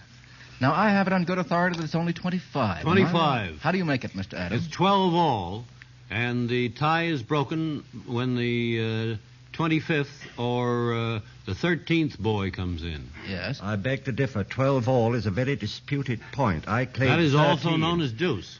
I'd like to get this straight, Mr. Karloff. I mean, what's a murder between friends, but still... I have a perfect tally of 13. The old ladies have 12, and at the end of the play they get Mr. Witherspoon, which makes 13 for them. It's a tie still, but makes a grand total of 26. Is that right? Well, I think so. I have it as 25. I'm going to go down next Wednesday and see which is right. I'd like the old ladies to come out ahead, though. All right, now here's a question from Mrs. P.F. Wilson of Utica, New York. A very unsanguinary question. If you received an invitation to dinner from the following Mother Goose characters, what would you be most likely to eat? Now, we have to get 2 out of 3. Suppose you received an invitation from Taffy the Welshman. What would you have for dinner at his home? Mr. Karloff. You get a side of beef and a marrow bone. How do you make out the marrow bone? Because when the man who was robbed of the side of beef, when he went back to his home, he was out, and he had a marrow bone, and he hit Taffy on the head with it. Why, Mr. Karloff, your accuracy terrifies me. It really does. I was just going to say a side of beef, but the marrow bone is certainly correct. I think that comes in the last verse. Very good. Should we have him with us again, Mr. Adams, Mr. Kieran, Warden Lloyd? Sounds very good. All right, now suppose you went to the home of little Tom Tucker, Mr. Tucker Jr. What would you have to eat there, Mr. Kieran? They could go hungry. He sings for his supper. Well, how about going on with the poem a little, and you'll see that he may get something. White bread and butter. Yes. What shall he eat? White bread and butter. He sings, but he gets something for singing, which is much more than we can say to Mr. Adams. In the case of the 3 little kittens, if you were invited there, Mr. Kieran. Pie. Yes, short and sweet. If you pie. found your mittens. Yes, and you may have some pie. That's right. That gives us 3 out of 3. Thank you. Now, the next question comes from Albert Miller of New York City. Can you name 3 men, gentlemen, who appeared before the House Foreign Affairs Committee to testify in favor of the lease-lend bill, and 3 who testified against the lease-lend bill? Now, you may get together on this. Warden Laws, will you start us off? Well, in favor of the bill were the Secretary Hull, Secretary of the Navy Knox, Secretary of War Stimson. That's 3. That's 3. That's very good. That's perfect. Against there was Colonel Lindbergh. Correct. And the socialist, Mr. Thomas. Correct. And the General Johnson. General Johnson. You do read the papers down at Sing Sing, don't you? That's all we do. That's very good. Yes. That's very well answered. Thank you very much. Now, the next one will be in the nature of a few little playlets. El Madden of Hollywood, California dreamed this one up. We have an actor and an actress here, and they're going to give you some bits of dialogue. Name the play in which each of these bits of dialogue occurred. Let's have the first. No, I won't. Even though you do hate me, you're still my wife. Who were you till I married you? Nobody. What were you? A telephone girl getting $10 a week. And now who are you? You're Mrs. Robert Stafford. And what are you? You're the wife of one of the richest men in the country. And how did he get his wife? He bought you, and he paid for you. Robert Stafford, you didn't. Goodness gracious. Mr. Karloff. That'd be bought and paid for. Bought and paid for. That's very good. Very good. Now, shall we have the second bit of dialogue? Go ahead. Father, where is my father? Oh, I've found you at last. Now, won't you come home with me? Blessings on thee, my little one. Darkly shadowed is the sky that hangs gloomily over thy young head. Come, Father. Mother has been waiting a long time, and I left her crying so sadly. Now do come home and make us all so happy. Yes, my child, I'll go. You have robbed me of my last penny, Simon Slade, but this treasure still remains. Farewell, friend Slade. Come, dear one, come. I'll go home. I'd like to inform the audience that Mr. Adams has broken down completely. Mr. Karloff. That's Joe Morgan and his daughter Mary in 10 Nights in a Barroom. That's very good, Mr. Karloff. Very good indeed. You certainly have been in some odd places. Oh, we're going to have one more. If you can give us a perfect score, Mr. Karloff, we'll be very much surprised and gratified. Let's have So the will third. I. Go ahead. Isabel, they are as dear to me as you once were. As I once was, and might have been now. Oh, Archibald, I am now on the very threshold of the other world. Will you not say one word of love to me before I pass it? Let what I am be blotted for the moment from your memory. Will you not bless me? Only a word of love. My heart is breaking for it. You nearly broke mine when you left me, Isabel. May he so deal with you as I fully and freely forgive you. May he bless you and take you to his rest in heaven. Farewell, my once dear husband, until eternity. Until eternity. Gosh, now Karloff has broken down. Mr. Karloff, you had your hand up. That's the death of Lady Isabel in East Lynne. I wonder how you can say it through your tears, Mr. Karloff. That's 3 out of 3 for Mr. Boris Karloff, and brilliant going.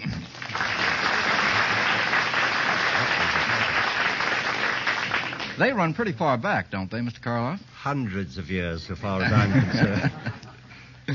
The next question from Robert N. Blewett of Stockton, California. Now listen carefully. A young crime reporter sent the following statement in to his editor, and he was corrected on several counts. Enumerate 3 of his errors. It's a very short statement. Quote, sent to state prison for 2 years for disorderly conduct, John Doe was released on probation after serving half his sentence.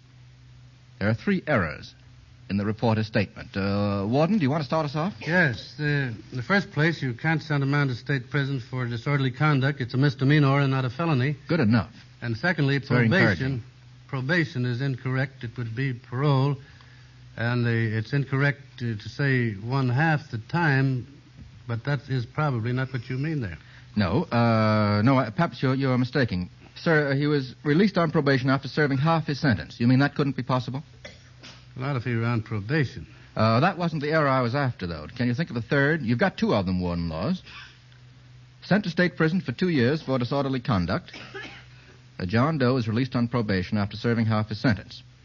We have to get the third. Now, the third error is that disorderly conduct is punishable by not more than a year.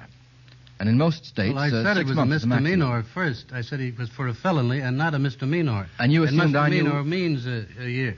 Oh, how should I know that? I've lived a clean life, Warden. I assumed after reading the Saturday Evening Post that you knew everything. Oh, I paid for that. 3 out of 3, then, for Warden Laws, and thank you very much. Joseph C. Flood of Malvern, Long Island, sends this one in. I'm going to ask you to quote for me 3 poems. Adams, not songs, poems. 3 poems beginning, it was. Have to begin with the 2 words, it was. Mr. Adams had his hand up first. It was a summer evening. Old Casper's work was done. That's a good one. It's from what The poem? Battle of Blenheim by Robert Southey. Very good. Mr. Karloff had his hand up second. It was the schooner Hesperus that sailed the wintry sea, and I don't know who wrote it. Mr. Karloff, apparently you were once a child. It's very hard to realize looking at you now. Longfellow. Longfellow. Longfellow, yes. That gives us 2 it wases. How about a third it was? Mr. Kieran, your hand was up. Why, he took the schooner Hesperus right out from under me. Karloff is a thief as well as a murderer. How about another it was? Well, I can think of one from Lewis Carroll. 'Twas Brillig and the Slithy Toves did something in... 'Twas. Yes, but that's approximately the same thing. How about another one, gentlemen? We have to get 3. Well, how about your favorite poem, Mr. Kieran? It was many and many a year ago by the sea that a maiden there lived, whom you may know by the name of Annabel Lee. I'll think Edgar of Allan a dozen Poe. later. That, I think, sends $25, courtesy of Lucky Strike, to Mr. Flood, plus a set of the Britannica. Now, the next question comes from Mrs. M.W. Self of Lancaster, Pennsylvania. Get 2 out of 3 if you can. This is right up your alley, Mr. Karloff, and also to some extent up yours, Warden. Who killed the following people? Who killed Jesse James? Who killed Jesse James? Now we have 1, 2, 3 hands. I think the warden had his hand up first. We have 4 hands up. Who killed him, Warden? Killed by one of his followers. In fact, 2 of them shot him in the back, and the name was one of his own men. So I'm sure you know him if you saw him, but we have to have the exact name. I know. I'm thinking. Mr. Karloff. I think his name was Ford. Yes, it was. Right. Robert Ford. That's right. Dirty little coward that shot Mr. Howard. That's right. That's right. Thank you, Mr. Adams. You apparently are interested in the history of your profession, Mr. Karloff, as well as just acting it out. How about who killed Lenny? Who killed Lenny? I won't tell you who Lenny was. Mr. Adams. The other man of Mice and Men. Yes, but you got to give me his name. That's right, Mr. Adams. It was the other man in Of Mice and Men. And his name? I'm sorry. We have to get it exactly. It was George. George in Of Mice and Men. You have to have a pretty good memory to remember that, I think. Now, the third. Who killed Queen Gertrude? Queen Gertrude. Who is Queen Gertrude? Mr. Kieran. I think she drank poison. Yes. Who is she? Where do you meet her? She's Mrs. Hamlet Sr. Yes. This is an intimate program, Mr. Kieran. Now, you don't have to She be was so the mother formal. of Hamlet. She was and the the mother wife of of Hamlet, the late Hamlet, deceased. Yeah. Hamlet, no doubt, called her mom. The king put poison in the drink, and she drank it by mistake. Yes. Who would be guilty of the murder in that case? Well, the king was certainly an accessory before the fact. Well, that's right, Mr. Kieran. He would be guilty of murder even if he got the wrong victim. Mr. Karloff, don't let this conversation put any ideas in your head. Right. Now, so far, Lucky Strike has paid out $25 and 1 set of the Encyclopedia Britannica. And now Mr. Milton Cross, of all people, wants to de-glamorize that weird chant of the tobacco auctioneer. Not at all, Mr. Fadiman. I simply want to point out that in spite of the color and excitement of the auctions, tobacco sales are, after all, a dollars and cents proposition. That's why it means so much that Lucky Strike consistently pays more, much more than average market prices, to get the finer, the lighter, the naturally milder leaf. For example, final reports for the season from Abingdon, Virginia, show that at the auctions there, the American Tobacco Company paid 36% more per pound for the tobacco it bought for its cigarettes and 6% above the average market price paid for all the various types and grades of tobacco sold there. And the best we bought will go to Lucky's. Now, this is typical of reports from market after market, year after year. We want and pay for and get that finer, lighter, milder leaf. Try Lucky's for a week and see for yourself. Mr. Cross, you made your point in just 57 seconds. Ladies and gentlemen, before we start the second half of the program, may we remind you that the annual campaign against infantile paralysis is now underway in your community. Support it, give all the dimes you can, and help make every town and city in the nation a front line of America's national defense against infantile paralysis. Remember, every dime helps protect the health of the youngster just around your corner. And now we'll go on with the second half of the program. with a question coming to us from Alvin P. Hosenberg of South River, New Jersey. Distinguished gentlemen, among robbery, burglary, and larceny. I know these crimes are beneath your notice, Mr. Karloff. Mr. Kieran, would you start us off? Robbery? Yes. You rob a man. You burglarize a house. Why you? This all... And you, One. What? One robs a house. One robs a house. One robs a man. Two burglarize a house. That's right. And, larceny is theft of on a rather wide scale. Just removal of any personal property with intent to deprive rightful owner of possession. Yes, but I mean, you don't have to do it in a house, and you don't have to take it off a man on the street. No, you can do it in an airplane, anywhere at all.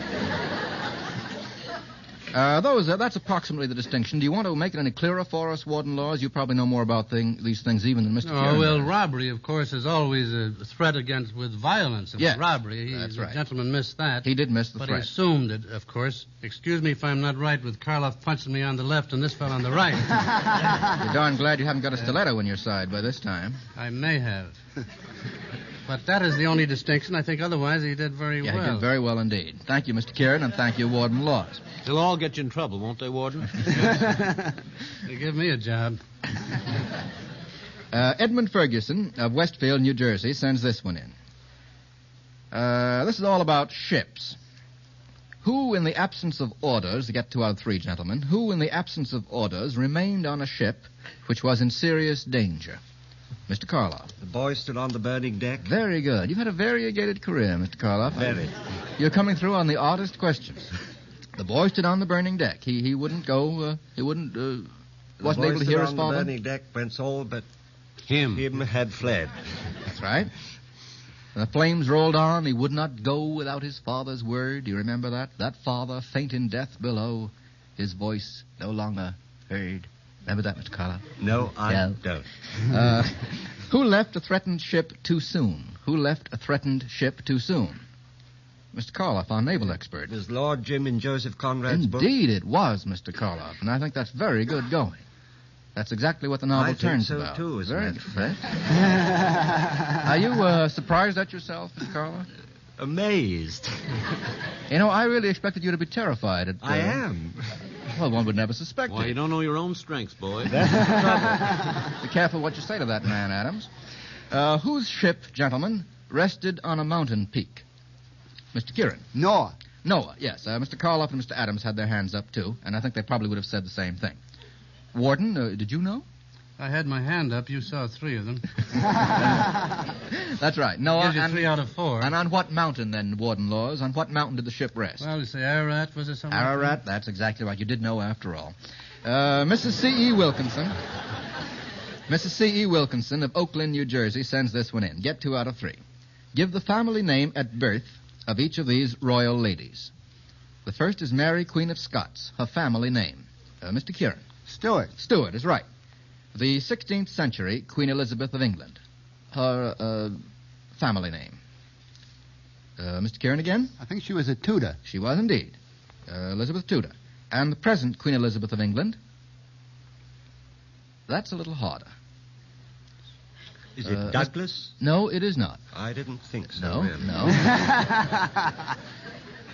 no. Bowes Lyon. It's a hyphenated name, Bowes Lyon. Elizabeth Bowes Lyon, the family name of the present Queen of England. That gives us 2 out of 3, however, and sends us on to a question from Mr. James M. Sinclair of Brooklyn.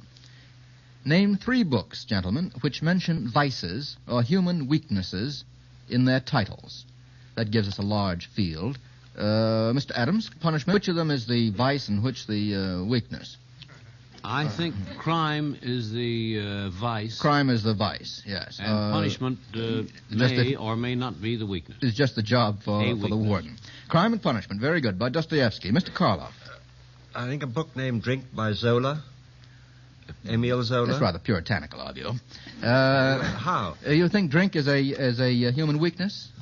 Not altogether. Why, it's some people's strength. I'll accept Drink by Zola. Very good. Any others? Well, think of some human frailties. Warden Laws, Mental you're an expert deficiency in this. by beers is I beg one. pardon? Mental deficiency by beers, that's BWRS. Yes. And is a very fine book. All right, I'll take mental deficiency. I'll split it with you. You've got it right ahead of you. Mr. Kieran?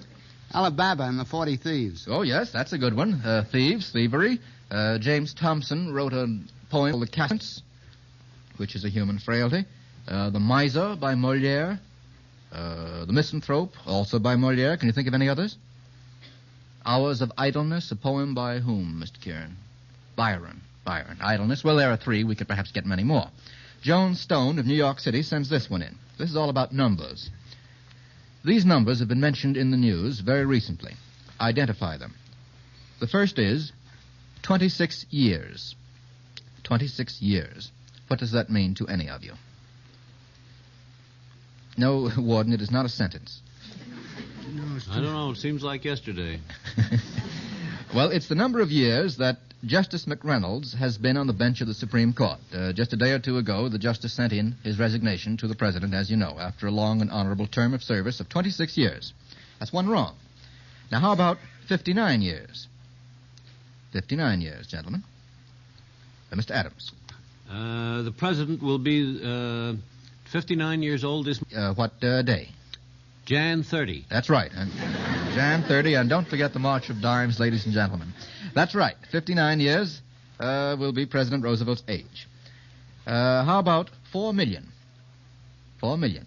Does that mean anything to you? Mr. Karloff. That's the number of men under arms in England at the moment? Yes. In the Empire? Yes. Waiting to repel any possible invasion. That gives us it gives us 2 out of 3, which is all we were required to get. Now, how about this one? It's a very simple question from Louis M. Moss of this city. Which of these elements is most difficult to find free in nature? Gold, platinum, iron. Is the question clear? Because gold is the most difficult to find free under any circumstances, but they mean chemically free. Mr. Kieran? I think iron. Why would you say that? That's because correct. It's generally found as Fe2O3. That means a lot to hematite, me. which is a common iron ore. Gold is certainly found pure and free in nature, and I think platinum may be. I'm not sure about I'm not sure either. The point about iron is that it's very active chemically and has a tendency to combine with many other elements. That's right, Mr. Kieran. Thank you. Now, how about this one? From Walter P. Carr of Philadelphia. Get 2 out of 3 if you can. What was the name of the following characters? The first is Charlie's Aunt. Charlie's Aunt, of course, is the well-known farce which is now running in New York. Charlie's Aunt had a name. Mr. Karloff. I think it was Lord Fancourt Babberley. I think you're thinking of the... I'm thinking of the fictitious Charlie's Aunt. Yes, that is, of the one who disguised himself as Charlie's Aunt. But the aunt's name Her herself... name is Donna Lucia d'Alvadoris. Very good, Mr. Karloff. I forbear to ask you whether this comes out of your recent memory or out of the memory of long ago. Long, long ago. Long, long ago. What an interesting thing the inside of your mind must be, Mr. Karloff. Extraordinary. The Lost Lady. What was her name? Who was she? Mr. Adams. Well, she is the heroine of Willa Cather's book. That's quite right. Willa Cather's novelette, or short novel. Don't know her name? Don't know her name. Any of you remember? Marion Forrester. Marion Forrester. That's a rather hard one to remember. Now, the third is the Vagabond King. What was his name? The Vagabond King, Mr. Adams. F. Villon. F. Villon, that's right. And his full name? Francois. Francois. That's right. Francois Villon, the hero of the musical comedy Vagabond King. That gives us 2 out of 3. Now, how about this one? Mr. Karloff and the warden, we're back on crime again. Mrs. A. Silbert of Jamaica sends this one in. What real crime, describe the real crime on which the following books were or appear to have been based. The first is The Lodger by Mrs. Belloc Lowndes. You know the real murders on which those were based? Warden Laws? No. Mr. Karloff? It might have been Jack the... How about Roger by Poe? Mr. Kieran? Well, there's a girl by the name of Rogers. You're right. And how about the Benson murder case by S.S. Van Dyne?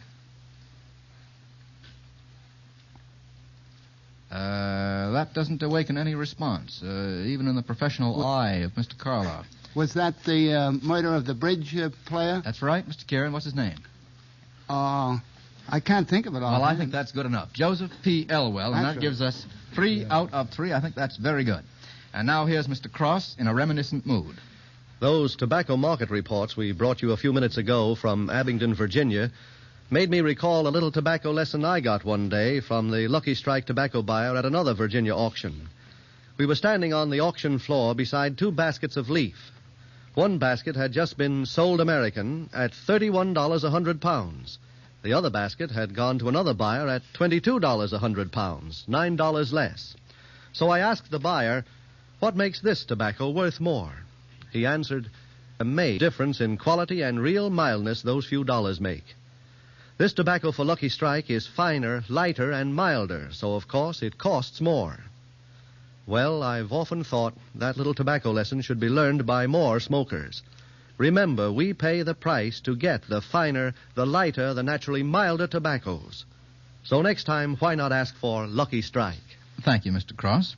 Now, tonight, Lucky Strike has paid out the rather small sum of $25 and only 1 set of the Encyclopedia Britannica. Thank you, Warden Laws, and thank you, Mr. Boris Karloff, for coming to Lucky Strike's party tonight. Next week, Mr. Kieran and Mr. Adams will be on hand, and as our guests, we present the celebrated author, critic, and actor, Mr. Alexander Woolcott, and Mr. S.J. Perlman, a familiar contributor to the New Yorker magazine and the author of the recent humorous book, Look Who's Talking. Remember, listeners, for every question we use, whether or not it's answered correctly, the sender gets the sum of $10. If the question should happen to stump our experts, you not only get $25 more, but in addition the complete 24-volume set of the Encyclopedia Britannica. Remember to send your letters with questions and the correct answers to Information, please, 480 Lexington Avenue, New York City. And now, a parting message from Mr. L.A. Speed Riggs, famous tobacco auctioneer of Goldsboro, North Carolina. And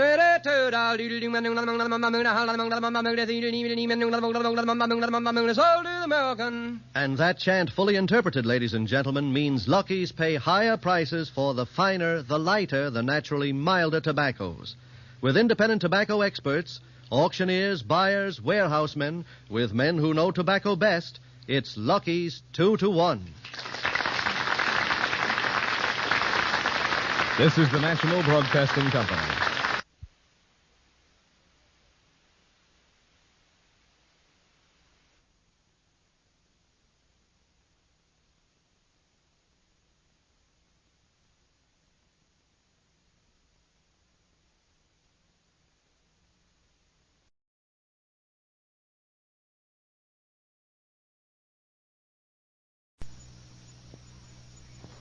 From New York, where the American stage begins, NBC presents Best Plays, transcribed with John Chapman.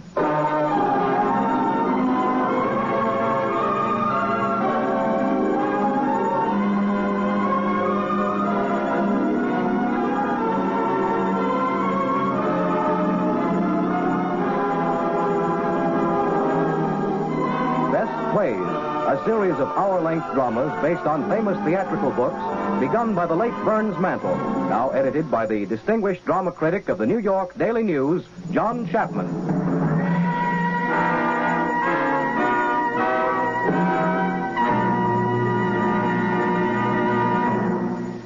Mr. Chapman, good evening. Almost 600 years ago, a man named Geoffrey Chaucer coined a phrase. He couldn't spell very well, apparently, so what he wrote must have sounded to him something like this. Mordre wall out, certain. It wall not file.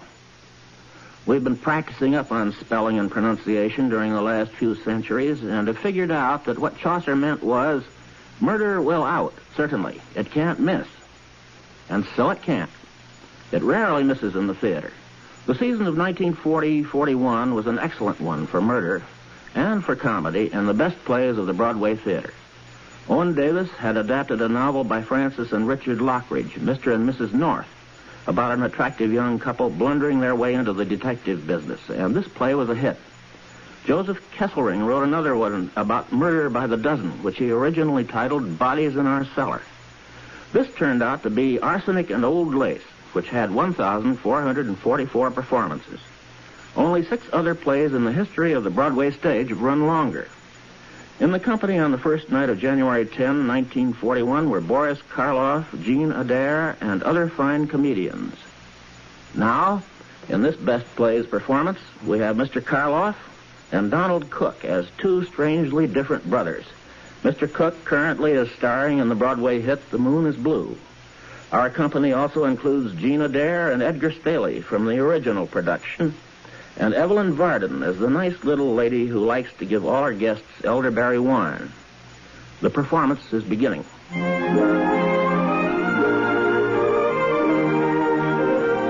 On a quiet street under the arching elms in the town of Brooklyn, New York, the old Brewster home stands in dignified and over-decorated glory.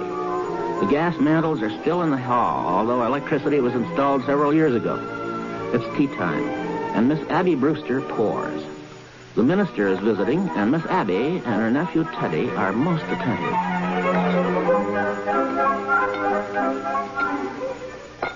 Won't you have another biscuit, Dr. Harper? Oh, no, Miss Abby. I always eat too many of your biscuits just to taste the lovely jam. But you haven't tried the quince. We always put a little apple in with it to take the tartness out. We'll send you over a jar. Teddy, more tea. What? Molle. Miss Abby, I've been meaning to speak to you about your nephew, Mortimer, I mean. Oh, yes. I understand he's taking Elaine to the theater again tonight. Teddy, your brother Mortimer will be here a little later. Delighted. We're so happy it's Elaine that Mortimer takes to the theater with him. Miss Abby, I'll be frank with you. I do not entirely approve your nephew's unfortunate connection with the theater. A drama critic is constantly exposed to the theater, and I fear some of them do develop an interest in it. Well, not Mortimer. You need have no fear of that. Why, Mortimer hates the theater. Really? Oh, yes, he writes awful things about the theater. But you can't blame him, poor boy. He was so happy writing about real estate, which he really knew something about. And then they just made him take this terrible night position. My. But, as he says, the theater can't last much longer anyway, and in the meantime, it's a living. Oh, now, who do you suppose that is? I'm coming. Oh, hello, Miss Brewster. How are you, Officer Brophy? Come in. Thank you. Oh, afternoon, sir. Sir, what news have you brought me? Colonel, I have nothing to report. Splendid. Thank you, sir. At ease. We've come for the Christmas toys, Miss Brewster. That's a splendid job you men do fixing toys for the children. Yeah, well, it gives us something to do when we sit around the station. You get tired playing cards, then you start cleaning your gun, and the first thing you know, you've shot yourself in the foot. Teddy, dear, go upstairs and get that big box from your Aunt Martha's room. Delighted. That's right, dear. Up the stairs. How is Mrs. Brophy today? Pneumonia. Oh, I'm sorry to hear that. Oh, she's much better now. A little weak still. Well, I'm going to tell Sister Martha, and she'll bring you over some beef broth for her. And I'll be right back. Oh, don't bother, Miss Abby. You've done so much for her already. Oh. Hey, Colonel, you promised not to do that. But I have to call a cabinet meeting to get the release of those supplies. He used to do that in the middle of the night. The neighbors complain about him. Oh, he's quite harmless. Oh, sure. I suppose he does think he's Teddy Roosevelt. It's a shame a nice family like this hatching a cuckoo. The grandfather made $1 million. Patent medicine. Well, Officer Brophy and Dr. Harper. How nice. Hello, Miss Martha. I come to get the Christmas toys. Oh, yes. Teddy's Army and Navy. They wear out. Oh, you're back, Martha. How is poor Mr. Benitsky? Well, dear, it's pretty serious, I'm afraid. The doctor was there. He's going to amputate in the morning. Can we be present? No, dear, I asked him. But he said it's against the rules of the hospital or something. Oh, here's Teddy with the Army and Navy. Oh, thanks, Colonel. This will make a lot of kids happy. What's this? The USS Oregon? Oh, no, Teddy, dear. Put it back. But the Oregon goes to Australia. Thank you again, ma'am. Pinch! Yes, sir, Colonel. Dismissed? Yes, sir. I shall retire to field headquarters.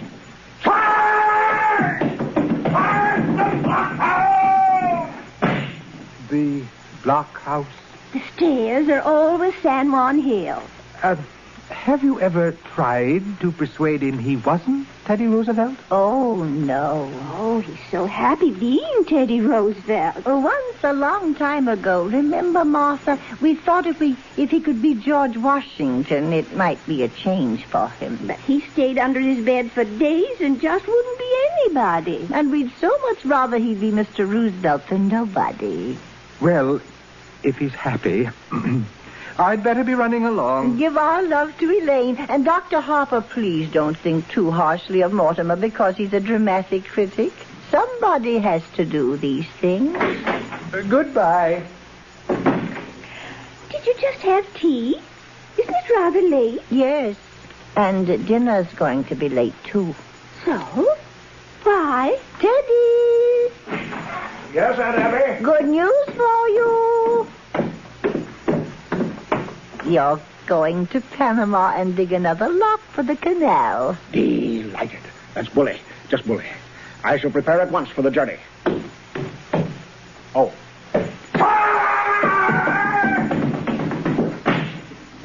Abby, you mean? Yes, dear. While I was out? Yes, dear. I just couldn't wait for you. I didn't know when you'd be back, and Dr. Harper was coming. But, dear, all by yourself. I run right downstairs and see. Oh, no, there wasn't time. Then where did you... Martha, look in the window seat. The window seat? Go ahead, dear. Lift the lid. Oh, Abby, isn't it just too delightful? And to think you managed it all by yourself.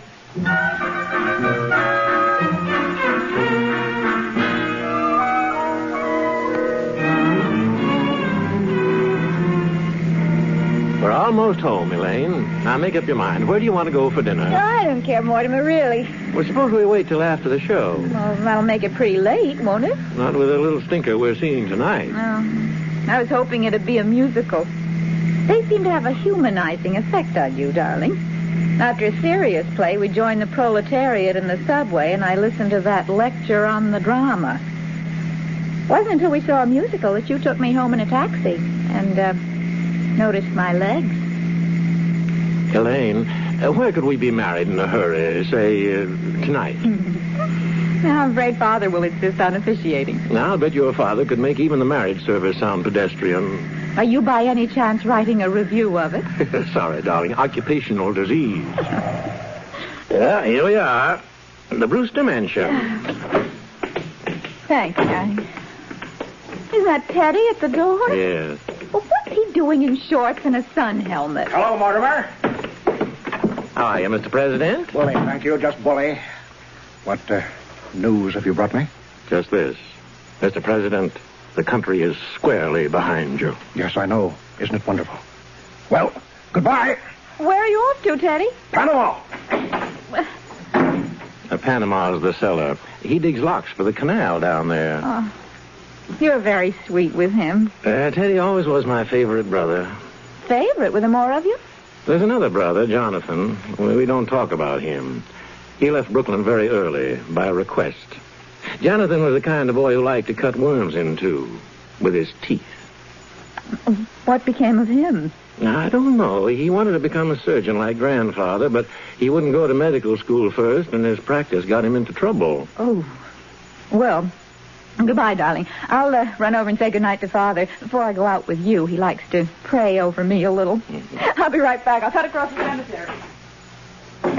Hello, Mortimer. Oh, hello, Aunt Abby.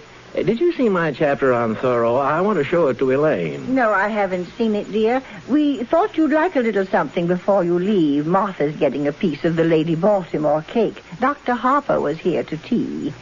He's concerned about Elaine going to the theater so much. He loved tonight's horror. Murder Will Out. Oh, dear. Well, I think I'll open a bottle of wine. It'll be nice with the cake. Yeah, I can see it all now. The same old thing. When the curtain goes up... where is that chap? The first thing you will see, maybe in the window seat, will be a dead body. Sure, just like this one. A dead body. A dead body. There is a happy land far, far away. Lady Baltimore cake is so nice with a little wine, don't you think, dear? Aunt Martha, and Abby.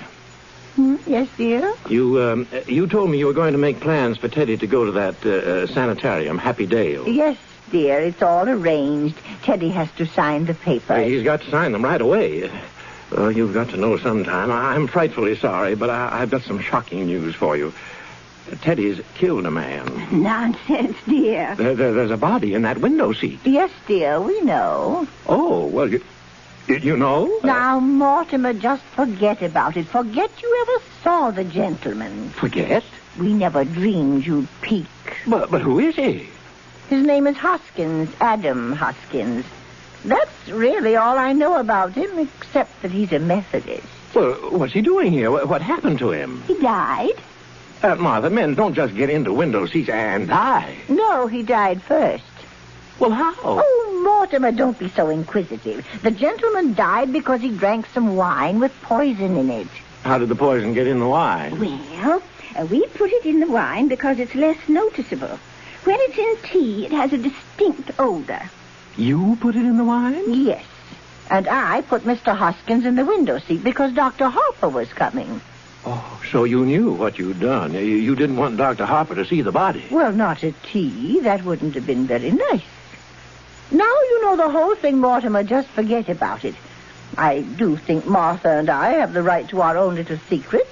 Butter plates, Martha. Butter plates. Yes, of course, dear. Oh, Abby. While I was out, I dropped in on Mrs. Schultz. She's much better. Yes, and she would like us to take Junior to the movies again. Well, we must do that tomorrow or the next day. Yes, but this time we'll go where we want to go. Junior's not going to drag me into another one of those scary pictures. Aunt Martha, Aunt Abby, what are we going to do? What are we going to do about what, dear? There's a body in that window seat. Yes, Mr. Hoskins. Well, good heavens, I can't turn you over to the police. What am I going to do? Well, for one thing, dear, stop being so excited. And for pity's sake, stop worrying. We told you to forget the whole thing. Forget? My dear Aunt Abby, can't I make you realize that something has to be done? Now, Mortimer, you behave yourself. You're too old to be flying off the handle like this. But you can't leave him there. We don't intend to, dear. No, Teddy's down in the cellar digging the rock. You mean you're going to bury Mr. Hotchkiss in the cellar? Hoskins, dear. Oh, yes, dear. Of course, that's what we did with the others. Oh, no. You can't bury Mr. Others. The other gentleman. When you say other, do you mean others? More than one others? Oh, yes, dear. Let me see. This is 11, isn't it, Abby? No, dear. This makes 12. Oh, I think you're wrong, Abby. This is only 11. No, dear, because I remember when Mr. Hoskins first came in, it occurred to me that he would make just an even dozen. Well, you really shouldn't count the first one, dear. Oh, well, I was counting the first one, so that makes it 12. Now, hello. Hello? Al? Oh, my, it's good to hear your voice. 12. 11. Al? Oh, checking up. Well, I know I didn't pick up the tickets. Yeah, I'm glad you called. Now, get a hold of George right away. He's got to review the play for me. Yeah, I'll explain later. Now, let's see. Where were we? 12? Yes. Addie thinks we ought to count the first one, and that makes it 12. Well, all right. Now, all right. Who was the first one? Mr. Midgley. He was a Baptist. He came here looking for a room. He was such a lonely old man. All his kith and kin were dead, and it left him so forlorn and unhappy. We felt so sorry for him. And then when his heart attack came and he sat in that chair looking so peaceful, remember, Martha? Mm-hmm. We made up our minds then and there that if we could help other lonely old men to the same peace, we would. He dropped dead right in that chair? Oh, how awful for you. Oh, no, dear. Why, it was rather like old times. Your grandfather always used to have a cadaver or two around the place. Well, I know, but... You see, Teddy had been digging in Panama, and he thought Mr. Midgley was a yellow fever victim. That meant he had to be buried immediately. So we all took him down to Panama and put him in the lock. And that's how it started? Of course, we realized we couldn't depend on that happening again, so... You remember those jars of poison that have been up on the shelves in Grandfather's laboratory all these years? You know your Aunt Martha's knack for mixing things. You've eaten enough of her piccalilli. Well, dear, for a gallon of elderberry wine, I take 1 teaspoonful of arsenic, then add half a teaspoonful of strychnine, and then just a pinch of cyanide. Should have quite a kick. Yes, as a matter of fact, one of our gentlemen found time to say, "How delicious." Yes, he did. Oh, well, we'll have to get things started in the kitchen for supper. I wish you could stay, Mortimer. I'm trying out a new recipe. I couldn't eat a thing.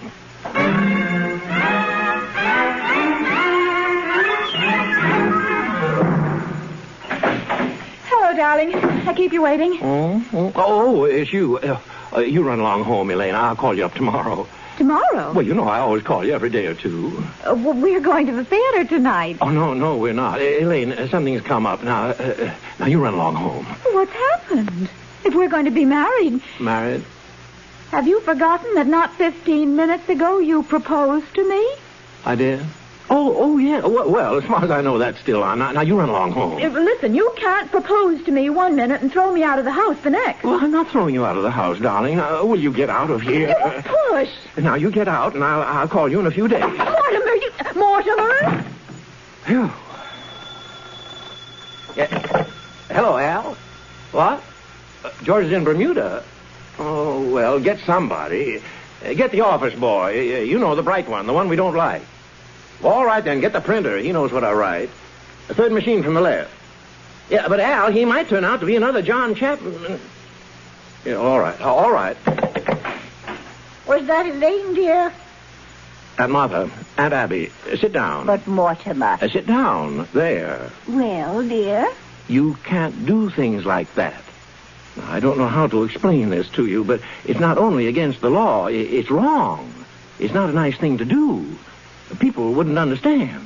Abby, we shouldn't have told Mortimer. Well, what I mean is, well, this has developed into a very bad habit. Now, Mortimer, we don't try to stop you from doing things you like to do. I don't see why you should interfere with us. Hello, Al. Oh, all right. Well, all right. I'll see the first act and tear it to pieces. All right. Now, look, I've got to go to the theater, but before I go, will you promise me something? Well, we'd have to know what it was first. Will you do this for me? What do you want us to do? Don't do anything. Don't do anything. Don't let anyone in this house, and leave Mr. Hoskins right where he is. Why? We were planning on holding services before dinner. Services? Certainly. You don't think we'd bury Mr. Hoskins without a full Methodist service, do you? Why, he was a Methodist. Well, can't that wait till I get back? Oh, then you could join us. Oh, you'll enjoy the service, especially the hymns.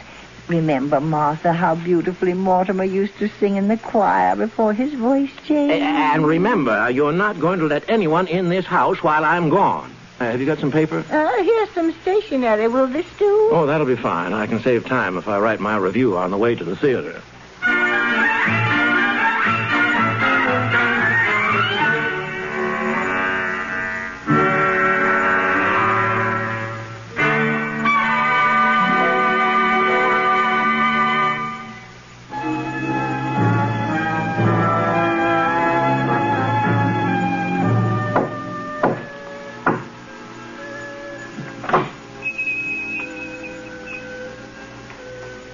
Come in, Doctor. I'm right behind you, Johnny.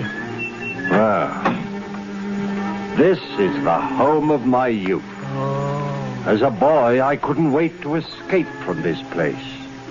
Now I'm glad to escape back into it. Yeah, Johnny, it's a fine hideout. The family must still live here. There's something so unmistakably Brewster about the Brewsters.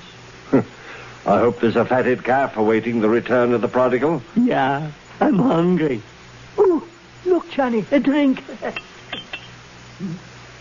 Elderberry wine. A good omen. Here's to you, Johnny. Who's that? Who are you? What are you doing here? Why, Aunt Abby, Aunt Martha. It's Jonathan. You get out of here. But I'm Jonathan, your nephew, Jonathan. Oh, no, you're not. You're nothing like Jonathan, so don't pretend you are. You just get out of here. But, Aunt Abby, I am Jonathan. And this is Dr. Einstein. And he's not Dr. Einstein either. Not Dr. Albert Einstein, Dr. Herman Einstein. His voice is like Jonathan's. Have you been in an accident? No. My face. Dr. Einstein is responsible for that. He changes people's faces. Abby, I've seen that face before.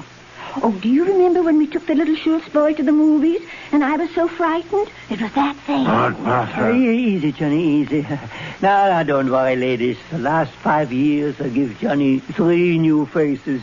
This last one, well, I saw that picture, too, just before I operate, and I was intoxicated. You see, Doctor? You see what you've done to me? Even my own family. Johnny, you're home. These are your lovely aunts. They know you. Well, Jonathan, it's been a long time. Where have you been all these years? Oh, England, South Africa, Australia. And the last 5 years, Chicago.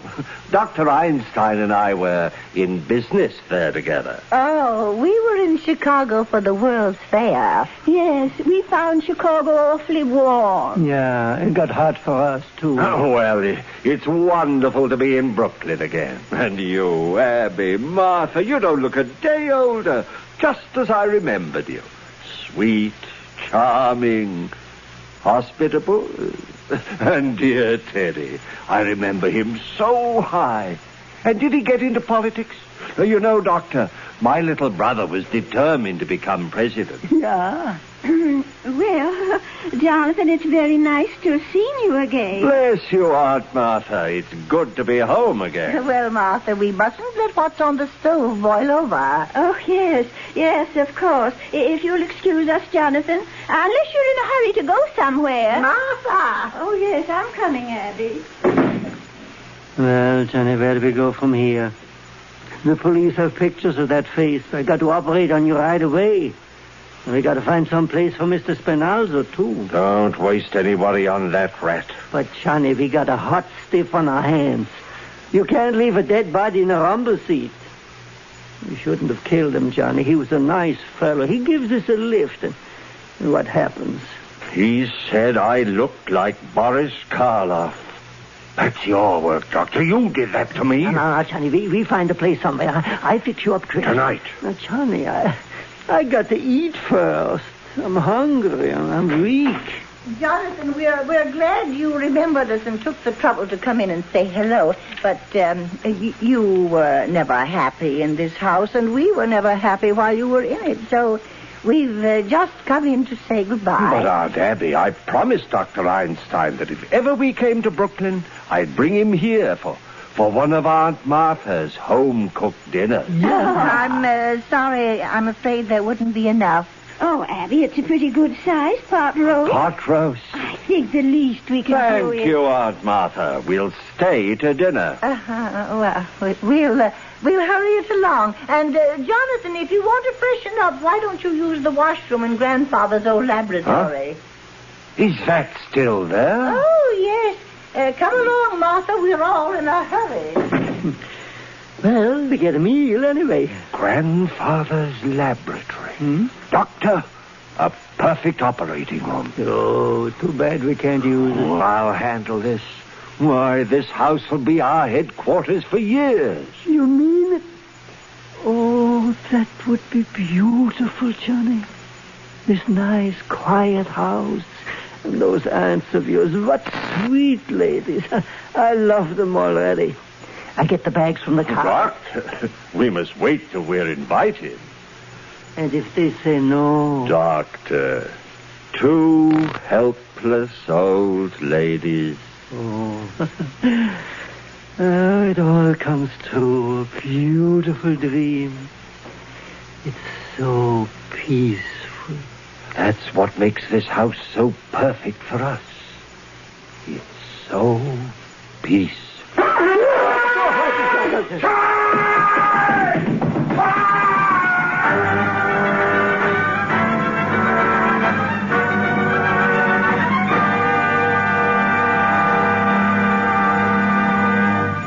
Richard Lockridge, co-author of Mr. and Mrs. North, took a sporting view of Arsenic and Old Lace on that January 1st night in 1941. His own play was to open 2 nights later. But here he was, the drama critic of the New York Sun, bound to report truthfully on what he thought about Arsenic. Lockridge wrote, "It is a noisy, preposterous, incoherent joy. You wouldn't believe that homicidal mania could be such great fun." This was gallant of him, and accurate, too. Now our second act of Arsenic and Old Lace begins.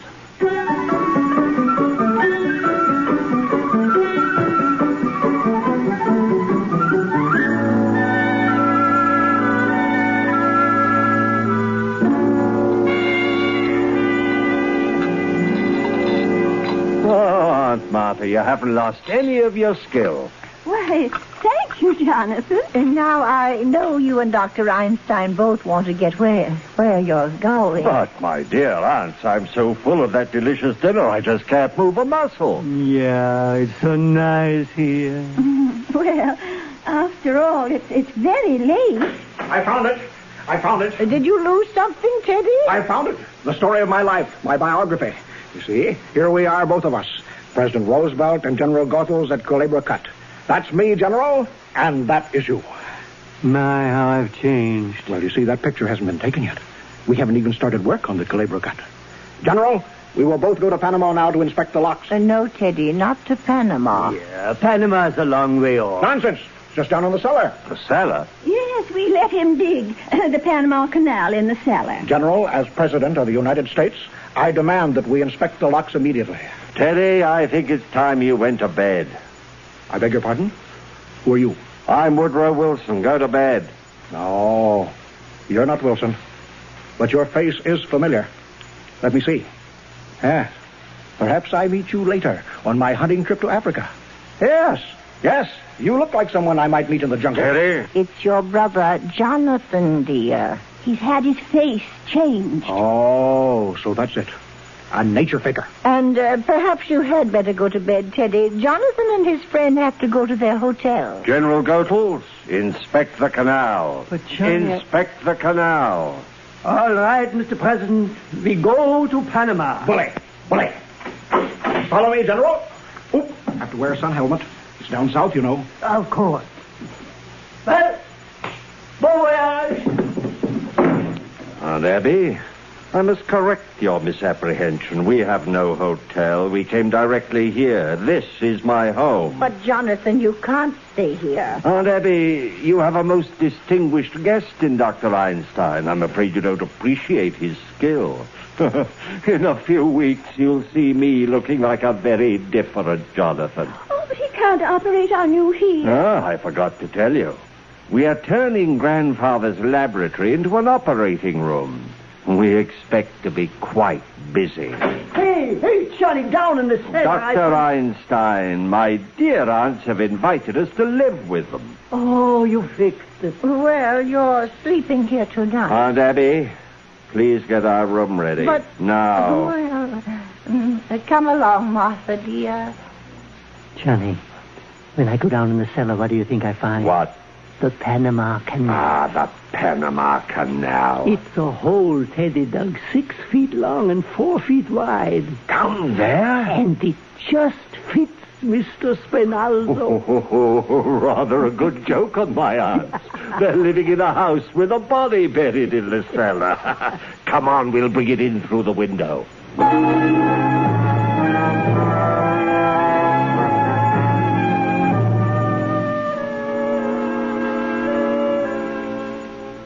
Poor dear Mr. Hoskins. He's been so patient in the window seat. I think Teddy had better get Mr. Hoskins downstairs right away. Abby, I will not invite Jonathan to the funeral services. Oh, no, we'll wait until they've gone to bed and then come down and hold the services. The general was very pleased. He says the canal is just the right size. He says that... Teddy, there's been another yellow fever victim. Oh, dear me. This will be a shock to the general. But I'll have to tell him. Army regulations, you know. No, Teddy, we must keep it a secret. Yes. A state secret? Yes, a state secret. Promise? You have the word of the President of the United States. Cross my heart and hope to die. Now, Teddy, you must take the poor man down to the canal. And we'll come down later and hold services. You may announce that the President will say a few words. Where is the poor devil? He's in the window seat. Oh, seems to be spreading. We've never had yellow fever there before. Well, up we go. He died for his country. Open the cellar door, Aunt Abby.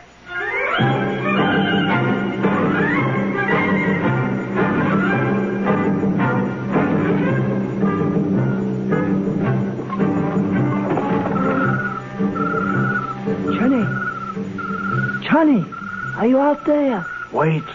I'll lift up Mr. Spinalzo. Wait, I can't see good, Johnny. It's so dark. What happened? Someone left the window seat off and I fell in. Well, get out. Take Mr. Spinalzo. Oops. I lost the leg. What's that? Here. Johnny, somebody's coming. Get him in the window seat. Quick. All right. Give me a hand in through the window. Here. Are you in? Yes. Miss Abby? Miss Martha? Miss Abby, it's so dark in here. Who are you? Elaine Harper. I live next door. Turn on the lights, Doctor. Yeah. Oh, who are you? Where are Miss Abby and Miss Martha? Perhaps we'd better introduce ourselves. This is Dr. Einstein. Dr. Einstein, I suppose you're going to tell me you're Boris Karloff. I'm Jonathan Brewster. Oh, you're Jonathan? Oh, you've heard of me. Just this afternoon. Well, I'll be running along home now. I think she's dangerous. She's seen us. They let her go, Johnny. She saw us. Remember that. Stay away from me. Take your hands off me. Oh, Teddy. It's going to be a private funeral. Teddy, tell these men who I am, please. What? That's my daughter Alice. Oh, no. Doctor, your handkerchief. Oh, help. Get it out of the cellar, quick. This way, come, please. What's going on down there? What are you doing? We caught a burglar, a sneak thief. Go back to your room. Look out, Johnny. She got away. Let go of me. Elaine? Mortimer, where have you been? At the Henry Miller Theater. Why, who's this? This is your brother Jonathan, and this is Dr. Einstein. Well, I know this isn't a nightmare, but what is it? I've come back home, Mortimer. Jonathan? Jonathan? What? You always were a horror, but you have to look like one? Mortimer, have you forgotten the things I used to do to you when we were boys? Remember the times you were tied to the bedpost, to the needles under your fingernails? It is Jonathan. Oh, I remember. I remember you as the most vicious, venomous form of animal life I ever knew. Now, don't you boys start quarreling again the minute you've seen each other. Jonathan, you're not wanted here. Now get out. Well, I'm sleeping here tonight in your room. Johnny, maybe we better sleep down here, on the window seat. Window seat? Window seat? Yeah, the window seat. Oh, the window seat. Well, maybe I'd better sleep down here. Oh, we wouldn't trouble you. We insist on sleeping down here. Doctor, we'll go up and get our bags. You can have the room in a moment, Mortimer. Mortimer. Oh, what's the matter with you, dear? I have almost been killed. You've almost been... Abby. Martha. Oh, no, it was Jonathan. He mistook her for a sneak thief. Would you like some coffee, dear? Oh, great idea. Coffee, sandwiches. I haven't had any dinner. Well, we'll get it ready. Come, Abby. No wine? No, dear. I'm sorry I'm so late, Elaine, but it's after 12, and I... 12? Elaine, you've got to go home. What? Mortimer, I want to know where I stand. Do you love me? I love you very much, Elaine. I love you so much I can't marry you. Have you suddenly gone crazy? Oh, I don't think so, but it's just a matter of time. You see, insanity runs in my family. It practically gallops. Now, just because Teddy is a little... No, it goes way back. The first Brewster, the one who came over on the Mayflower. You know, in those days, the Indians used to scalp the settlers. He used to scalp the Indians. But, darling, this doesn't prove you're crazy. Well, look at your aunt. They're Brewsters, aren't they? And the sanest, sweetest people I've ever known. Well, even they have their peculiarities. Mortimer, you're not even looking at me. Come away from that window seat. Yeah, right away, Elaine. Oh, another one. Elaine, you've got to go. Something very important has just come up. Up from where? We're here alone together. Elaine, if you love me, will you get the devil out of here? Mortimer, will you kiss me goodnight? Well, of course, darling. Quickly. Oh. Well, good night, dear. And I'll call you in a day or two. You critic. Aunt Martha, Aunt Abby, come in here. Yes, dear. What is it? Oh, where's Elaine? You promised me. Who is that in the window seat? No one, dear. Look. And it is not Mr. Hoskins. Well, who can that be? Are you trying to tell me you've never seen that man before? I certainly am. Now, Aunt Abby, don't try to get out of this. That's another of your gentlemen. Mortimer, how can you say such a thing? That man is an imposter. And if he came here to be buried in our cellar, he's mistaken. But, Aunt Abby, you put Mr. Hoskins in the window seat. Now, this man couldn't have just gotten the idea from him. By the way, where's Mr. Hoskins? In Panama, waiting for the services, poor dear. We haven't had a minute with Jonathan in the house. Oh, dear, we always wanted to have a double funeral, but I will not read services over a total stranger. A stranger? Aunt Abby, how can I believe you? There are 12 men down in the cellar, and you admit you poisoned them. Yes, I did. But you don't think I'd stoop to telling a fib.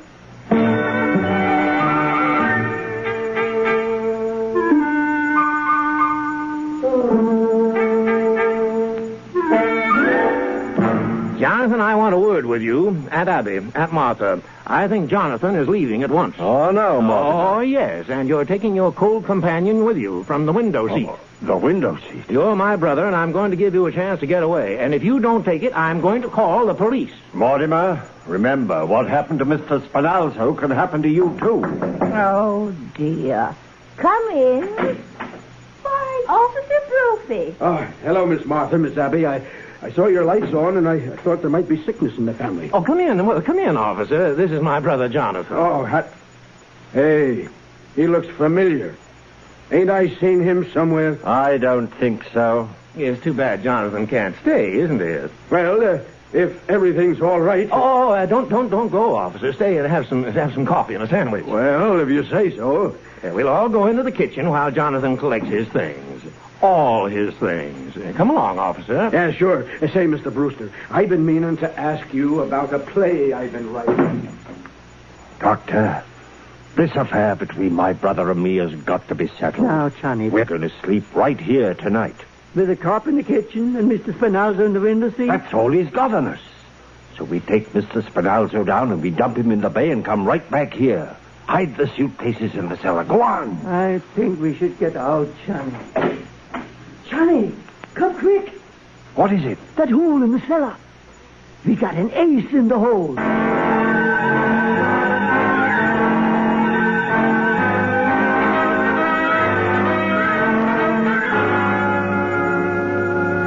Still here, Jonathan? I thought I told you. We're staying. You think I was bluffing?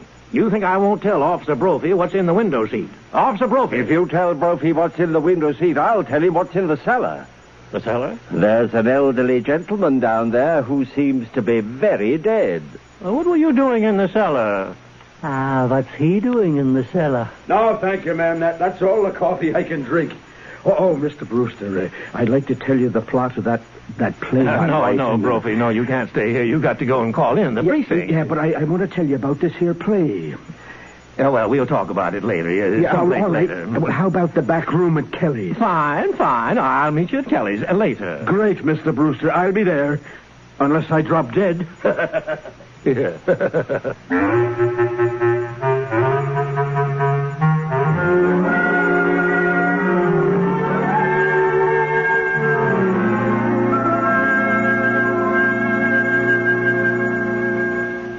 Is that you, Mortimer? It's Jonathan, Aunt Abby. Mortimer went out. Where are you going? To Panama to bury Mr. Spinalzo. But he can't stay in our cellar. There's a friend of Mortimer's downstairs waiting for him. He and Mr. Spinalzo will get along fine together. They're both dead. They must mean Mr. Hoskins. You know about what's downstairs? Of course we do, and he's no friend of Mortimer's. He's one of our gentlemen. Your gentleman? Besides, there's no room for Mr. Spinalzo. The cellar's crowded already. Crowded? With what? There are 12 graves down there now. 12 graves? And that leaves very little room, and we're going to need it. You mean you and Aunt Martha have murdered? Murdered? Certainly not. It's one of our charities. So you just take your Mr. Spinalzo out of there. You've done that here in this house, and you buried them down there? Johnny, we've been chased all over the world. They stay right here in Brooklyn and do just as good as you do. What? You got 12, and they've got 12. I've got 13. No, Johnny, 12. 13? There's Mr. Spinalzo. Yeah. Then the first one in London, 2 in Johannesburg, 1 in Sydney, 1 in Melbourne, 2 in San Francisco, 1 in Phoenix. Phoenix? The filling station. Oh, yeah. The 3 in Chicago and the 1 in South Bend. That makes 13. But you can't count the one in South Bend. He died of pneumonia. He wouldn't have got pneumonia if I hadn't shot him. No, Johnny, you got 12 and they've got 12. The old ladies are just as good as you are. Oh, they are they? Well, that's easily taken care of. All I need is one more, that's all. Just one more. Well, here I am.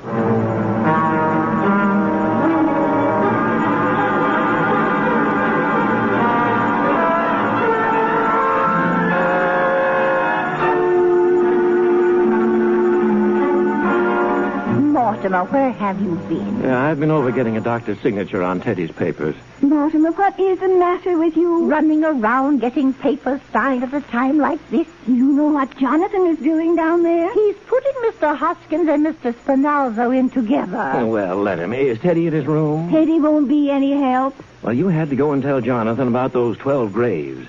If I can make Teddy responsible for those, I can protect you. Don't you see? No, I don't see. And we pay taxes to have the police protect us. We'll call them. Oh, but you can't. They'll find out about Mr. Hoskins and the other 12 gentlemen. Mortimer, I don't think the police would pry into our private affairs if we asked them not to. No, you can't do this. I won't let you. Well, if Jonathan and Mr. Spinalzo are not out of this house by morning, we're going to call the police.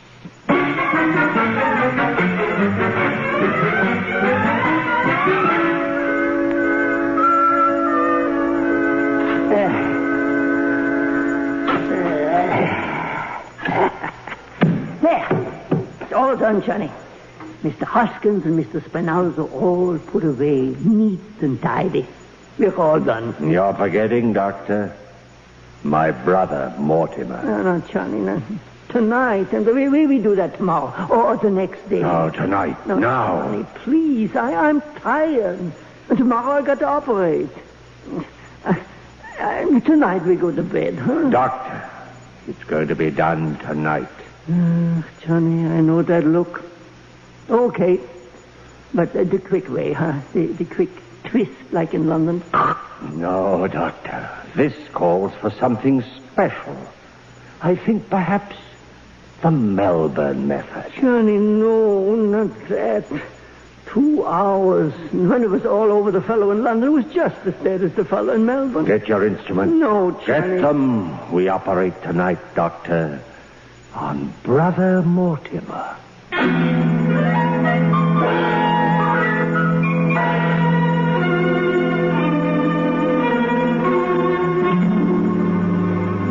My bugle. Mortimer, hand me my bugle. No, Mr. President, just sign these papers. I cannot sign any proclamation without consulting my cabinet. But this must be a secret. A secret proclamation? How unusual. Japan mustn't know until it's signed. Oh, Japan, eh? I'll sign it right away. I'll take it into the closet. A secret proclamation has to be signed. In secret. But at once, Mr. President. I'll have to put on my signing clothes.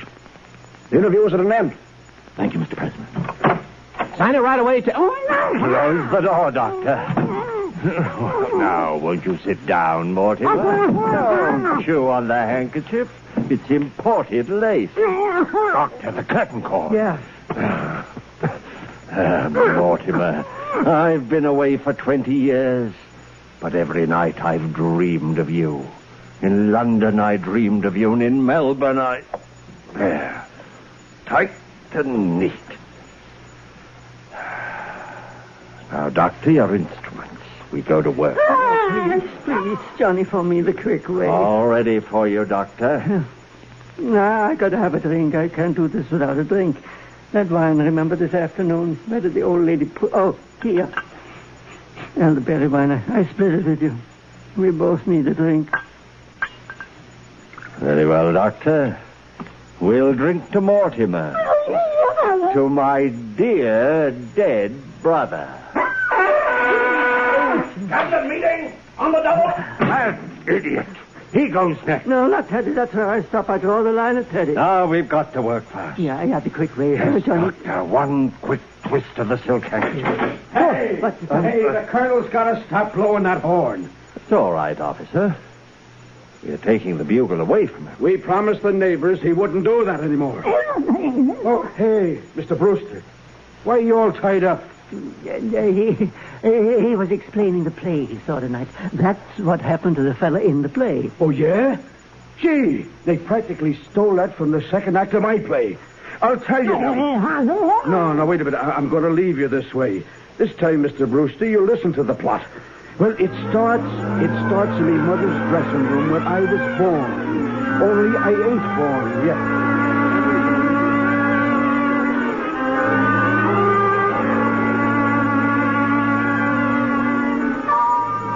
Now then, we get back to me mother.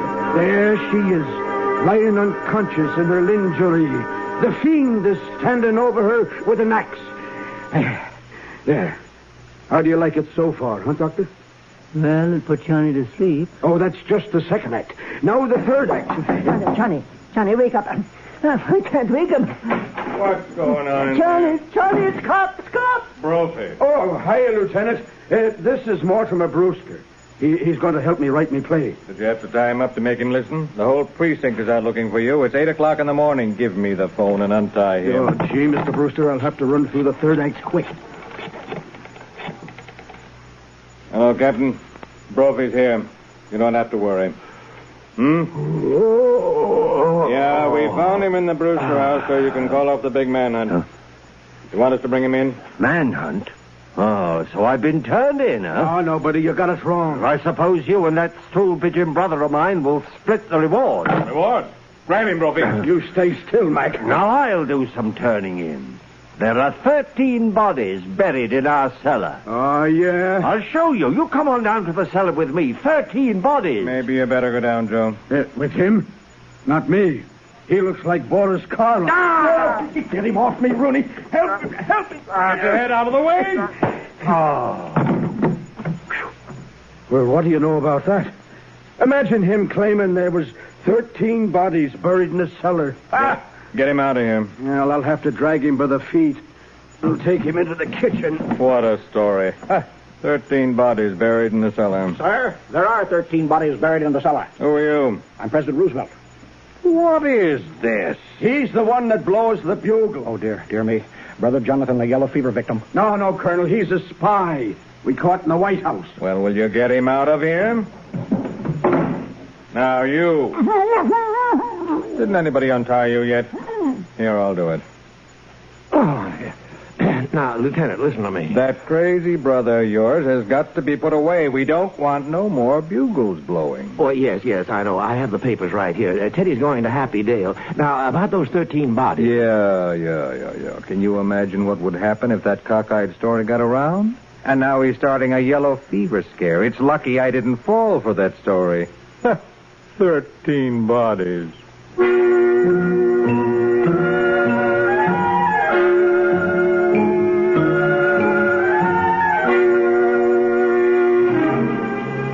I beg your pardon.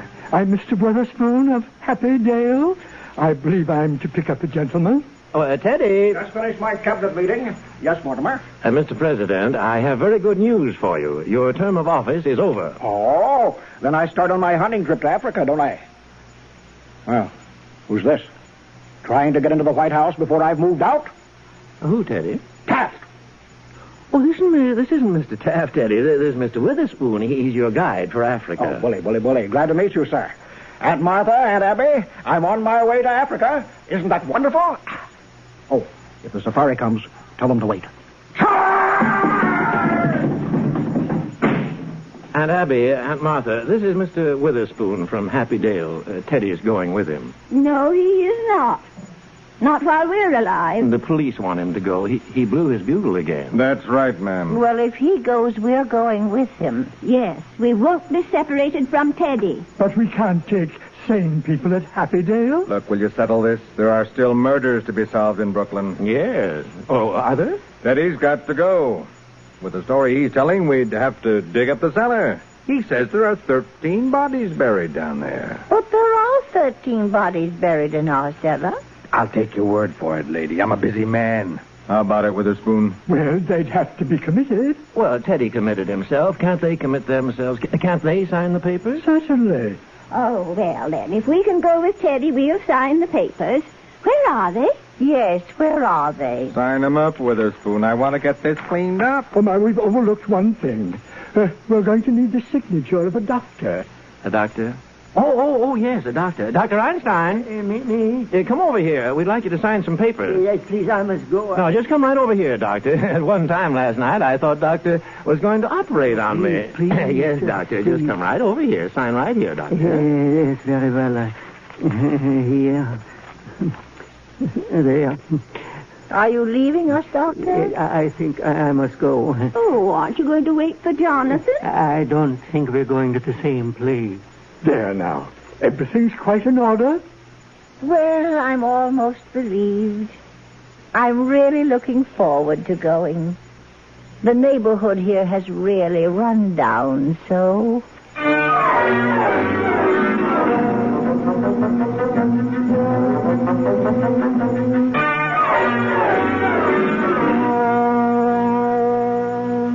Well, Mortimer, we're all ready to go now. The house will be yours, and we want you to live in it. Oh, no, Aunt Abby. The house is too full of memories. Oh, dear, but you'll need a house when you're married. I'm afraid I can't ever marry Elaine or anybody. Oh, there's something else, Mortimer.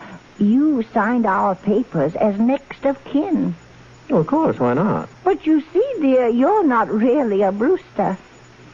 Not a Brewster? No, dear, your mother was a widow when she came to us as a cook, and you were born about 3 months afterward. But she was such a good cook that we didn't want to lose her, so Brother married her.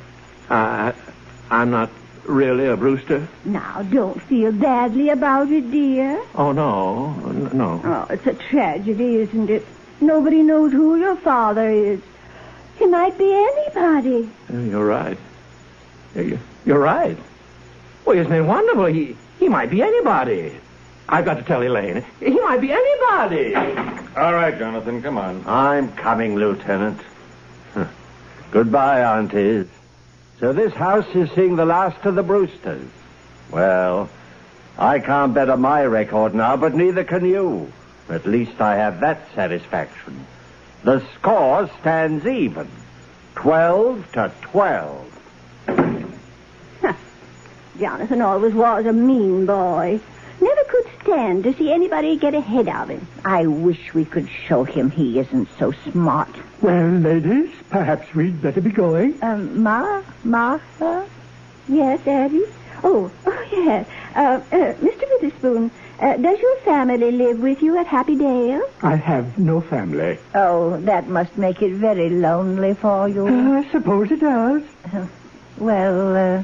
Martha? Mm-hmm. Mr. Witherspoon, I think at least we should offer you a glass of elderberry wine. Elderberry wine? You grow your own elderberries? No, but the cemetery is full of them. You don't see much elderberry wine nowadays. I thought I'd had my last glass of it. Oh, no. Here it is. Well, ladies, to a long life.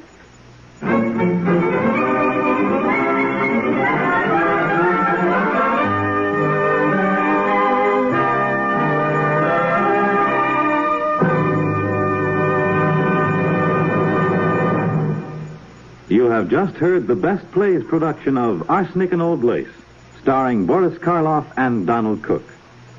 Now, here again is your host, drama critic John Chapman. Joseph Kesselring never wrote a sequel to Arsenic and Old Lace, so we don't know what happened to Mr. Witherspoon. Perhaps someday the author will get around to it. In the meantime, we will have another Best Play for you next Sunday. It will be a rather strange and quite lovely piece, Dark of the Moon, which Howard Richardson and William Burney made from the old hillbilly folk song about Barbara Allen. Our star will be Alfred Drake. Let's all meet again next Sunday in the mountains called the Great Smokies. This is Chapman saying goodbye until then.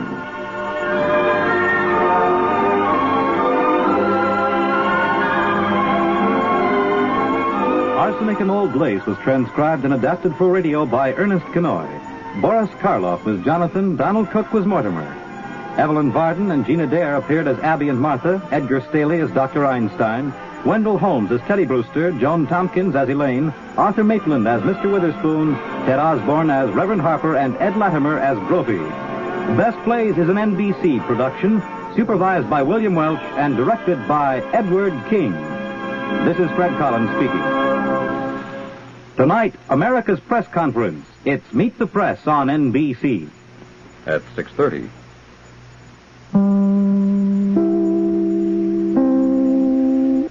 KFI Los Angeles.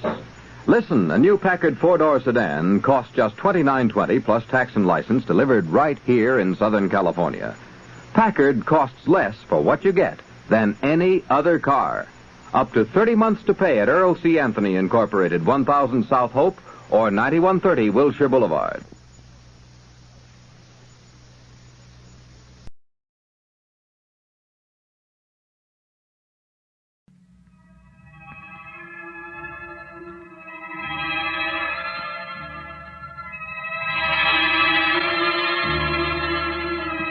Mystery in the Air, starring Peter Lorre, presented by Camel Cigarettes.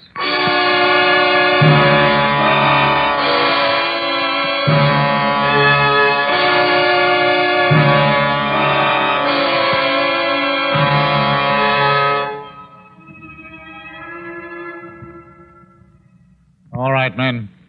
I guess that's all. Put him on the stretcher and take him to the morgue. Oh, must I stay, Inspector? For a while, Mrs. Bunting. Oh, dear. I need all the details for my report. Oh, that such a thing could have happened here. Here in my own house.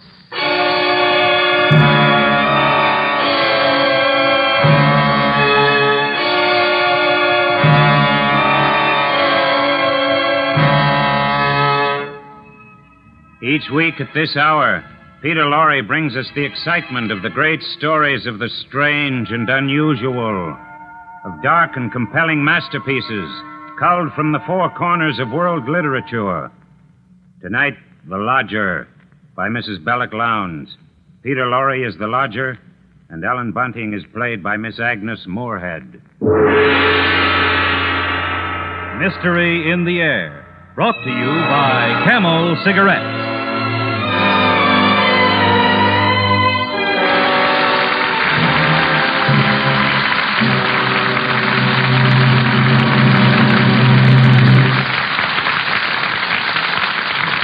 Experience is the best teacher. Try a Camel. Let your own experience tell you why more people are smoking Camels than ever before. Yes, let your T-Zone decide which cigarette you like best. Your T-Zone, that's T for taste and T for throat, is your true proving ground for any cigarette. So try a Camel on your T-Zone. Introduce Camel's rich, full flavor to your taste. Acquaint your throat with Camel's cool mildness. See if you don't decide, like so many other smokers, that Camel suit your T-Zone to a T.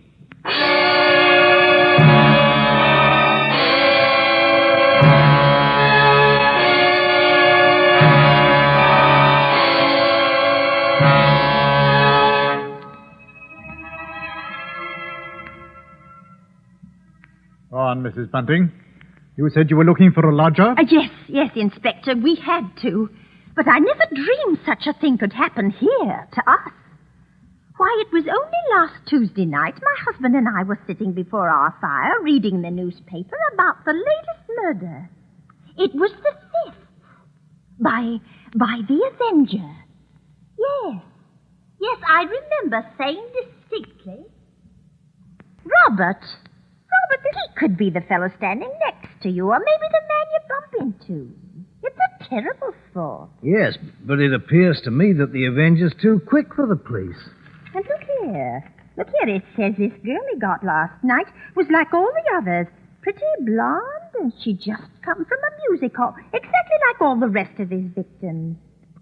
Oh, what a pity. Ellen, have you stopped to think who fits that description perfectly? Our own Daisy. Oh, shush, what a pretty thought, Bunting. The good thing she's with her aunt instead of here. London isn't a safe place for any girl now. Just the same, I can't help thinking how fine it would be to have her here with us. Well, there's no sense even talking about it. We just can't afford it. I know that, Ellen, but I hope we could manage it some way. How? Haven't I scrimped myself half crazy trying to keep us going? I know, Ellen. Well, don't you go worrying about it. I think we can... Now, who do you suppose that could be? Could it be someone looking for a room? Oh, I wish it were. Then you could have your Daisy back. Well, I went to the front door, and when I opened it, there stood a man wearing a black cape and hat. He carried but a single piece of luggage. Good evening, sir. I saw your sign. It says you have a room to rent. Yes, sir. Please, won't you come in? Thank you. Could I take your cape, sir? No, I'm looking for a quiet room. But it should be very quiet. Oh, we have that, sir. Just that. Above all, our house is quiet. Good. Your bag, sir. May I take it? No, just show me the room, please. Oh, yes, sir. It's right up these stairs, sir. This way. You see, sir, there's just my husband and me here, and we're ever so quiet. Mm-hmm. I'm sure you'll find this room to your liking. Well, here we are. Mm-hmm. Yes, I think I like this room. Yes, it is pleasant, isn't it? There's not many rooms with such pretty pictures, now is there? I don't know. Pretty pictures interest me very little. What I like about this room is the simplicity. I like the bareness. Yes, I think I'll take it. What is your name? Mrs. Bunting, sir. All right, Mrs. Bunting, I'll take the room. Oh, yes, sir. And please let me help you with your luggage. No, don't you touch it. Oh, but I only wish to... I know. You only wish to help, Mrs. Bunting. It's just, forgive me. It's just that I'm weary. I'm very tired. See, I do a lot of studying. Oh, yes, of course, sir, of course. Well, anyway, you can see how few things I need. It's just what's in this bag. But this here's my favorite book. It's the Bible. Good book, Mrs. Bunting, isn't it? Oh, yes. Oh, yes, indeed it is, sir. Yes, it says, he brings them to their desired haven. Beautiful words, huh? And now at last I found my haven of rest. Now, Mrs. Bunting, if I pay you 30 shillings a week for this room, that's satisfactory? 30? Oh, why, yes, sir. Yes, sir. That'll be quite all right. My name is Sleuth. Mr. Sleuth? Yes, Sleuth. Sleuth.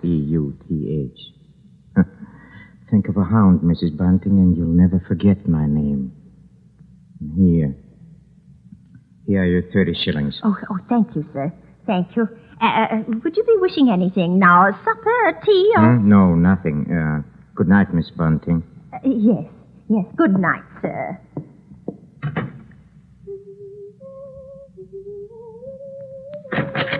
Please stop that. You hear?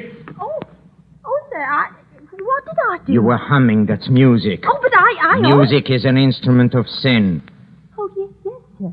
And You did tell me, Mrs. Bunting, that your house would be absolutely quiet. Oh, but it is, sir. I didn't mean any harm. Believe me, sir. I believe you. I'm sorry I spoke sharply. I know you. You're trying to be considerate and kind. Oh, thank you, sir. By the way, Mrs. Bunting, I think I would like some bread and some tea. Oh, certainly, sir. I'll have it in an instant.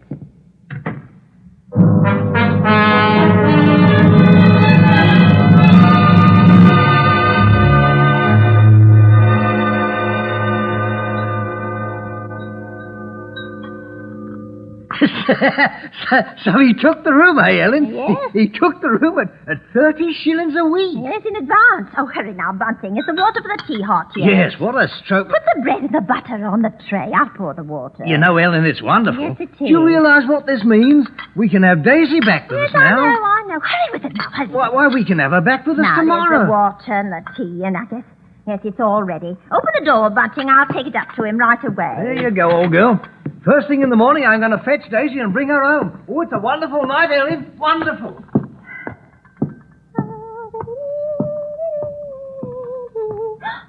Oh, I mustn't do that. And she has down many wounded from her. Yes, many strong men have been slain by her. Come in.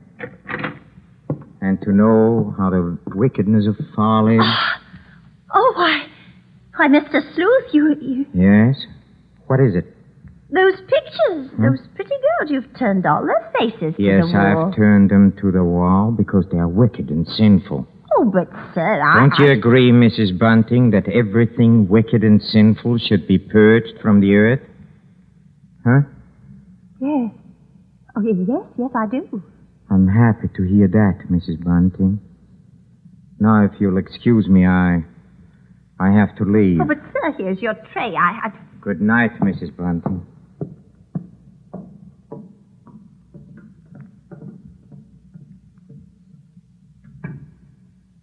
You know, for a moment I was stiff with fear. I set the tray down. He hadn't so much as noticed the light supper I'd prepared for him and rushed to the window to watch. He came out of our cottage and moved off down the street, his black cape swirling about him. Finally, he was lost in the fog, and I don't know why, but I stared after him for a long, long while. Well, I did the dishes and got ready for bed. I lay there thinking, and it was almost dawn before I had convinced myself that at most he was a trifle odd. And after all, paying 30 shillings, maybe he had a right to his strange ways.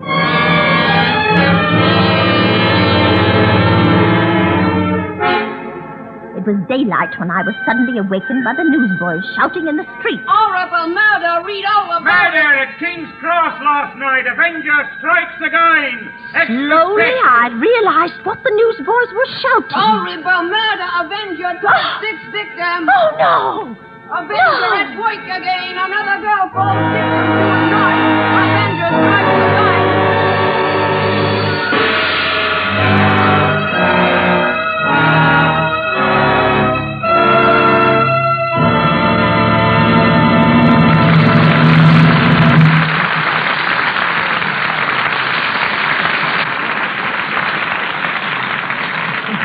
In a few moments, Mr. Peter Lorre will bring us the climax of tonight's Mystery in the Air, when camels present Act 2 of The Lodger. Any sports champion can tell you how true it is that experience is the best teacher. Don Whitfield, for one, he's the world's outboard speed champion, you know. It's taking the turns around the marking buoys just right that makes that extra speed. And boy, how Don Whitfield worked out on that problem. Don Whitfield recently said, "Experience is the best teacher in outboard racing and in smoking, too. Smoking whatever brands I could get during the wartime cigarette shortage taught me there's no other cigarette like a Camel." And many other smokers had the same experience. Yes, during the wartime cigarette shortage, when people smoked whatever brands they could get, then's when we all compared cigarettes, whether we wanted to or not. And then's when so many people decided that their tastes liked Camel's rich, full flavor, and their throats liked Camel's cool mildness. The result? More people are smoking Camels than ever before. Experience is the best teacher. Try a Camel yourself.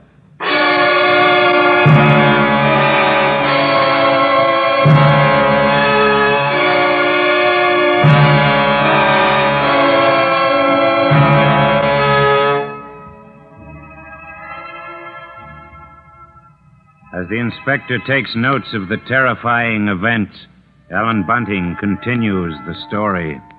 And now, Mrs. Bunting, what did you do the morning you learned the Avenger had murdered his sixth victim? Well, I was a little frightened to meet our lodger, yet I kept my thoughts to myself.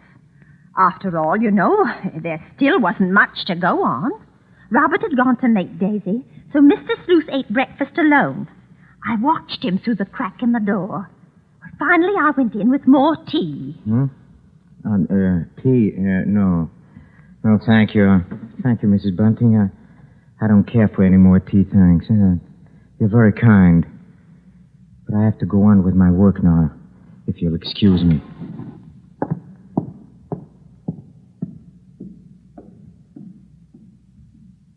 My fear really changed to pity then. Oh, he seemed so helpless and tired. And he was so considerate. This man couldn't be a murderer. It was all a coincidence. Besides, we just couldn't afford to lose that 30 shillings a week. Well, around 10 in the morning, he left the cottage, and I decided to go upstairs and have a look about his room. I had to find out what he carried in his one piece of luggage. It wasn't a bag. It was more like a case. Yes, a case. A case for a knife. I rushed upstairs, my heart beating wildly at the thought I'd had of the case. No, there wasn't anything in his closet. I went over to the chest of drawers against the wall. Nothing in the top one. In the next one, there was just some socks and some underclothes. The next one was empty. There was only one other place for the small, narrow case. The bottom drawer. And it was locked. I pulled and pulled at it. And then suddenly I heard the front door open downstairs. In a panic, I rushed out of the room and down the hall. Oh, you're upstairs, Ellen. Look, Ellen, Daisy's here. Oh, thank heaven. Oh, Mother, it's so good to see you. It's so good to be home. Why, whatever's the matter? Yes, you're quite white, Ellen. Oh, I'm all right. It's just that I wasn't expecting you so soon. Well, it's good to be back. The country's all right, but there's nothing like London now, is there? Oh, no. No, that isn't. Well, as long as that Avenger's about, you're going to have something to do to keep this young lady indoors, London or no London. Oh, don't you worry. Mother will see to that. Oh, well, Daisy, I might as well get you settled. You see, Father? What did I tell you? She'll have a dust cloth in my hand before I have my coat on. Mr. Sleuth. Why is my door open? We were just leaving, sir. Have you been in my room? Not at all, sir. From now on, Mrs. Bunting, I shall keep my room locked. Oh, but you see, sir, I was just tidying up a bit, and Mr. Bunting, he brought our daughter home. She just arrived. This is Daisy. Pleased to meet you, sir. She's been away for quite a while. That's why we're a bit excited, you might say. Yes. You were probably surprised to hear us laughing and carrying on. Yes, I must say I was, but then there are different kinds of joy, are there not, Daisy? Yes, I'm sure there are. Yes. There is the despicable, evil joy of the abandoned, and then there is the divine happiness of the blessed. That's a great difference. You understand that, Daisy, don't you? Why, yes, sir. Yes, Mr. Sleuth. Good, there are so few young women nowadays who do. I'm Mr. Sleuth. You mean a girl's not to enjoy life at all? Not to have any fun? Enjoyment and fun, my child, are the devil's breeding ground. All his implements are there. Pleasure and impropriety. The temptation of music, dancing. Oh, that's crazy. Why, there's nothing I like better than dancing. And I'm not... You like to dance? You know what she was saying, Mr. Sleuth? She's just a child. Daisy, you know you've never been one for dancing. You never learned how But to. I did learn, Mother. While I was away. What's so wrong about it? What's the harm in dancing? It says she lies in wait as for a prey and increases the transgressors among men. I don't know what you mean. I've never heard such nonsense. Nonsense?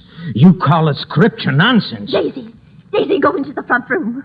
It's all right, Mrs. Bunting. It's all right. I'm used to that kind of talk. Good day.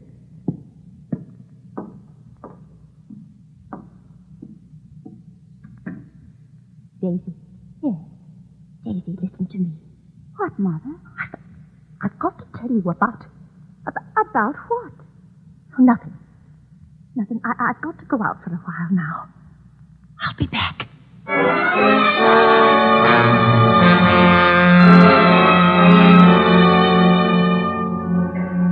For a moment, I was about to tell her my awful suspicions, but I stopped. They were only suspicions. At the same time, I had a thought. I'd go to the coroner's inquest they were having for the Avenger's latest victim. I was hoping to hear something said that would clear my suspicions of the lodger. At least I'd give him this last chance. A lady was testifying as I took my seat. She'd seen the Avenger from her window, she said. And her description of him didn't tally with Mr. Sleuth at all. Oh, I can't tell you how relieved I was. Till it was pointed out she couldn't possibly have seen anyone that night from her window because of the fog.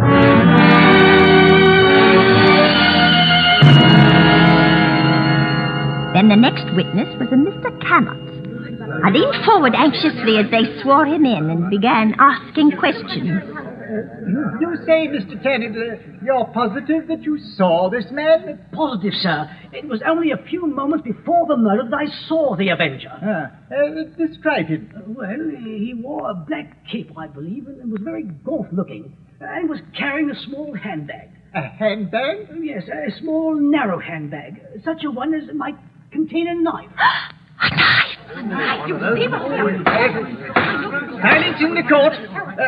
Proceed, Mr. Tennant. Well, he had a low, hesitating voice. I'd say with something of a continental accent. An educated man, I'd judge, but quite mad. And what do you mean by that? Well, as he emerged from the fog, he was talking aloud to himself. Oh, believe me, sir, he was reciting scriptures from the Bible. Oh, no, it can't be. It can't be. Oh, could there be any doubt about it now? Mr. Sleuth, our lodger, he was the murderer.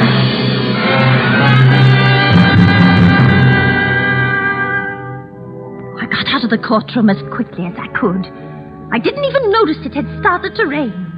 I hardly remember going home, running and walking somehow, while the nightmare of fear and terror grew bigger and bigger inside me. It was 3 streets from our cottage that I saw my husband, Robert. One thought hit me clearly. I realized Daisy must be home alone with the Avenger. Bunting! Bunting! Why, Ellen, what is it? Bunting, where's Daisy? Where is she? Where's Daisy? Why, she's at home. Oh, listen, Bunting, listen. Sleuth is the Avenger. What? What are you saying? Ah, lodger, he's the Avenger. Daisy's alone with him right now. Hurry!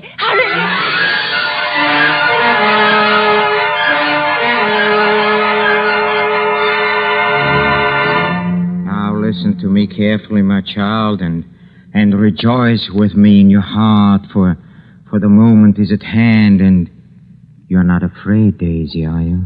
No, I'm not afraid. You're very beautiful, and you should live in the ways of righteousness. You hear me, Daisy? You want to live in the ways of righteousness, don't you? Yes, I do. I know you do. I know, and that is why I've been sent to purge your soul so that you will be elevated beyond all sin and evil. You like to dance, Daisy, don't you? Already 6 have gone on before you, and they are beyond all sin and evil. You're the 7th to be elevated, my child, and My work is almost done for the 7th I've promised at this appointed hour. Be still, Daisy.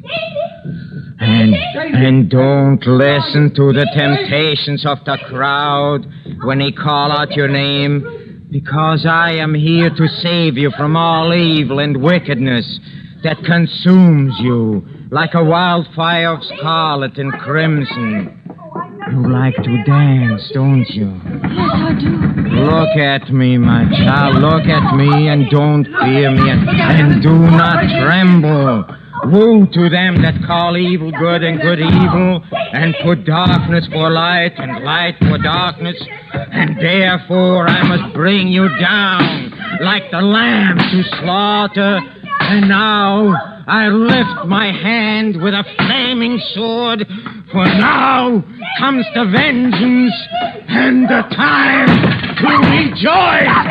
Stop it, you killer, Daisy, come here. Drop that knife, you fiend! Drop that knife! Oh, you're safe. You're safe. Oh, Drop that knife, you! Take away your hands. Let go of me. Get away!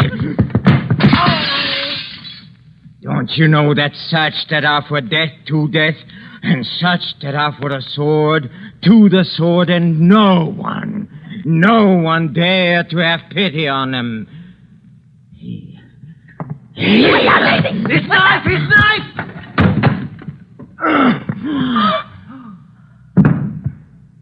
Oh, mercy. Oh, he fell on the knife.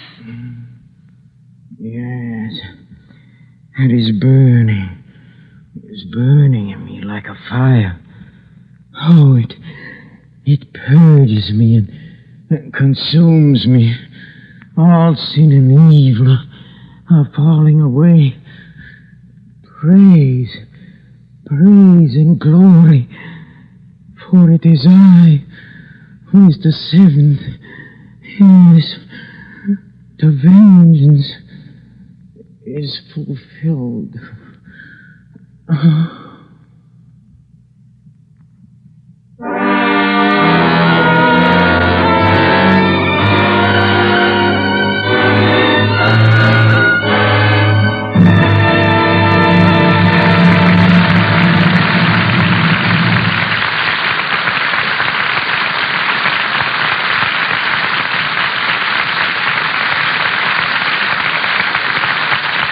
Each week, the makers of Camel cigarettes send free Camels to servicemen's hospitals from coast to coast.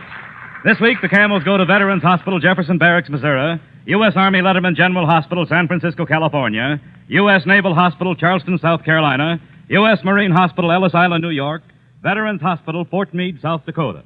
Yes, everywhere more folks are smoking Camels. Many of those Camel smokers are doctors. You know, 3 leading independent research organizations asked 113,597 doctors, what cigarette do you smoke, doctor?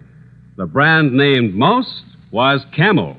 According to a nationwide survey, more doctors smoke Camels than any other cigarette.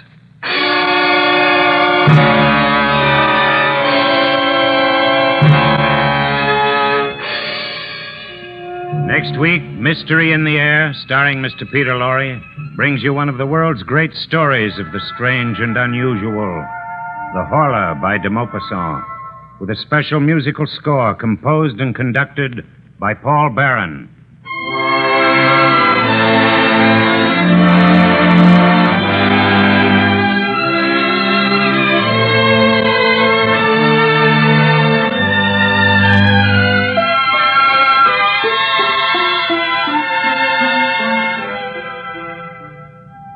Hey there, Mr. Pipe Smoker. Do you know that more pipes smoke Prince Albert than any other tobacco? Well, it's true. So why don't you give PA a try? Prince Albert is specially made for smoking pleasure. It's choice tobacco, specially treated to ensure against tongue bite.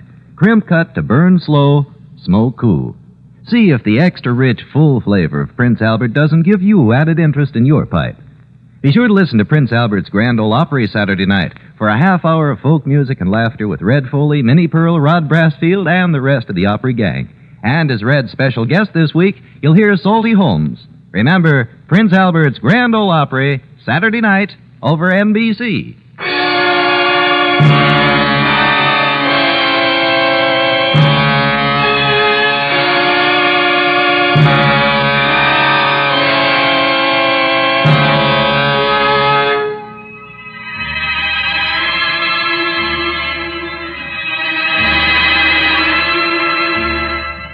Listen again next week at this same time when the makers of Camel cigarettes present Mr. Peter Lorre in Mystery in the Air.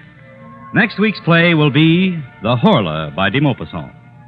The artists supporting Mr. Lorre tonight were Agnes Moorehead as Ellen, Henry Morgan as the voice of Mystery, Barbara Eiler as Daisy, Eric Snowden as Bunting, Raymond Lawrence as the Inspector, Rolf Sedan as the Witness, and Conrad Binion as the Newsboy.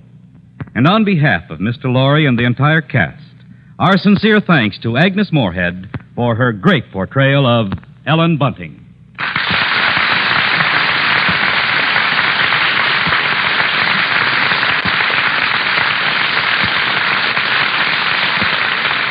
This is Michael Roy in Hollywood wishing you all a pleasant good night for Camel.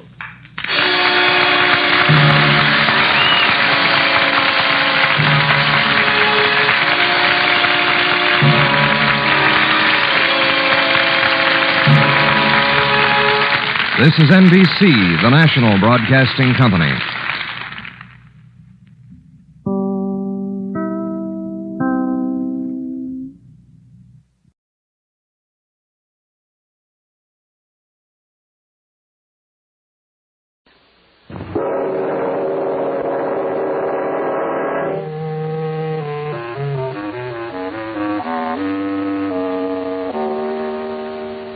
We bring you Creeps by Night.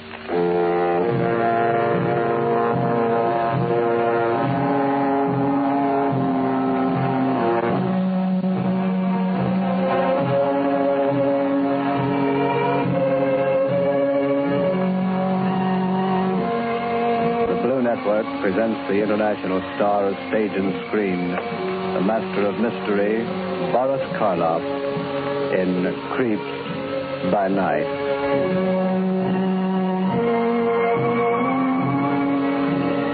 How do you do? This is Boris Karloff inviting you to join with us for another dramatic exploration into the unknown darkness of the human mind. Our theme tonight is revenge. We have chosen for you a story that plumbs the very depths of one of man's primary emotions, the eternal seeking of an eye for an eye and a tooth for a tooth. This is the story of a man who waited 20 long and heartbreaking years before the opportunity came to seek vengeance. But when it did, he stalked his prey with the cold and horrible stealth of a black panther. Creeps by Night presents Boris Karloff as George Miller in The Final Reckoning.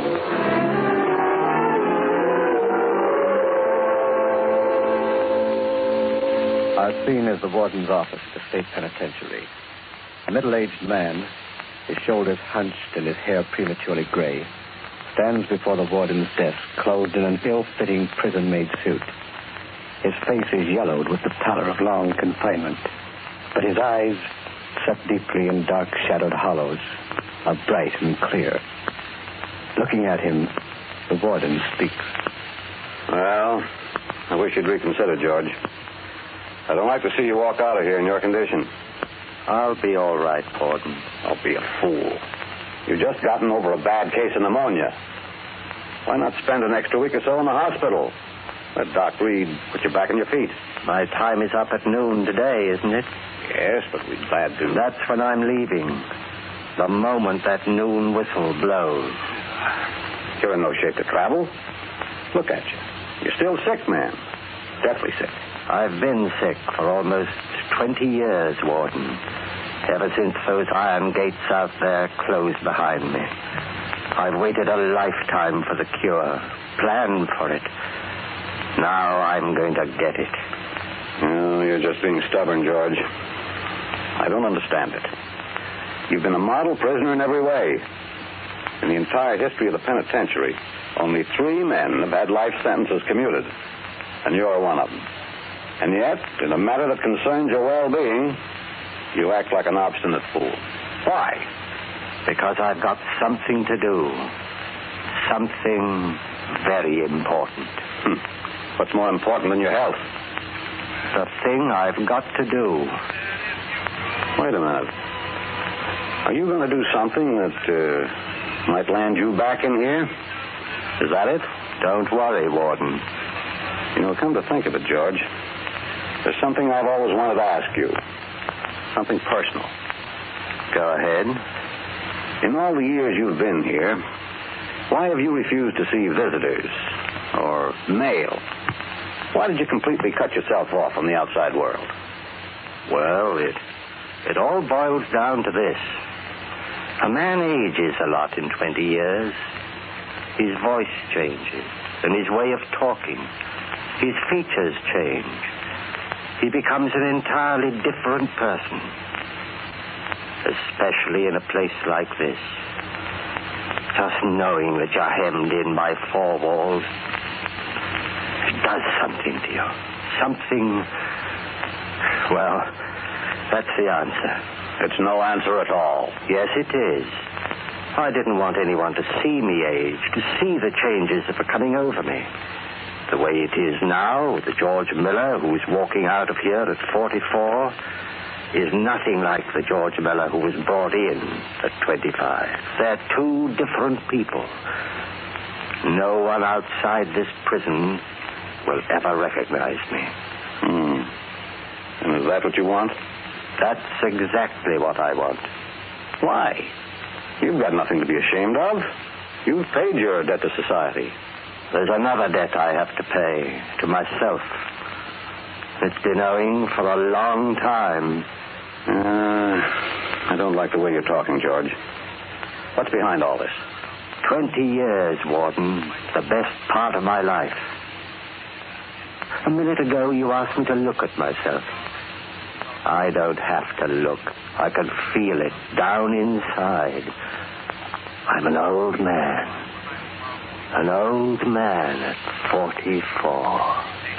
Self-pity is a bad thing, George. I'm not pitying myself. I'm thinking about what brought me here. You've got the record right there in front of you. I said I was innocent then, and it still holds. I'm innocent now. That's a closed book. Why not let it stay closed? Because there's an unfinished chapter still to be written. Remember, you haven't served your full term. You'll be on probation for 5 years. I'll remember. I've had a long time to think it over.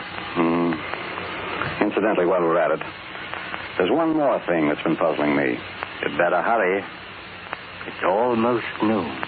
6 months ago, when it seemed pretty certain that your commutation was coming through, you made a strange request. You asked to be relieved of the job of running the prison library, a job you'd held as far back as I can remember.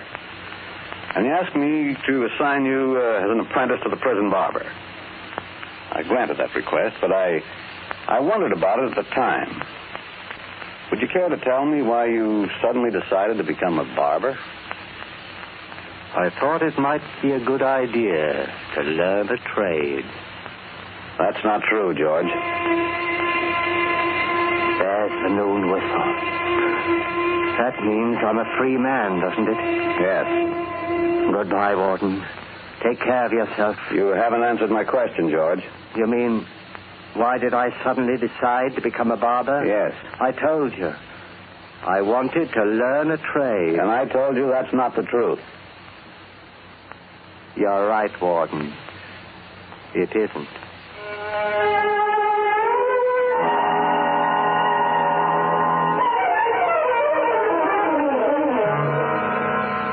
I hear George Miller's out. No kidding. Yeah, got his sentence commuted. Did they so? If he does, he better start moving. Charlie, this is Duke. I just got tipped off. George Miller's out. Wonder what Ace will do. You want to hear something, honey? George Miller's out. Boy, would I like to see Ace when he gets a nose. George Miller's out. George Miller's out. George Miller's out. George Miller's out.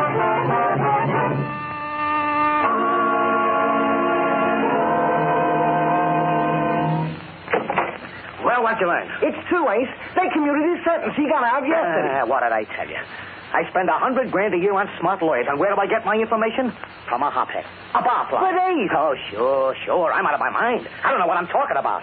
George Miller's dead. He died in prison 10 years ago. Well, that's what they told us. Who told you? Our sources of information. Your sources of information. Don't make me laugh. Now, look at And I'll get out before I lose my temper. If you don't even... Get out, I said! His sources of information. Vera, get me a drink. Oh, Ace, honey, don't get yourself all upset. Shut up. Ace, Shut up and honey. stay out of this. None of your business. Is that a nice way to talk? Who is this George Miller? I said it's none of your business. What's that? Just a doorbell. I'll answer it. Wait a minute. Now what? Don't open that door till you find out who it is. A ball. You heard me. Find out who it is first. Okay. Who is it? Who is it? No answer, Ace. Damn. Miller, trying to trick me. Ace, right as a sheet. Take it easy. Keep your voice down. Now listen to me.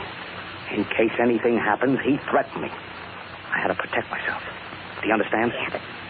Ace, what are you doing with that gun? Never mind. You just follow orders. All right. Open the door. Slowly. Ace, honey. Open it, I said. Nobody here. What's that on the floor? No! What is it? A rat. A dead rat.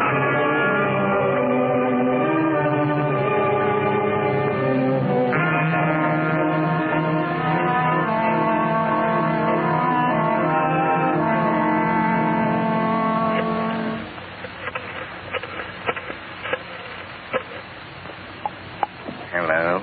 Benny, this is Duke. You hear about Ace? Yeah, somebody left a dead rat outside his door. No, that was yesterday. I mean today. What about today? You got another one? Yeah. It came in a box. In the mail. Holy smoke. Ace is ducking out of town. He's scared stiff. Where's he going? Up to his hideout in the mountains.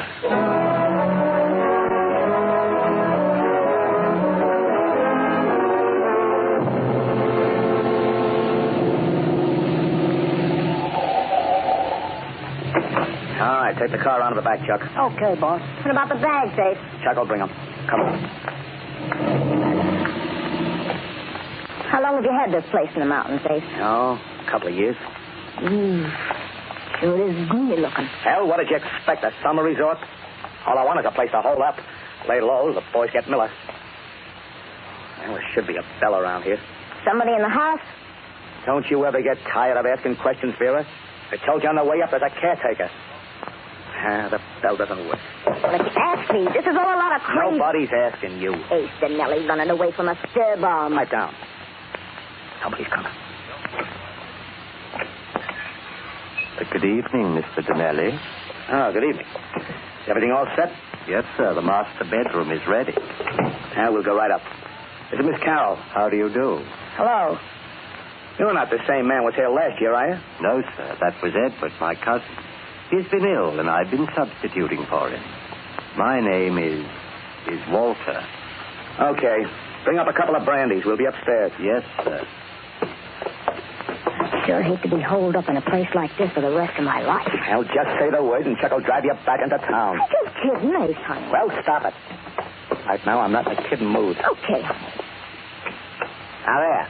What's wrong with this room? Well, it's very nice. Plenty of space, 4 closets, double exposure. What more do you want? Nothing, darling. Just a kiss. Now, wait a minute. Close the door. Since when were you bashful? Now, look, Bela. Get one thing straight. I came up here to play safe. There's a guy gunning for me. Until he's out of the way, I'm not taking any chances. Sure, I understand, honey. What I don't get is why you're so afraid of this George Miller, whoever he is. What did you do to him? In case I sent him up, put her behind bars. Did you? You know, one of these days, Barry, you're going to ask the wrong question. I know. It's none of my business. That's the ticket. Did you tell me one thing, Ace? What? Those dead rats. The one we found outside the apartment door, and the one that came by parcel post in that little wooden coffin. What do they mean? What do you think they mean? I don't know. It's got something to do with George Miller. Yeah, well, you guessed right. Miller's trying to get me jittery. He knows I've got a bad heart. Planting these things to tell me he thinks I'm a rat. That dead one if he has anything to do with it. Ace, honey. Now, don't worry. I'm safe up here. The boys will get Miller. Yeah? It's Walter, sir, with your brandy. Okay, come in. Just put the tray down on the table. Yes, sir. Will that be all, sir? I guess so. What about our luggage, Ace? Oh, yes. Did my man bring the bags up? Yes, sir. They're in the hallway, sir. Well, bring them in, will you? Yes, sir. Soda or water, Ace? Yeah, I'll take it straight. Where shall I put the bags, sir? Oh, just set them down any place. Yes, sir. Will that be all, sir? Yeah. And don't forget to lock up. I won't, sir. Good night. Night. Night. Oh, that yes and no sir routine is going to drive me nuts. He talks like one of those fancy movie butlers. Looks like a zombie. Here's your drink, honey. Yeah. How about you? No, I better get the bags unpacked first. All the stuff would be wrinkled. Well, here's how. I needed that drink. Now, maybe I can relax. Sit down and take it easy, honey. You know, it's not going to be so bad staying up here for a week or two. Hey, how do you open this bag, Ace? Which one? Yours. Black leather. Oh, there's a little gadget on the lock. Just press it and it snaps open. You got it? Uh-huh. And we'll get a good rest. Oh! What's the matter? Look! The bag. What? Another dead rat.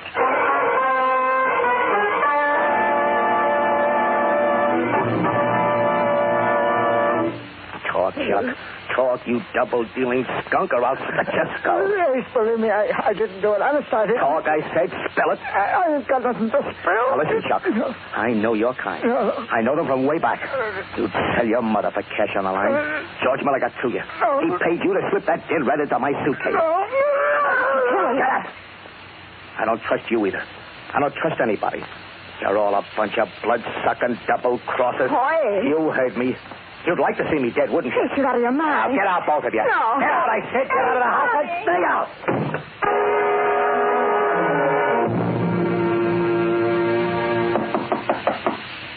Yeah, who is it?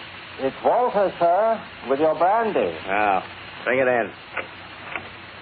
This is the last bottle, sir. Yeah, well, put it down. Yes, sir. Will that be all, sir? Yeah, that's all.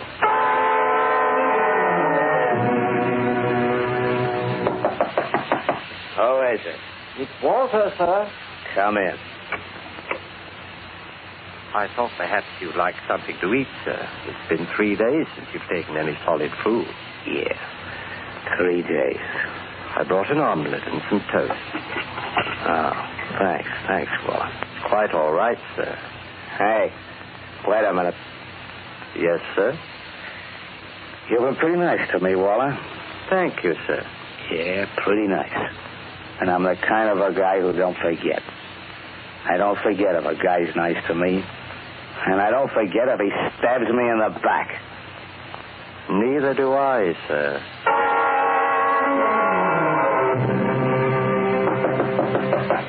Come in. I'm sorry to disturb you, sir. It's all right, it's all right. Come on in and close the door. Yes, sir. What do you got there, Waller? Well, I thought now that you're feeling a little better, sir, that perhaps you'd like to be shaved.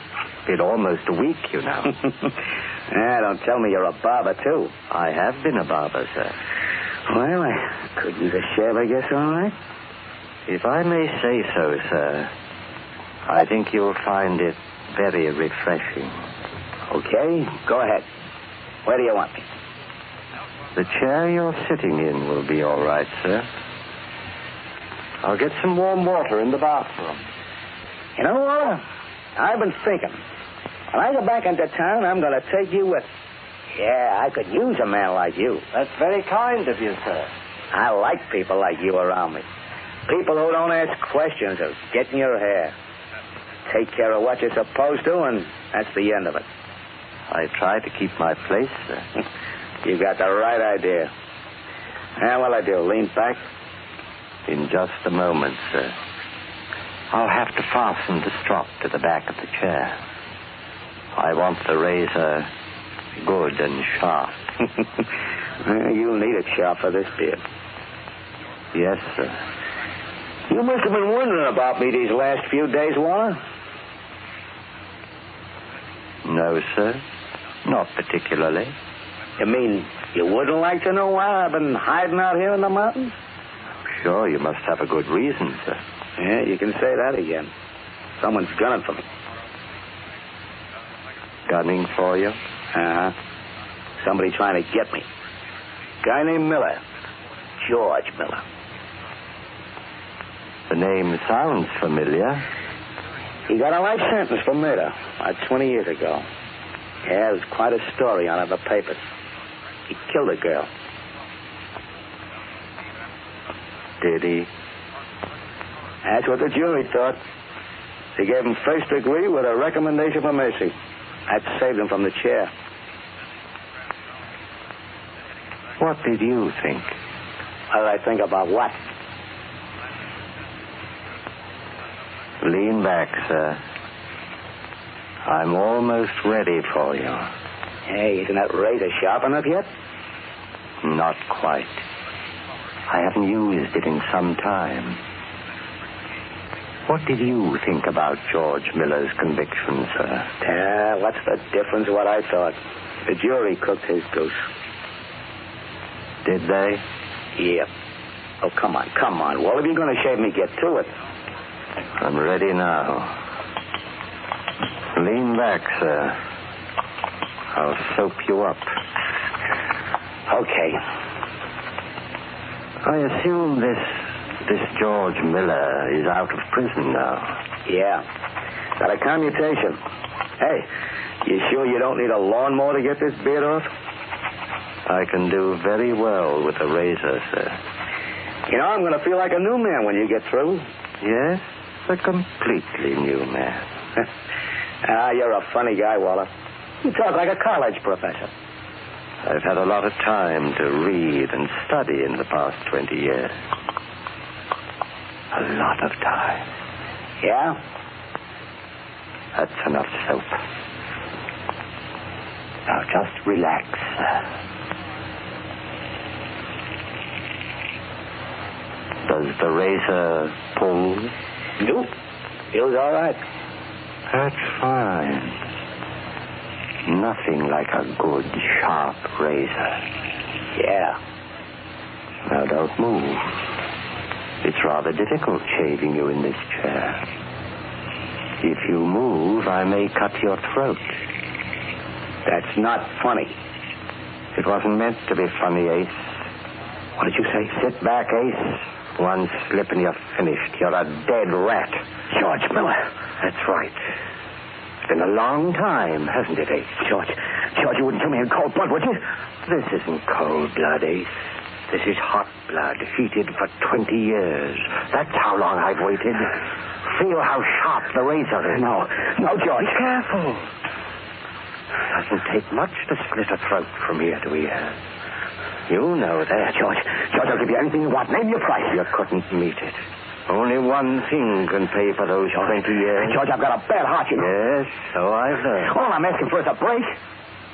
Did you give me a break when you framed me and set me up for life? I figured you'd beat the rap. I never thought they'd convict you. Then you admit framing me. Yeah, but I never figured... You admit that you killed the McGuire girl because she knew too much, because you wanted her out of the way. Yeah, but that's enough, Ace. It's more than enough. Now feel the razor on your throat. Cutting. No, George. No. Cutting deeper. Down. Deeper.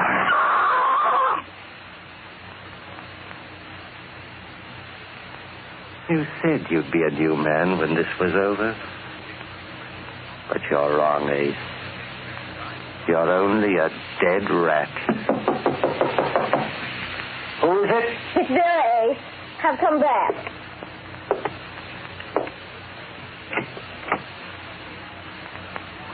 Come in, Miss Carroll. Oh, hello, Walter. Is Mr. Denelli... Oh, there he is. You're shaving. Ace, darling. I couldn't stand being away from you. I had to come back. I couldn't... Walter, what's the matter with him? Is he asleep or something? I'm afraid not, Miss Carroll. Then why is he slumped in the chair? Why are his eyes staring that way? Why doesn't he move? He can't move. dead. Dead? Oh, no. Walter. Yes, he's dead. And my name isn't Walter, Miss Carroll. My name is George Miller. George Miller. George Miller. Yes. And you killed him? No, Miss Carroll, I did not kill him. You don't see any blood, do you? But he's dead. You said he was dead. I'm afraid I played rather a gruesome joke on him. You see, I was shaving him with a very sharp razor. After I told him who I was, I held the back of the blade, the dull side, against his throat. As you know, he had a bad heart. Unfortunately, it couldn't stand the strain. You murdered him. You got the chair for this. You're wrong, Miss Carroll, quite wrong. Ace Janelli died of a heart attack. That's what a medical autopsy will show. But you caused it. You brought it on. That would be very difficult to prove. I figured this out so carefully, Miss Carroll. I paid with 20 years of my life for a murder I did not commit. And now there's nothing the law can do to me for one that I did commit.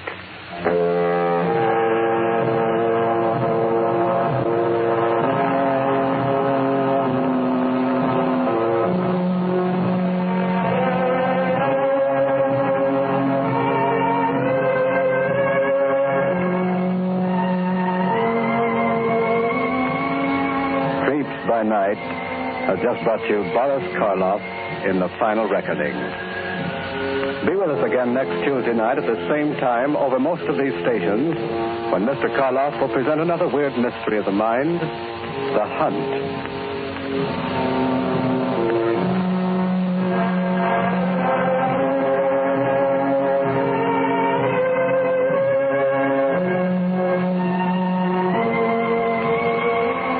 By Night is directed by Dave Drummond. Original music is composed and conducted by Al Sack. The entire production is under the supervision of Robert Maxwell.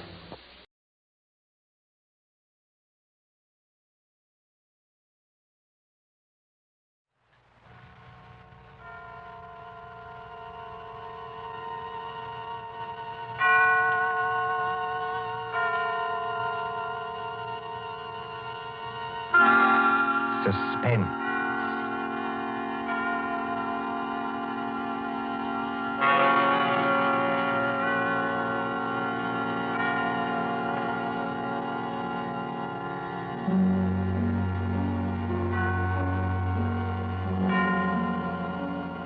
This is the Man in Black, here again to introduce Columbia's program, Suspense. Our star tonight is Peter Lorre, playing the part of the Hungarian Count Stefan Kahari, a gentleman of sinister aspect. The story is by John Dickson Carr, who calls it The Devil's Saint. If you have been with us on these Tuesday nights, you will know that suspense is compounded of mystery and suspicion and dangerous adventure. In this series are tales calculated to intrigue you, to stir your nerves, to offer you a precarious situation, and then withhold the solution till the last possible moment. And so, it is with The Devil's Saint and Mr. Peter Lorre's performance we again hope to keep you in suspense. The Devil's Saint. Paris, 15 years ago. Paris as it used to be, when lights twinkled from the old Trocadero to the hill of Sacré-Cœur, when taxicabs honked and the beat of tangos swayed, and Chinese lanterns gleamed above the lake in the Bois, when, in short, you and I were young. Come then to the President's Ball at the Opera, St. Catherine's Day, 1927. A fancy dress ball at the Opera, filling these marble halls with a multitude of masks and a multitude of dreams. The mosaic decorations are no less bright than the colors that weave here. Harlequins and Columbine, Cleopatra and Musketeers. In the great marble foyer, remember it? They have set out little tables and lines of palms behind which you may sit screened. Look at one such table. A young man wearing the scarlet and gold uniform of an English Guards officer in Wellington's day. A dark-haired young girl in the costume of a bacchante. And as we approach... Ned, don't, please. You mustn't. Well, why not? You really don't mind, do you? No, of course I don't mind, only you mustn't. Oh, Ned. Look here, Alona. We've got to settle this thing. You have enjoyed being here tonight, haven't you? Ned, I've loved it. After being cooped up at my uncle's place in the country, it's like heaven. All right. When I take you back to the hotel, I'm going to face this uncle of yours tonight. No. No, please don't. I'm going to say that you and I intend to get married, and that's that. I can't marry you, Ned. I've told you that. But why not? Just give me one good reason. Because I can't. My uncle, he would never allow it. Never. And that seems to you a good reason enough? Yes, Ned. This uncle of yours, what's his name? Count Stefan Kohari. He's a Hungarian, I think you said. Yes, so am I. My mother was an American. What's he like, actually? Oh, he's a little eccentric.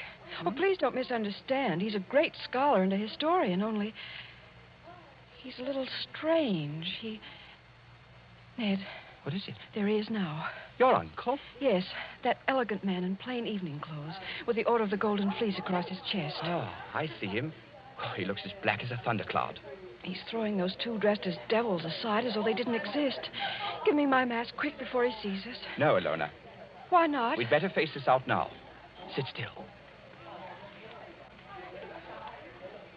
Good evening, Ilona.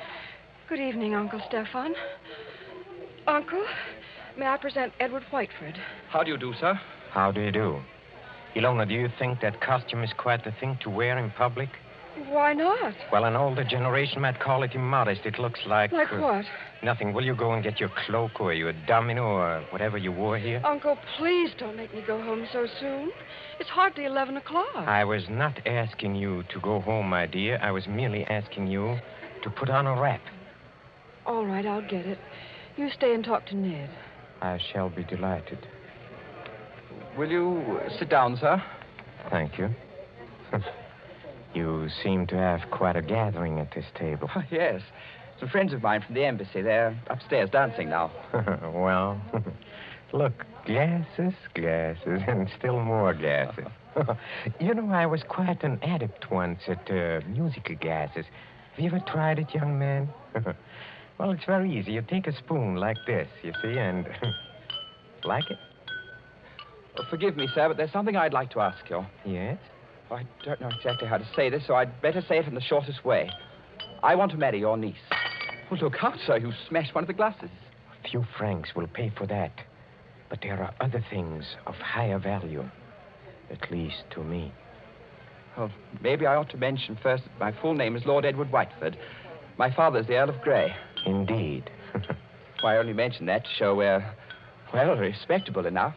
Well, the British ambassador will vouch for me, sir, if you'd like to ring him up. And perhaps I ought to mention that I've always kept Ilona carefully guarded from the world. Almost too carefully guarded, don't you think? That, Lord Edward, depends on my reasons. Sorry, sir.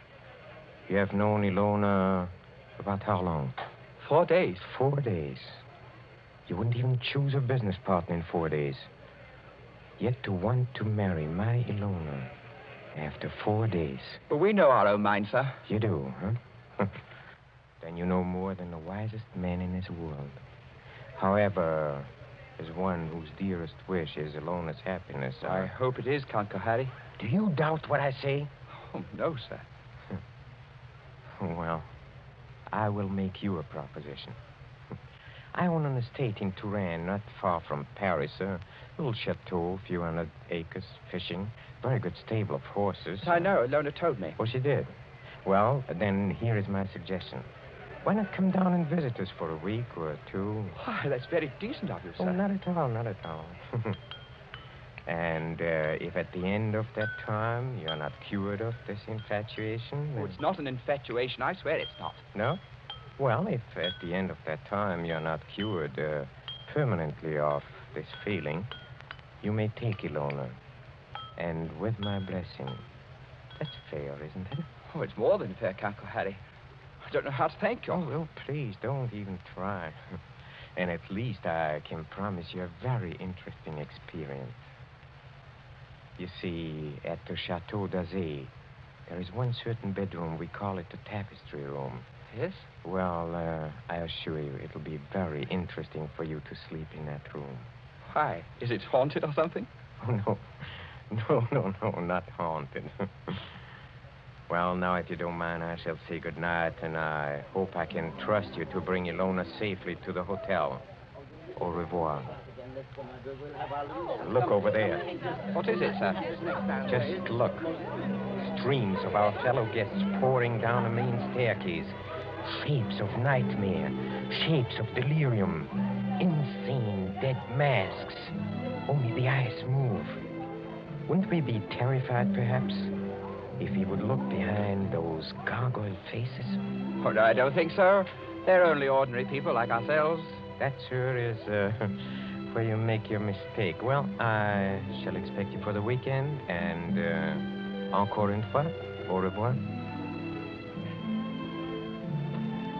Ned. It's all right, Ilona. You can come out from behind those palms. What was he saying? I couldn't hear. Ilona, it couldn't be better. Well, he's a very decent old boy, actually.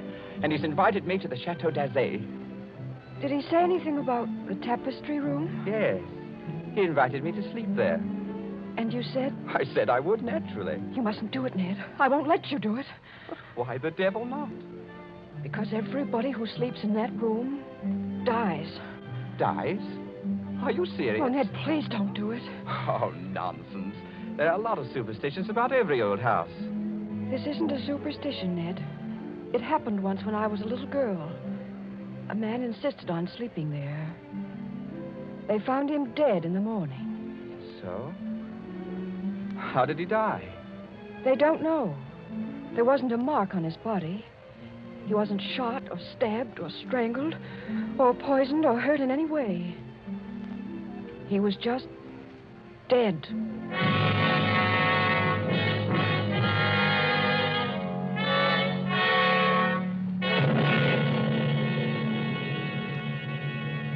Two nights later, in the province of France now known as Indre-et-Loire, but once called Touraine, the ancient land beloved of Rabelais and Balzac. But now, as the wind moans down the valleys, and rain flickers across the apple trees, and thunder stirs in those haunted hills, it can bring little comfort to a young man driven in an ancient carriage from the railway station along snake-like roads. To what destination? Ahead, a lift of lightning shows the gray walls and conical slate-roofed towers of a chateau set some distance back from the road. Lights shine from its narrow windows, dimly seen through the rain as... Driver! Coachman! Oui, monsieur. Is that the Chateau d'Azay up ahead? Oui, monsieur. I will take you to the very door if... If what? Why do you cross yourself? If I am permitted. What should stop you? Only fear, monsieur. And I am not much afraid. Listen. What was that? Only the dogs, monsieur. They keep many dogs, large dogs, at the Chateau d'Azay. Well, here we are. Bonsoir, monsieur. And if I may be permitted a word of advice... Well? Beware of the tapestry room.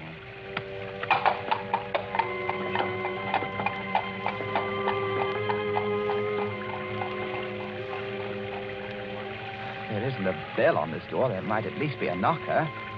Ah, got it.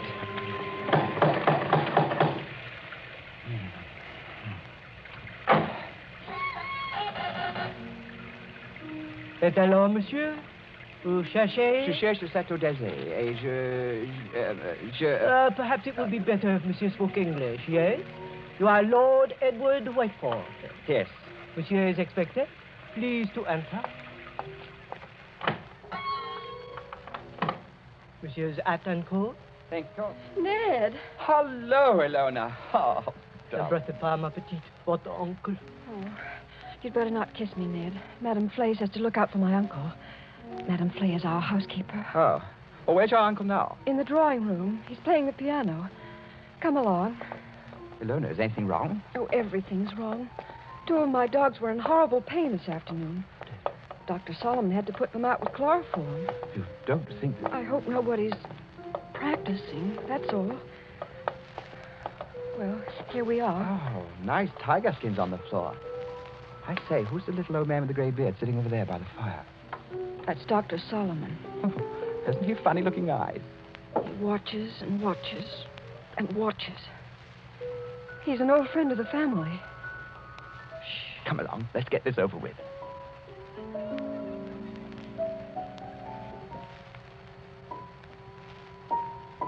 Ah, Lord Edward. Well, I see my niece has anticipated me. Welcome to the Chateau d'Azay. Thank you, Count Harry. Oh, you must be very wet after your long drive. Go up to the fire and warm yourself. Madame Flay. Yes, monsieur? Please tell Antoine to take our guest's luggage up to the tapestry room. The tapestry room, monsieur? That is what I said, Madame Flay. Yes, monsieur. By an odd coincidence, Lord Edward, Dr. Solomon and I were just discussing the fate of the last person who slept in a tapestry room. This is not good, my friend. This is against my advice. It's against his advice. Here, Dr. Solomon croaked. This is not good, I tell you. It is the wrong season of the moon. The wrong moon. But there is no moon tonight. It's raining cats and dogs. Don't talk about dogs. Nevertheless, it is the wrong season of the moon. I say no more. Cheerful blighter, that doctor. Don't do it, Ned. I won't be responsible if they make you do it. But look here, Count Harry. What did happen to the last bloke who slept in the tapestry room? You mustn't call him a bloke, sir. He was a very saintly gentleman. The Bishop of Tours. That was some time ago when Ilona was only 15 years old, but surely she must remember it. I remember it.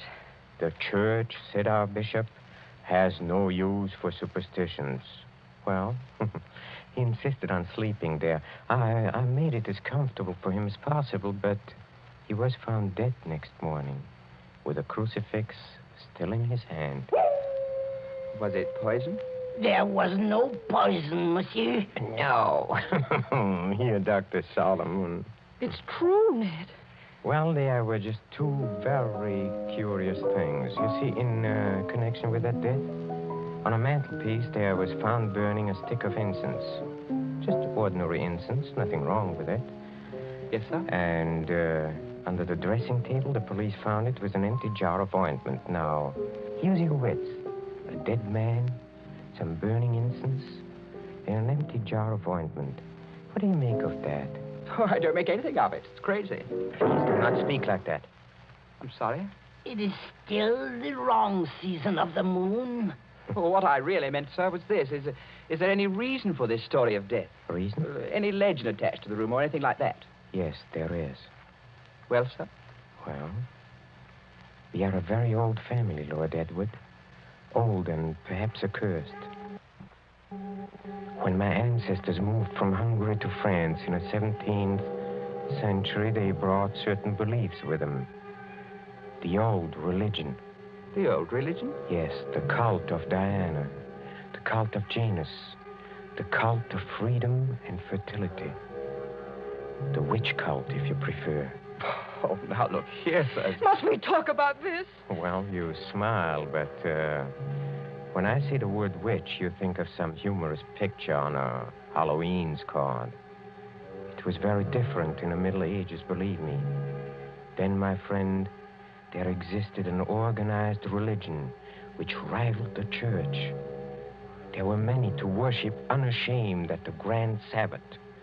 Many to receive all favors from Saturn, their master, and to dance forever, joyously in the red, flaming quadrilles of hell. Some 200 years ago, an ancestress of mine, Katerina Kohari, was tortured to death in a tapestry room for professing the old religion. Many persons have not thought it safe to sleep there since. Are you answered? Oh, come, sir. This is some kind of elaborate joke, isn't it? Joke? The Bishop of Tours did not find it a joke. Not a mark on his body. I assure you as a physician, not a mark on his body. No, not a mark on his body. Hear Dr. Solomon. Yes, I hear him. Well, understand me, Lord Edward, there's no compulsion in this. If you do wish to sleep in that room, all right. If you don't, ridiculous. listen. I'm not afraid to sleep there, sir. Well, I thought perhaps you wanted to change your mind. Oh, never. Would you like me to make a wager on that? What sort of wager? Hell, if I spend the night in this famous room and come out of it alive... Yes? Will you give your consent to the marriage immediately? Tomorrow morning? Tomorrow morning? Why? Because I don't think the atmosphere of this house is good for a loner. What do you say? Will you do it?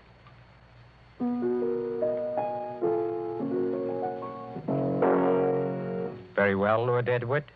I accept the terms of your wager. Don't do it, Ned. For the love of heaven, don't do it.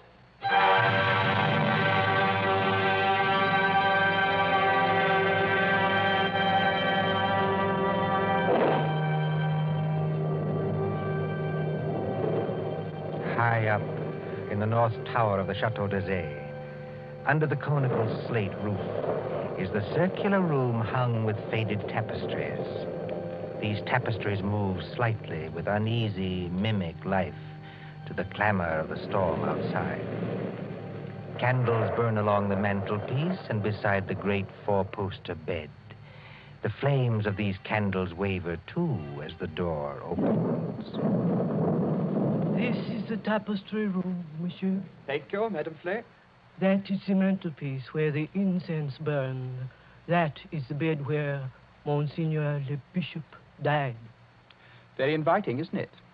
Will there be anything else monsieur requires? Some sandwiches, a decanter of whiskey? Oh, no, thanks. I had a drink with the Count Cohari before I came upstairs. Bien, monsieur. Monsieur's shaving water will be brought up in the morning, if he requires it. Good night. Infernal old Hoppy. Trying to scare a fellow out of his wits just because... Oh, I hope they built a good fire anyway. Didn't realize how cold it was. Temperature must have dropped. What's that? It's me, Ilona. May I come in? No, Ilona. Get out of here. That's not very gallant of you. No, I mean, I don't want you exposed to whatever it is. Ned, listen. Are you going to bed, or are you going to sit up all night? I'm going to sit up all night, naturally. Then let me sit up with you. No. Why not? Well, it may be dangerous. Besides, I promised your uncle I'd go through with this alone. I wish you hadn't had that drink with him. Why? He couldn't have done anything to it. It was you who poured it. Yes, that's true, only... Listen. What is that? It sounds like footsteps. Yes, but where's it coming from? Seems to be right here in the room. It seems to come from all directions. Doesn't it sound like somebody walking between the walls? By George, it is someone walking inside the wall. Get behind that tapestry, Ilona. Quick. Hide there. Yes.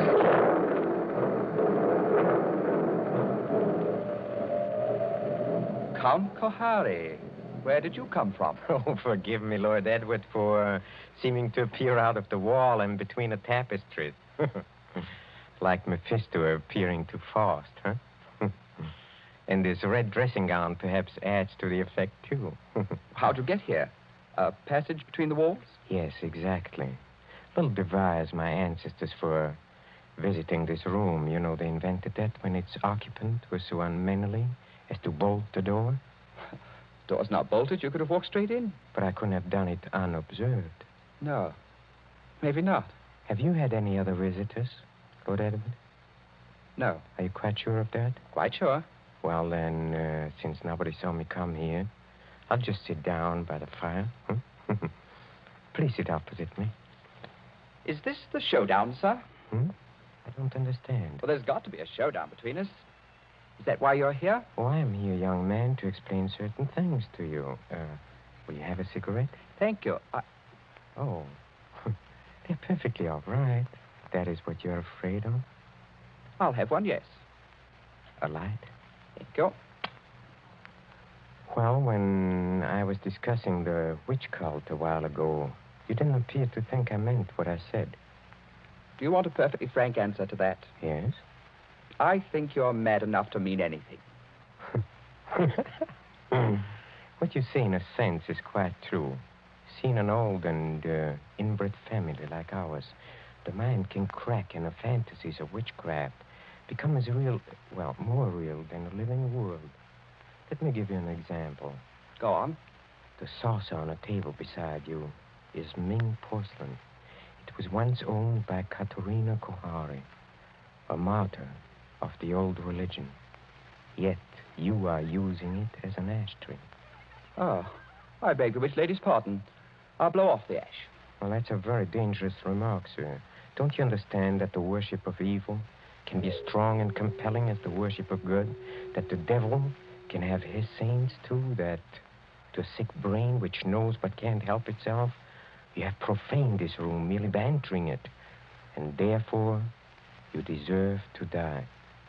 Like the Bishop of Tours? Exactly. You're not going to tell me the devil killed him? The devil's agent may be flesh and blood.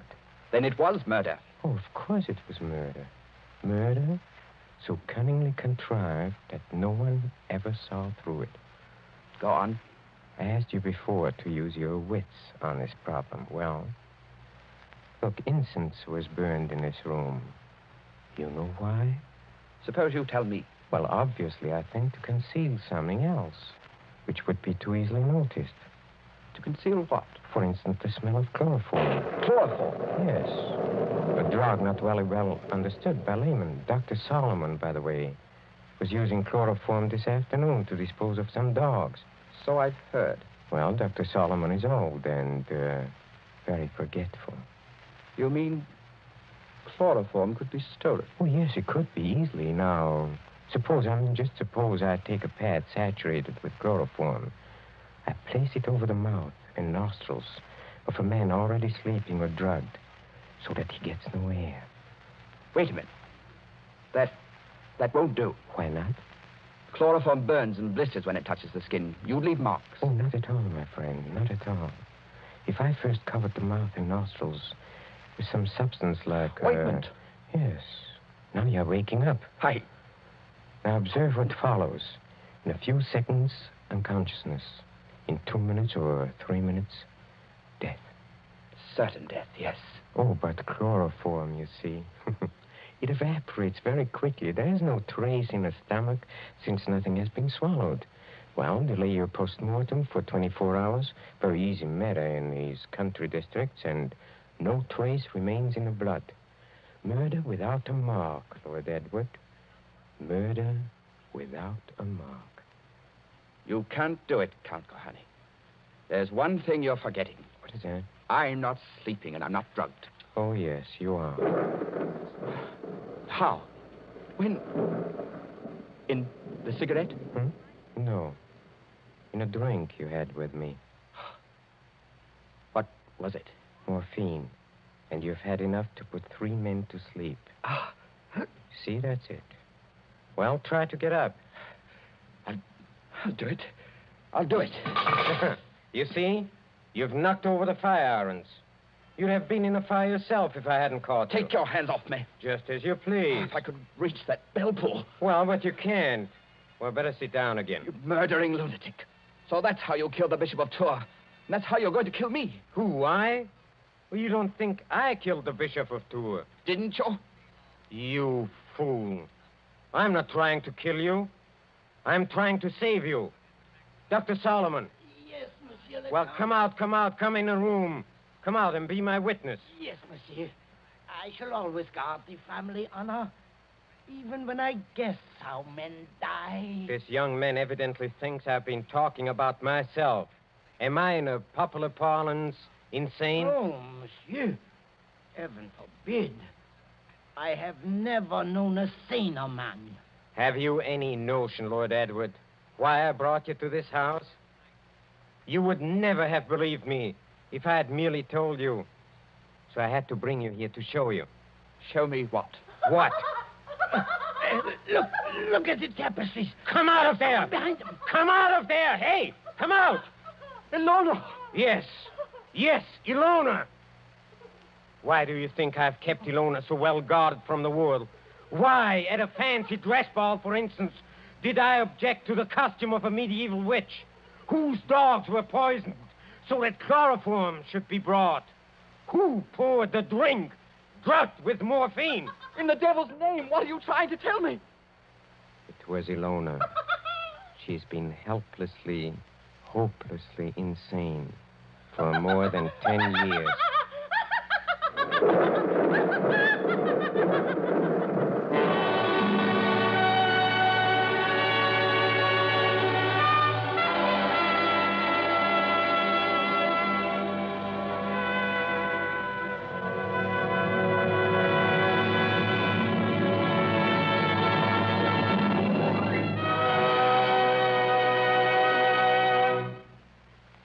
And so closes The Devil's Saint, starring Peter Lorre.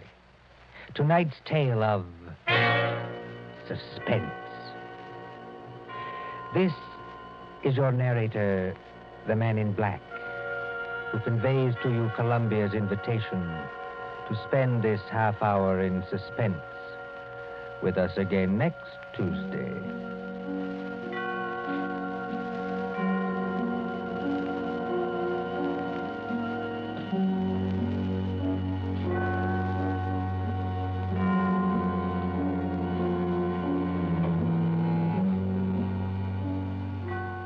William Spear, the producer, John Dietz, the director, Bernard Herrmann, the composer-conductor, and John Dickson Carr, the author, are collaborators on Suspense.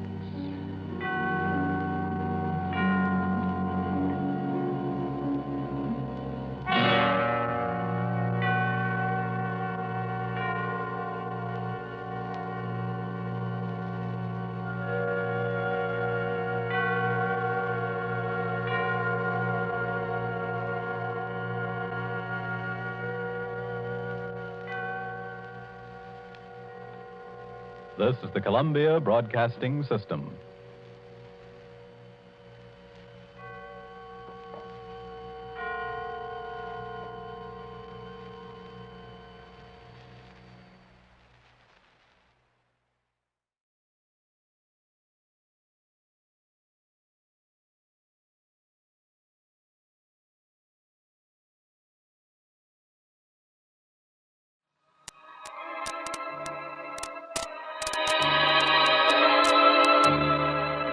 Mystery in the Air, starring Peter Lorre, presented by Camel Cigarettes.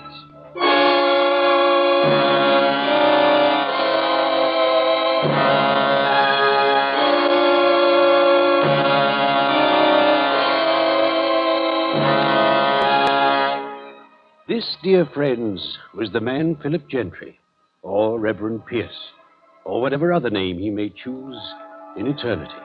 The man whom we bury today. That night when he stood above my bed, pouring defiance and bitterness into my ears, thinking that I was paralyzed, I could both speak and write.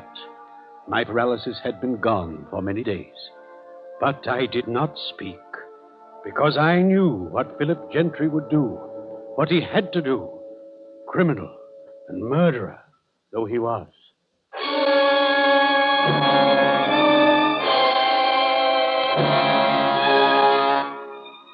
Each week at this hour, Peter Lorre brings us the excitement of the great stories of the strange and unusual, of dark and compelling masterpieces culled from the four corners of world literature. Tonight, Beyond Good and Evil, starring Peter Lorre, brought to you by Camel Cigarettes.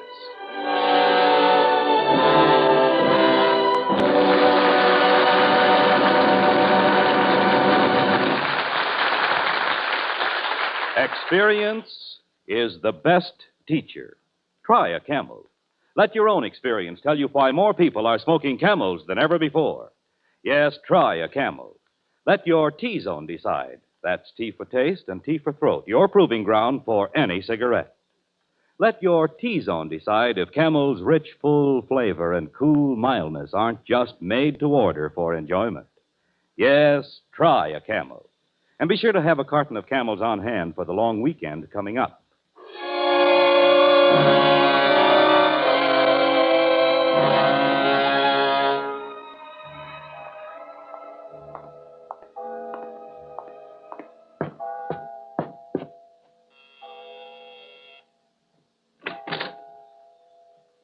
Why, Reverend Pierce. Hello. Good evening. Good evening, Lucy. Is Reverend McKillop still awake? Oh, yes. We don't put him to bed until 8 or later. Evening service over already? Is it over? Shame on you, Lucy, a parson's daughter, and you forget there is no service on Wednesdays. Of course. You've come to read to Father. Well, there's so little I can do. If he were able to let us know in some way. I can tell by his eyes. Whenever you're here, they fairly glow. Oh, I suppose that helpless as he is, not able to speak or even to write, my visits are at least a diversion. You're much more than a diversion. You're his hope. No, Lucy. The Lord is his hope. Oh, yes. The Lord struck him down with paralysis, and in time the Lord will surely free him from it. Well, I'll go in and try to cheer him up. Good evening, Reverend McKillop. Good evening, good evening, good evening.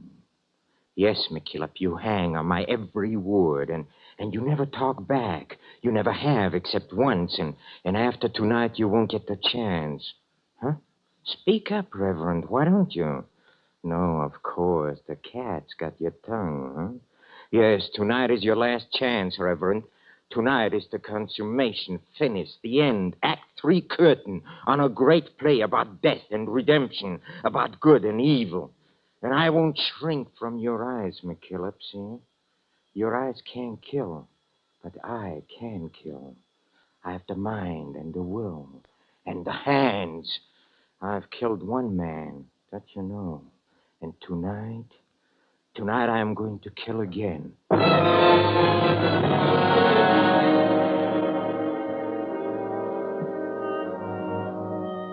Yes, Reverend McKillop, you know who I was before I became the Reverend Howard Pierce, pastor of this good and godly community. And you know my real name, it's Philip Gentry, but you never knew the soul of Philip Gentry, the contempt, the sum of evil that was in me that night it all began. Yes, it's now 3 months ago. What a stormy night. I was crouching in a swamp with a man named Mac, because we had just escaped from prison, hiding like animals in a deep mud and ooze, alien from the whole entire human race. Gentry, where are you going? The highway, you idiot. Got to make time before daylight, before the rain stops. They'll bring out the bloodhounds in the morning. Yeah, okay, you're the boss. There's the highway now, there, beyond the fence. Well, so what do we do now?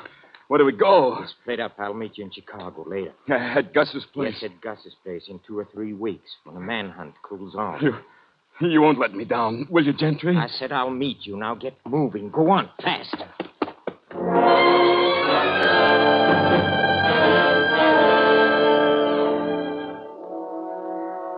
I walked a mile, and then I saw a car. It was parked close to the edge of the road. Its headlights almost blacked out by the rain. And then, at a glow of what I knew was a flashlight, I saw a man bending into the rain, struggling to change a tire. He was alone, so I walked up to him. Hello. Need help? Oh, you startled me. I'm sorry. I didn't expect to see anyone this late. Picked a bad night for a flat. Yes, and it's the second today. I'm going to be awfully late. Here, come on, let me help. Oh, no, thank you. But if you would hold the light. Oh, sure. Come a long way? Yes, from Detroit. I'm on my way to Carlton. I was supposed to get there this afternoon. I'm the new minister there. My name's Pierce. Didn't notice you were a preacher. Yes, I'm taking over for old Reverend McKillop at Grace Church. Reverend He's been in bad health, so I'm taking his place. Yes. Oh, my, this bolt is stubborn. I can't seem to get it to... Come on, let me have the wrench. No, really. Just hold the light. I said give me the wrench. Well, all right. It's awfully good of you. Come on, give it to me. No, wait. I need wait, what are your you doing? car, Reverend No, Pierce. no, You please. are going to be Please, even no, later no, than you thought. No. Oh. Be quiet, you!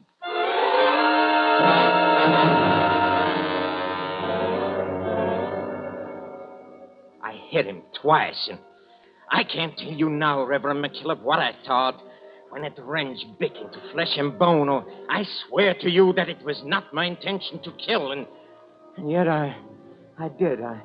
I killed, yes. When I put my hand on his chest, the heart had stopped, and the Reverend Howard Pierce was dead.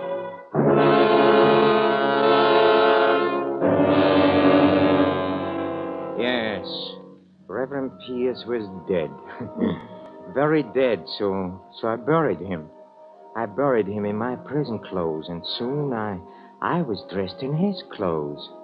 Oh, I had on his decent black and turned around collar, and I was rolling this way.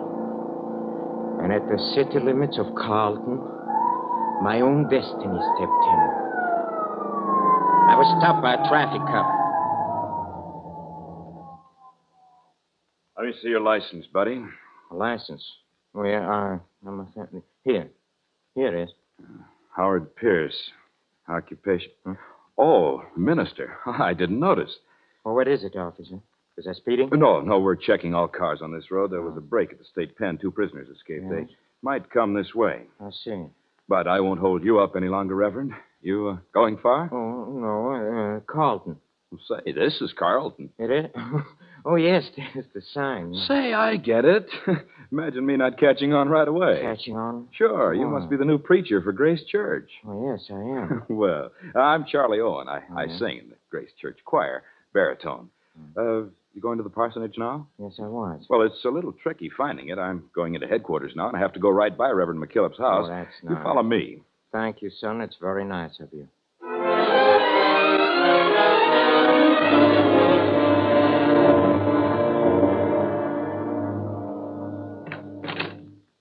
Hello there, Lucy. Why, hello, Charlie. Guess who I'm delivering to you? It's Reverend Pierce. He's just getting out of the car. Who are you expecting, Lucy? The boyfriend? You mean my fiancé, Mr. Tom Hubbard? When are you two going to get married, anyway? You know, everybody in... Oh, here's Reverend Pierce. Reverend Pierce, here's Lucy, Reverend McKillop's daughter. How do you do? Oh, come in, Reverend Pierce.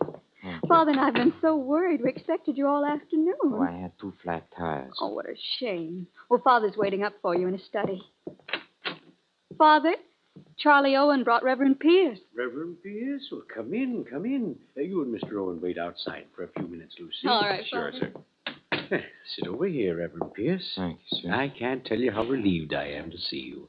I really couldn't bring myself to sleep tonight without first talking to you. You see, the situation's serious. Serious? Why, Reverend? My health. I'm a sick man.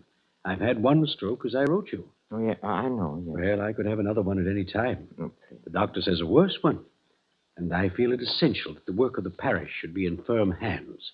This parish needs a young man. Well, I hope to be of service, sir. I've heard only good of you, Reverend Pierce. Thank you. And you know you're even younger than you looked. Really? In the picture you sent. Darker, too. Your hair. I'm afraid it wasn't a very good liking. I have the picture here somewhere on my desk with your letters. What did you want to talk to me about, Reverend McKillop? Oh, all the work of the parish. Oh, yes, here's the photograph. It's, Something wrong, Pierce. Reverend McKillop? It's not... Who are you? Not what? This isn't your picture. Who are you? I don't think that should interest you. It should. Something's happened, Reverend Pierce. McKillop. What did you do to him? You're... What do you think I did, Reverend McKillop, huh? Come on, go on, guess. Guess, don't you hear me?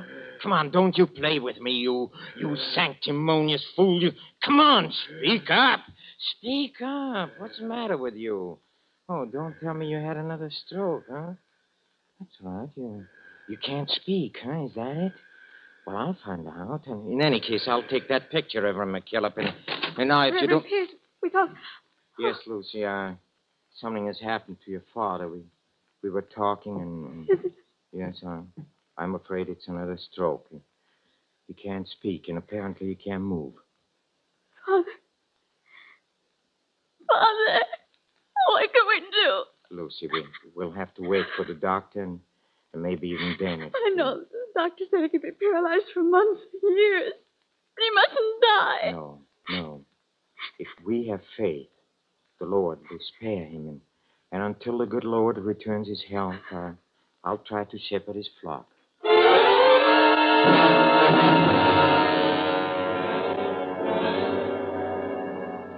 Yes, and since that first time, Reverend McKillop, you've never opened your mouth again.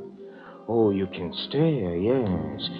Stare as hard as you want. That doesn't bother me, because your stare cannot kill, but I, as you know, I can. And I will, Reverend McKillop.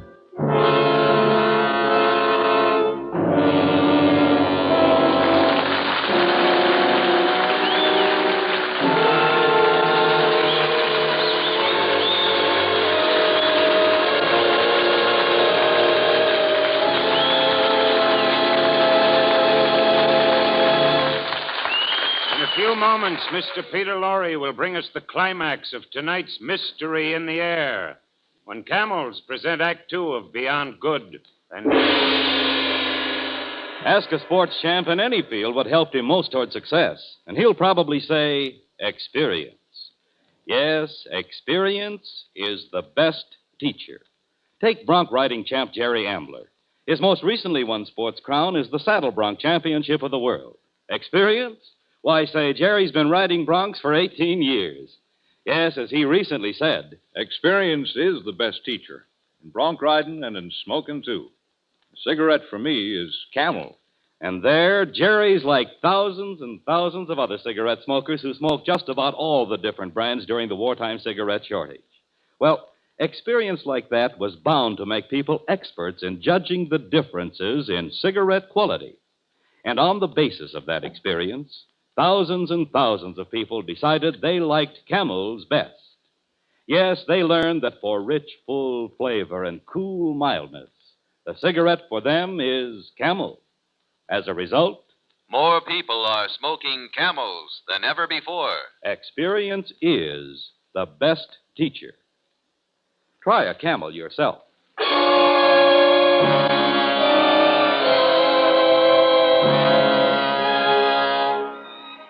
Reverend McKillop, aging, paralyzed, unable to speak, listens helplessly as Philip Gentry, criminal and murderer, explains why he killed Reverend Pierce and assumed Pierce's clothes and identity, and describes his first sermon.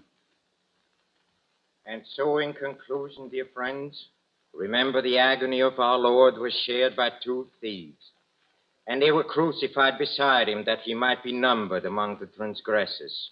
And remember his words to one, verily I say unto thee, today shalt thou be with me in paradise. Now we will sing hymn 426, Just As I Am, without one plea.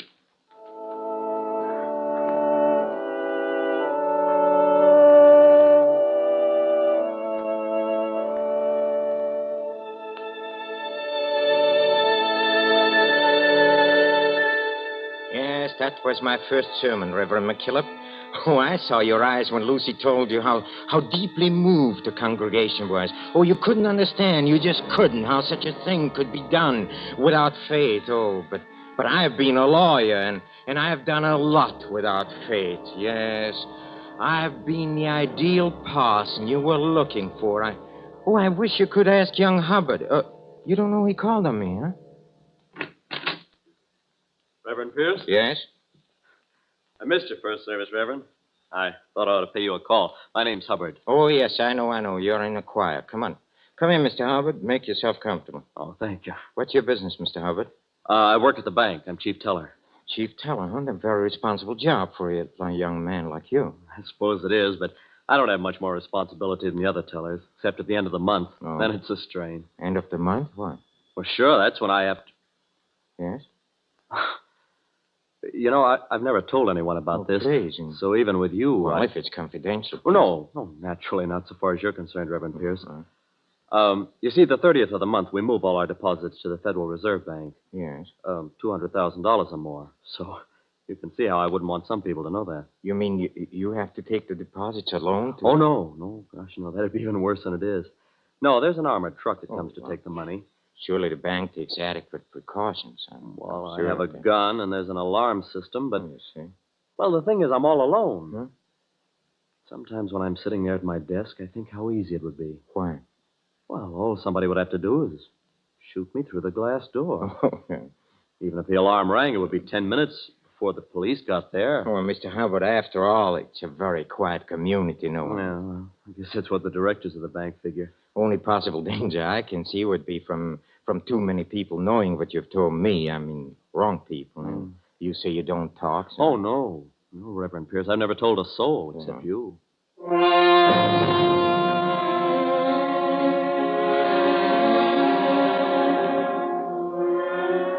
See, that's faith, McKillop. I see I did a lot without faith, but not without faith in my own shining destiny. Imagine, out of all his communities, 35,000 people, Hubbard picked me to share his secret. He even told me the truck didn't come for the money until 9:30 at night. As soon as Hubbard had gone, I wrote a letter to Mac. You remember, I told Mac to wait for me in Chicago, and in that letter, I explained the setup, and I asked him to be at the bank at 9 p.m. on the 30th. Well, and in the meantime, I continued to play my saintly part. It was easy. Warmed by adulation, warmed by love, yes, love. Because even you could see what was happening to your daughter. Your own very beautiful daughter. Lucy, yes, she fell in love with me. And believe me, Lucy was a great help to me, blinded by what she called love. If I made a slip, she was there to help me cover up. And what did I feel? Love? Well, Lucy, as long as the word love served me, I used it. But last week, on Wednesday, when I came in the evening to read to you, I suddenly realized it could also be a source of great danger. Oh, Howard, darling. You're all I've waited for all day. Let me look at you, Lucy. Say you look so happy. Howard, I've the most wonderful news. Yes. How can I guess? Well, I've never breathed a word to Father about us. You and me, because you asked me not to. Well, not until he can talk to us I'm and sure give you us his didn't. blessing. No, not yet, I haven't. But the doctor was here today, Yes? and he told me Father will speak again soon, any day now. You will. Doctor doesn't know why he hasn't already. Oh, isn't that wonderful? Yes, yes, it is. Howard, what's the matter? Nothing is the matter. Well, there is, I can see. Well, look, Lucy, I was going to tell you before. You see, I can't marry you. Not ever. You can't? Please, don't ask me why. Because you don't love me. Believe me, Lucy, you just have to go on and live your life as if you'd never met me. If I'd never met you. You know what that means? Whatever it means. It means I'll marry Tom Hubbard and you'll perform the service. Yes. You'll be the one to make me Mrs. Tom Hubbard. Mrs. who? Who did you say? Tom Hubbard. I'll be a banker's wife. What? Never knew his name before. Well, no matter what you think, Lucy, I'm sure you'll be happy. I have to go in and see your father now, Lucy, and try to be brave, will you?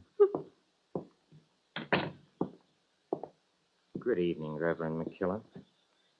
Oh, you poor, voiceless, brainless, harmless old Reverend McKillop. I hear you may be able to talk again, yes. I hear someday you're going to speak. Well, I have only 1 week to wait, that's all. 1 week, but you are a danger. Therefore, I ought to kill you, Reverend. I ought to kill you now.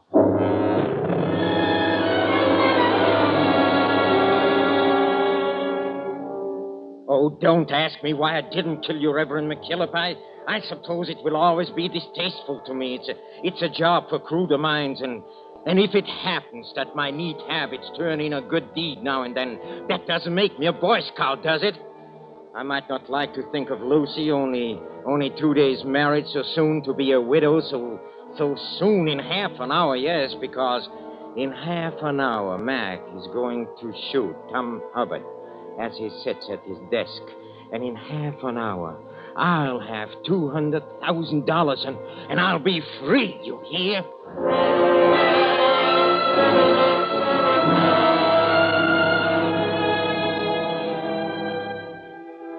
Well, Reverend, now that you know the real Philip Gentry, do you understand?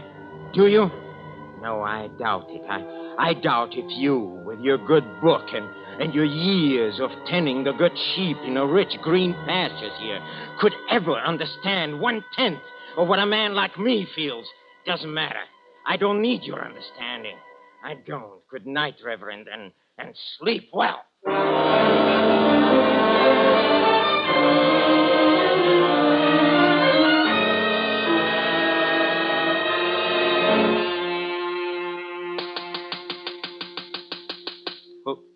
Who is it? It's me, Reverend Pierce, Tom. Oh. Let me in. Reverend Pierce, just a minute.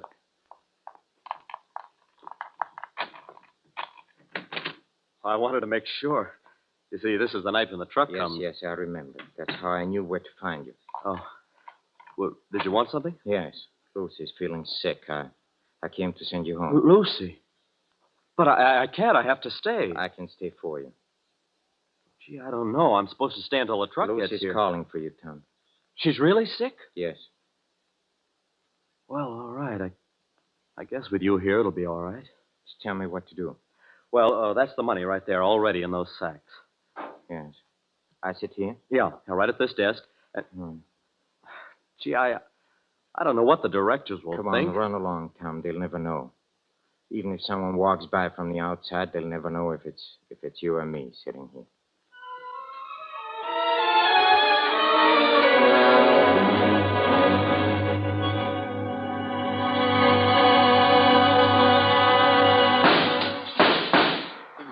That got him right through the head.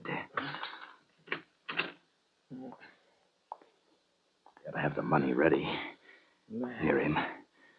Mac. Huh? Who's there? Come here, Mac. Come here. Gentry. Yes, it's me. But, Mac. But something screwy. You said in your letter that... No. I didn't have a chance to tell you. The plans were changed. Oh, Gentry. Honest, Gentry. I didn't mean to shoot. I know. Look, you better go. I'm dying, Mac. I ain't gonna leave you here, Gentry. What do you think? Yes, you're going to leave me. They won't get me, Mac. I'm dying. You go on now. Only you won't be able to take the money. The plan is all changed. Oh, okay. That doesn't matter, the money. Remember me when thou comest into thy kingdom. Hey, what are you talking about, Gentry? It's from the Bible, Mac. You will know it. It's from the Bible. Yes. It was said by a thief.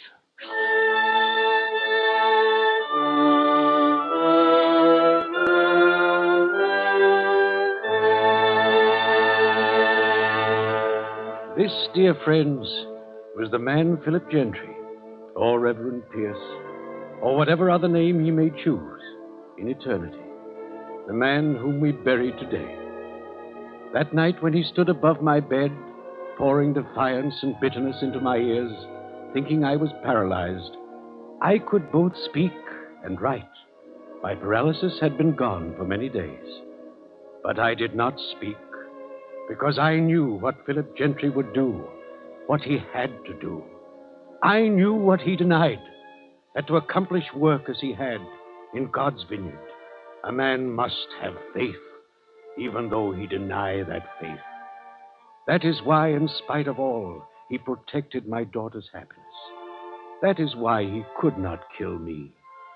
For the work he did here had molded him, in spite of himself, into a man who is truly a servant of God.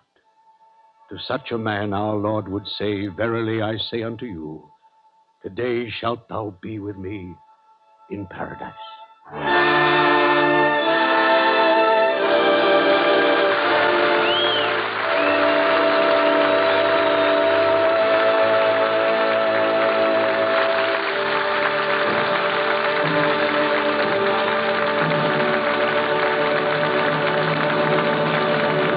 Each week, the makers of Camel cigarettes send free Camels to servicemen's hospitals from coast to coast.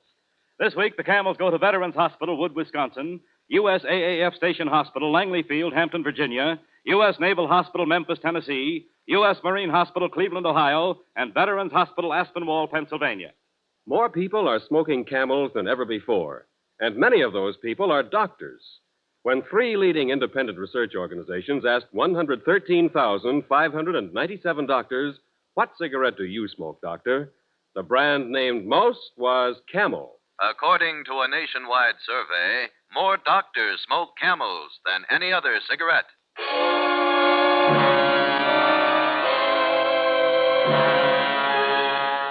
Next week, Mystery in the Air, starring Mr. Peter Lorre, brings you The Mask of Medusa by Nelson Bond, with a special musical score composed and conducted by Paul Barron.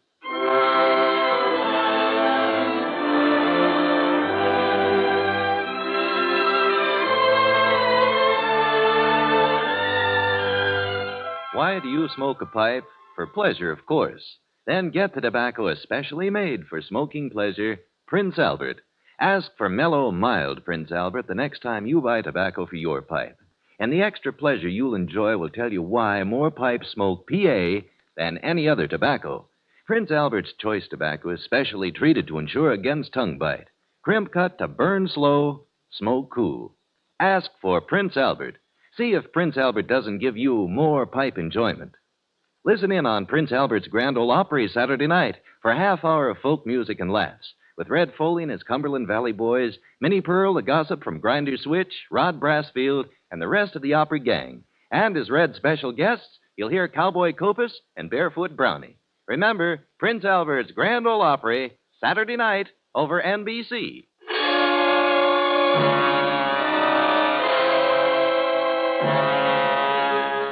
Listen again next week at this same time when the makers of Camel cigarettes present Mr. Peter Lorre in Mystery in the Air. The artists supporting Mr. Lorre tonight were Henry Morgan as the voice of Mystery, Peggy Weber as Lucy, John Brown as Reverend McKillop, Howard Culver as Mac, Jack Edwards Jr. as Hubbard, and Russell Thorson as Reverend Pierce. This is Michael Roy in Hollywood wishing you a pleasant good night for Camels. This is NBC, the National Broadcasting Company.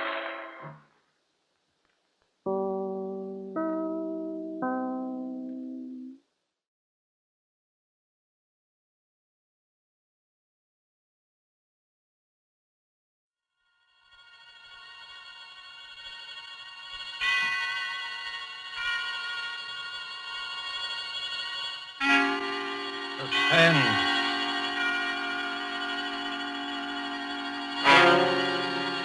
This is the man in black, here again to introduce Columbia's program, Suspense. In our starring Hollywood cast this evening is Mr. Peter Lorre, who appears as a mysterious gentleman called George Ravel. Miss Wendy Berry plays our worried heroine, Marjorie. Mr. George Zuko is the lawyer, Alex Stevens. The story called The Moment of Darkness is tonight's tale of suspense. If you have been with us on these Tuesday nights, you will know that suspense is compounded of mystery and suspicion and dangerous adventure. In this series are tales calculated to intrigue you, stir your nerves, to offer you a precarious situation and then withhold a solution until the last possible moment. And so, with The Moment of Darkness, and with the performances of Peter Lorre, Wendy Berry, George Zuko, and our other players, we again hope to keep you in suspense.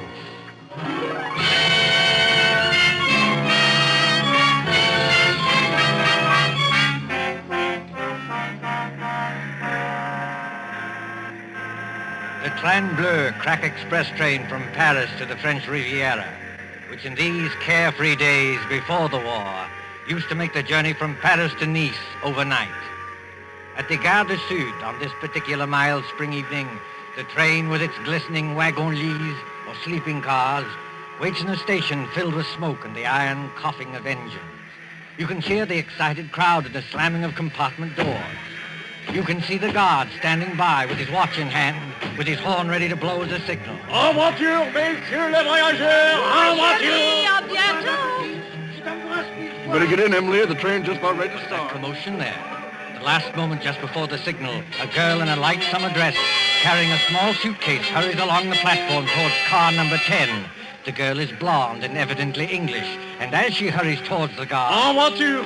Dépêchez-vous, mademoiselle. Hurry up, please. Oh, yes, of course. Is this carriage number 10? Oui, mademoiselle, numéro 10. Hurry up, please. Thank you. I'll get in. Et maintenant...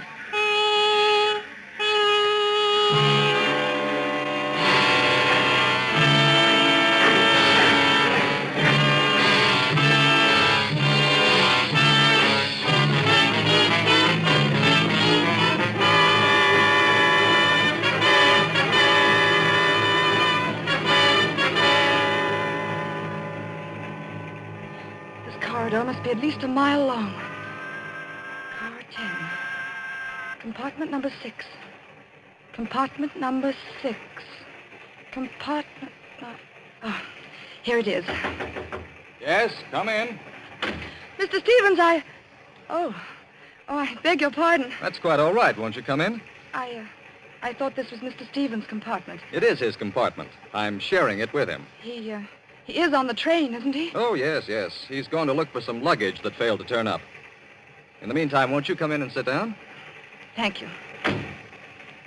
As an old friend of Toby Stevens, why do you smile? Nothing.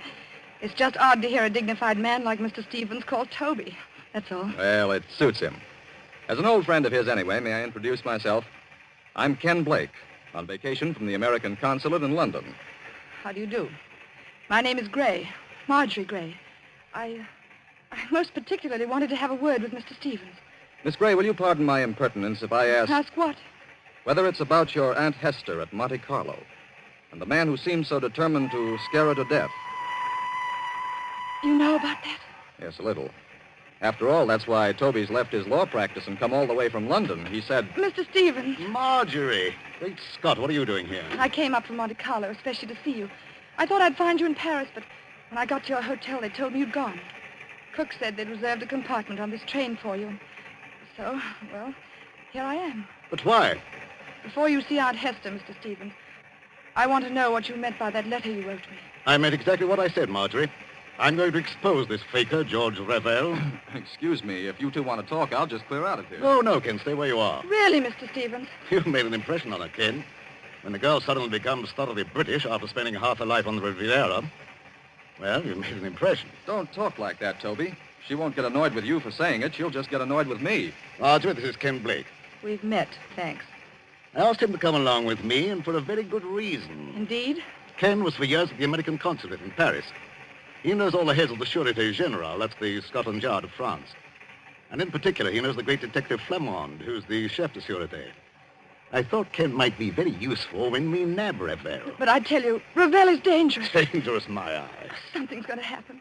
I know something dreadful's going to happen. Now, let's face the situation, Marjorie. Your Aunt Hester is middle-aged, wealthy, and, Oh, if only Uncle Paul hadn't died. He was the decentest person I ever knew. But he did die, my dear, and Hester can't be consoled. She can't eat, she can't sleep, she can't think of anything except getting in touch with his spirit. Along comes this faker Revel to give seances. I wonder if he is a faker. You're not falling for this Tommy rot, surely? Really, Mr. Blake, if I'd asked for your advice in this matter... I beg your pardon, Miss Gray. When we get to Nice, I'll take the first train back to Paris. No, wait, please. I didn't mean to be rude. It's nice of you to help us, but it's the whole atmosphere of Monte Carlo. Well, that's quite all right, my dear. We understand. Of course. There's Aunt Hester in that villa over the Mediterranean. There's Revel, all thin and quiet and swarthy, with those somber-looking eyes of his. He seems to dominate her, just as Mr. Stevens used to. Dominate her, my dear? That's rather a strong word for an easygoing old buffer like me. The things Revel does at those seances are terrifying. I don't know whether he's an imposter or not, but I am sure nobody else can do what he does. Now there, Marjorie, is where you're wrong. I can. You can? Yes. I promise to duplicate in front of your aunt every single trick Revel ever performed. Oh, but that's impossible. Is it? Wait and see. I'll put it up to Mr. Blake. It isn't merely that Revel is tied up, tied hand and foot in a chair, while these horrible things are going on. I know there are people who can get out of ropes and back into them again. But Revel lets you take one precaution that shows there can't be any trickery. Oh? And what is that precaution? Just before the lights go out, he takes a piece of white paper. Well? He puts one under each foot. You take a pencil and draw an outline around the shoe on the paper. If he moved the millionth fraction of an inch, it would show in the outline later. But it never does. Well, look here, Toby, that's a bad one. Why does it strike you as being so funny? Because I can do it, too.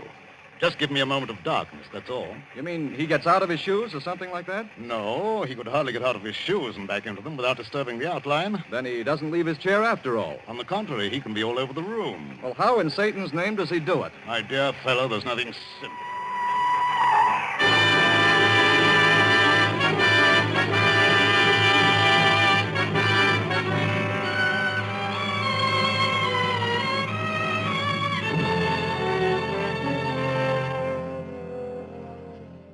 The Villa Bijou, Monte Carlo, the next evening.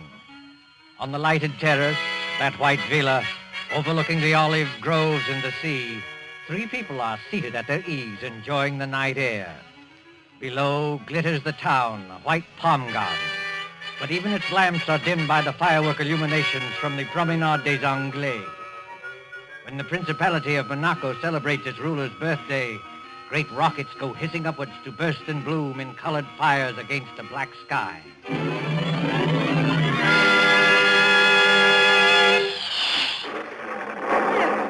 I don't like those fireworks. The noise upsets me. I wish they'd stop. Never mind the fireworks, Hester. You've heard my proposition. Give me an answer. Oh, what's more, you spilled broth on your jacket at dinner. You're the clumsiest eater I ever saw. Here. Let me take a handkerchief to it. Please, Aunt Hester, won't you answer Mr. Stevens? Why don't you two let me alone, both of you? We're only trying to help you. Don't you believe that? Oh, yes, I believe it, but I'm happy. I talked with my husband twice last week. Now, look here, Hester. This has got to stop. Why? Ravel's a fraud, and I can prove it. If Monsieur Ravel is a fraud, what has he gained by this? Has he not asked for money? I don't know, has he? No, not a penny. You haven't changed your will by any chance. People do queer things sometimes that even their solicitors don't know about. Oh, no, dear, I haven't changed my will. When I die, Marjorie inherits everything. I am a lonely woman. I'm getting old. I haven't got much to look forward to. Now, why don't you go your way and let me go mine?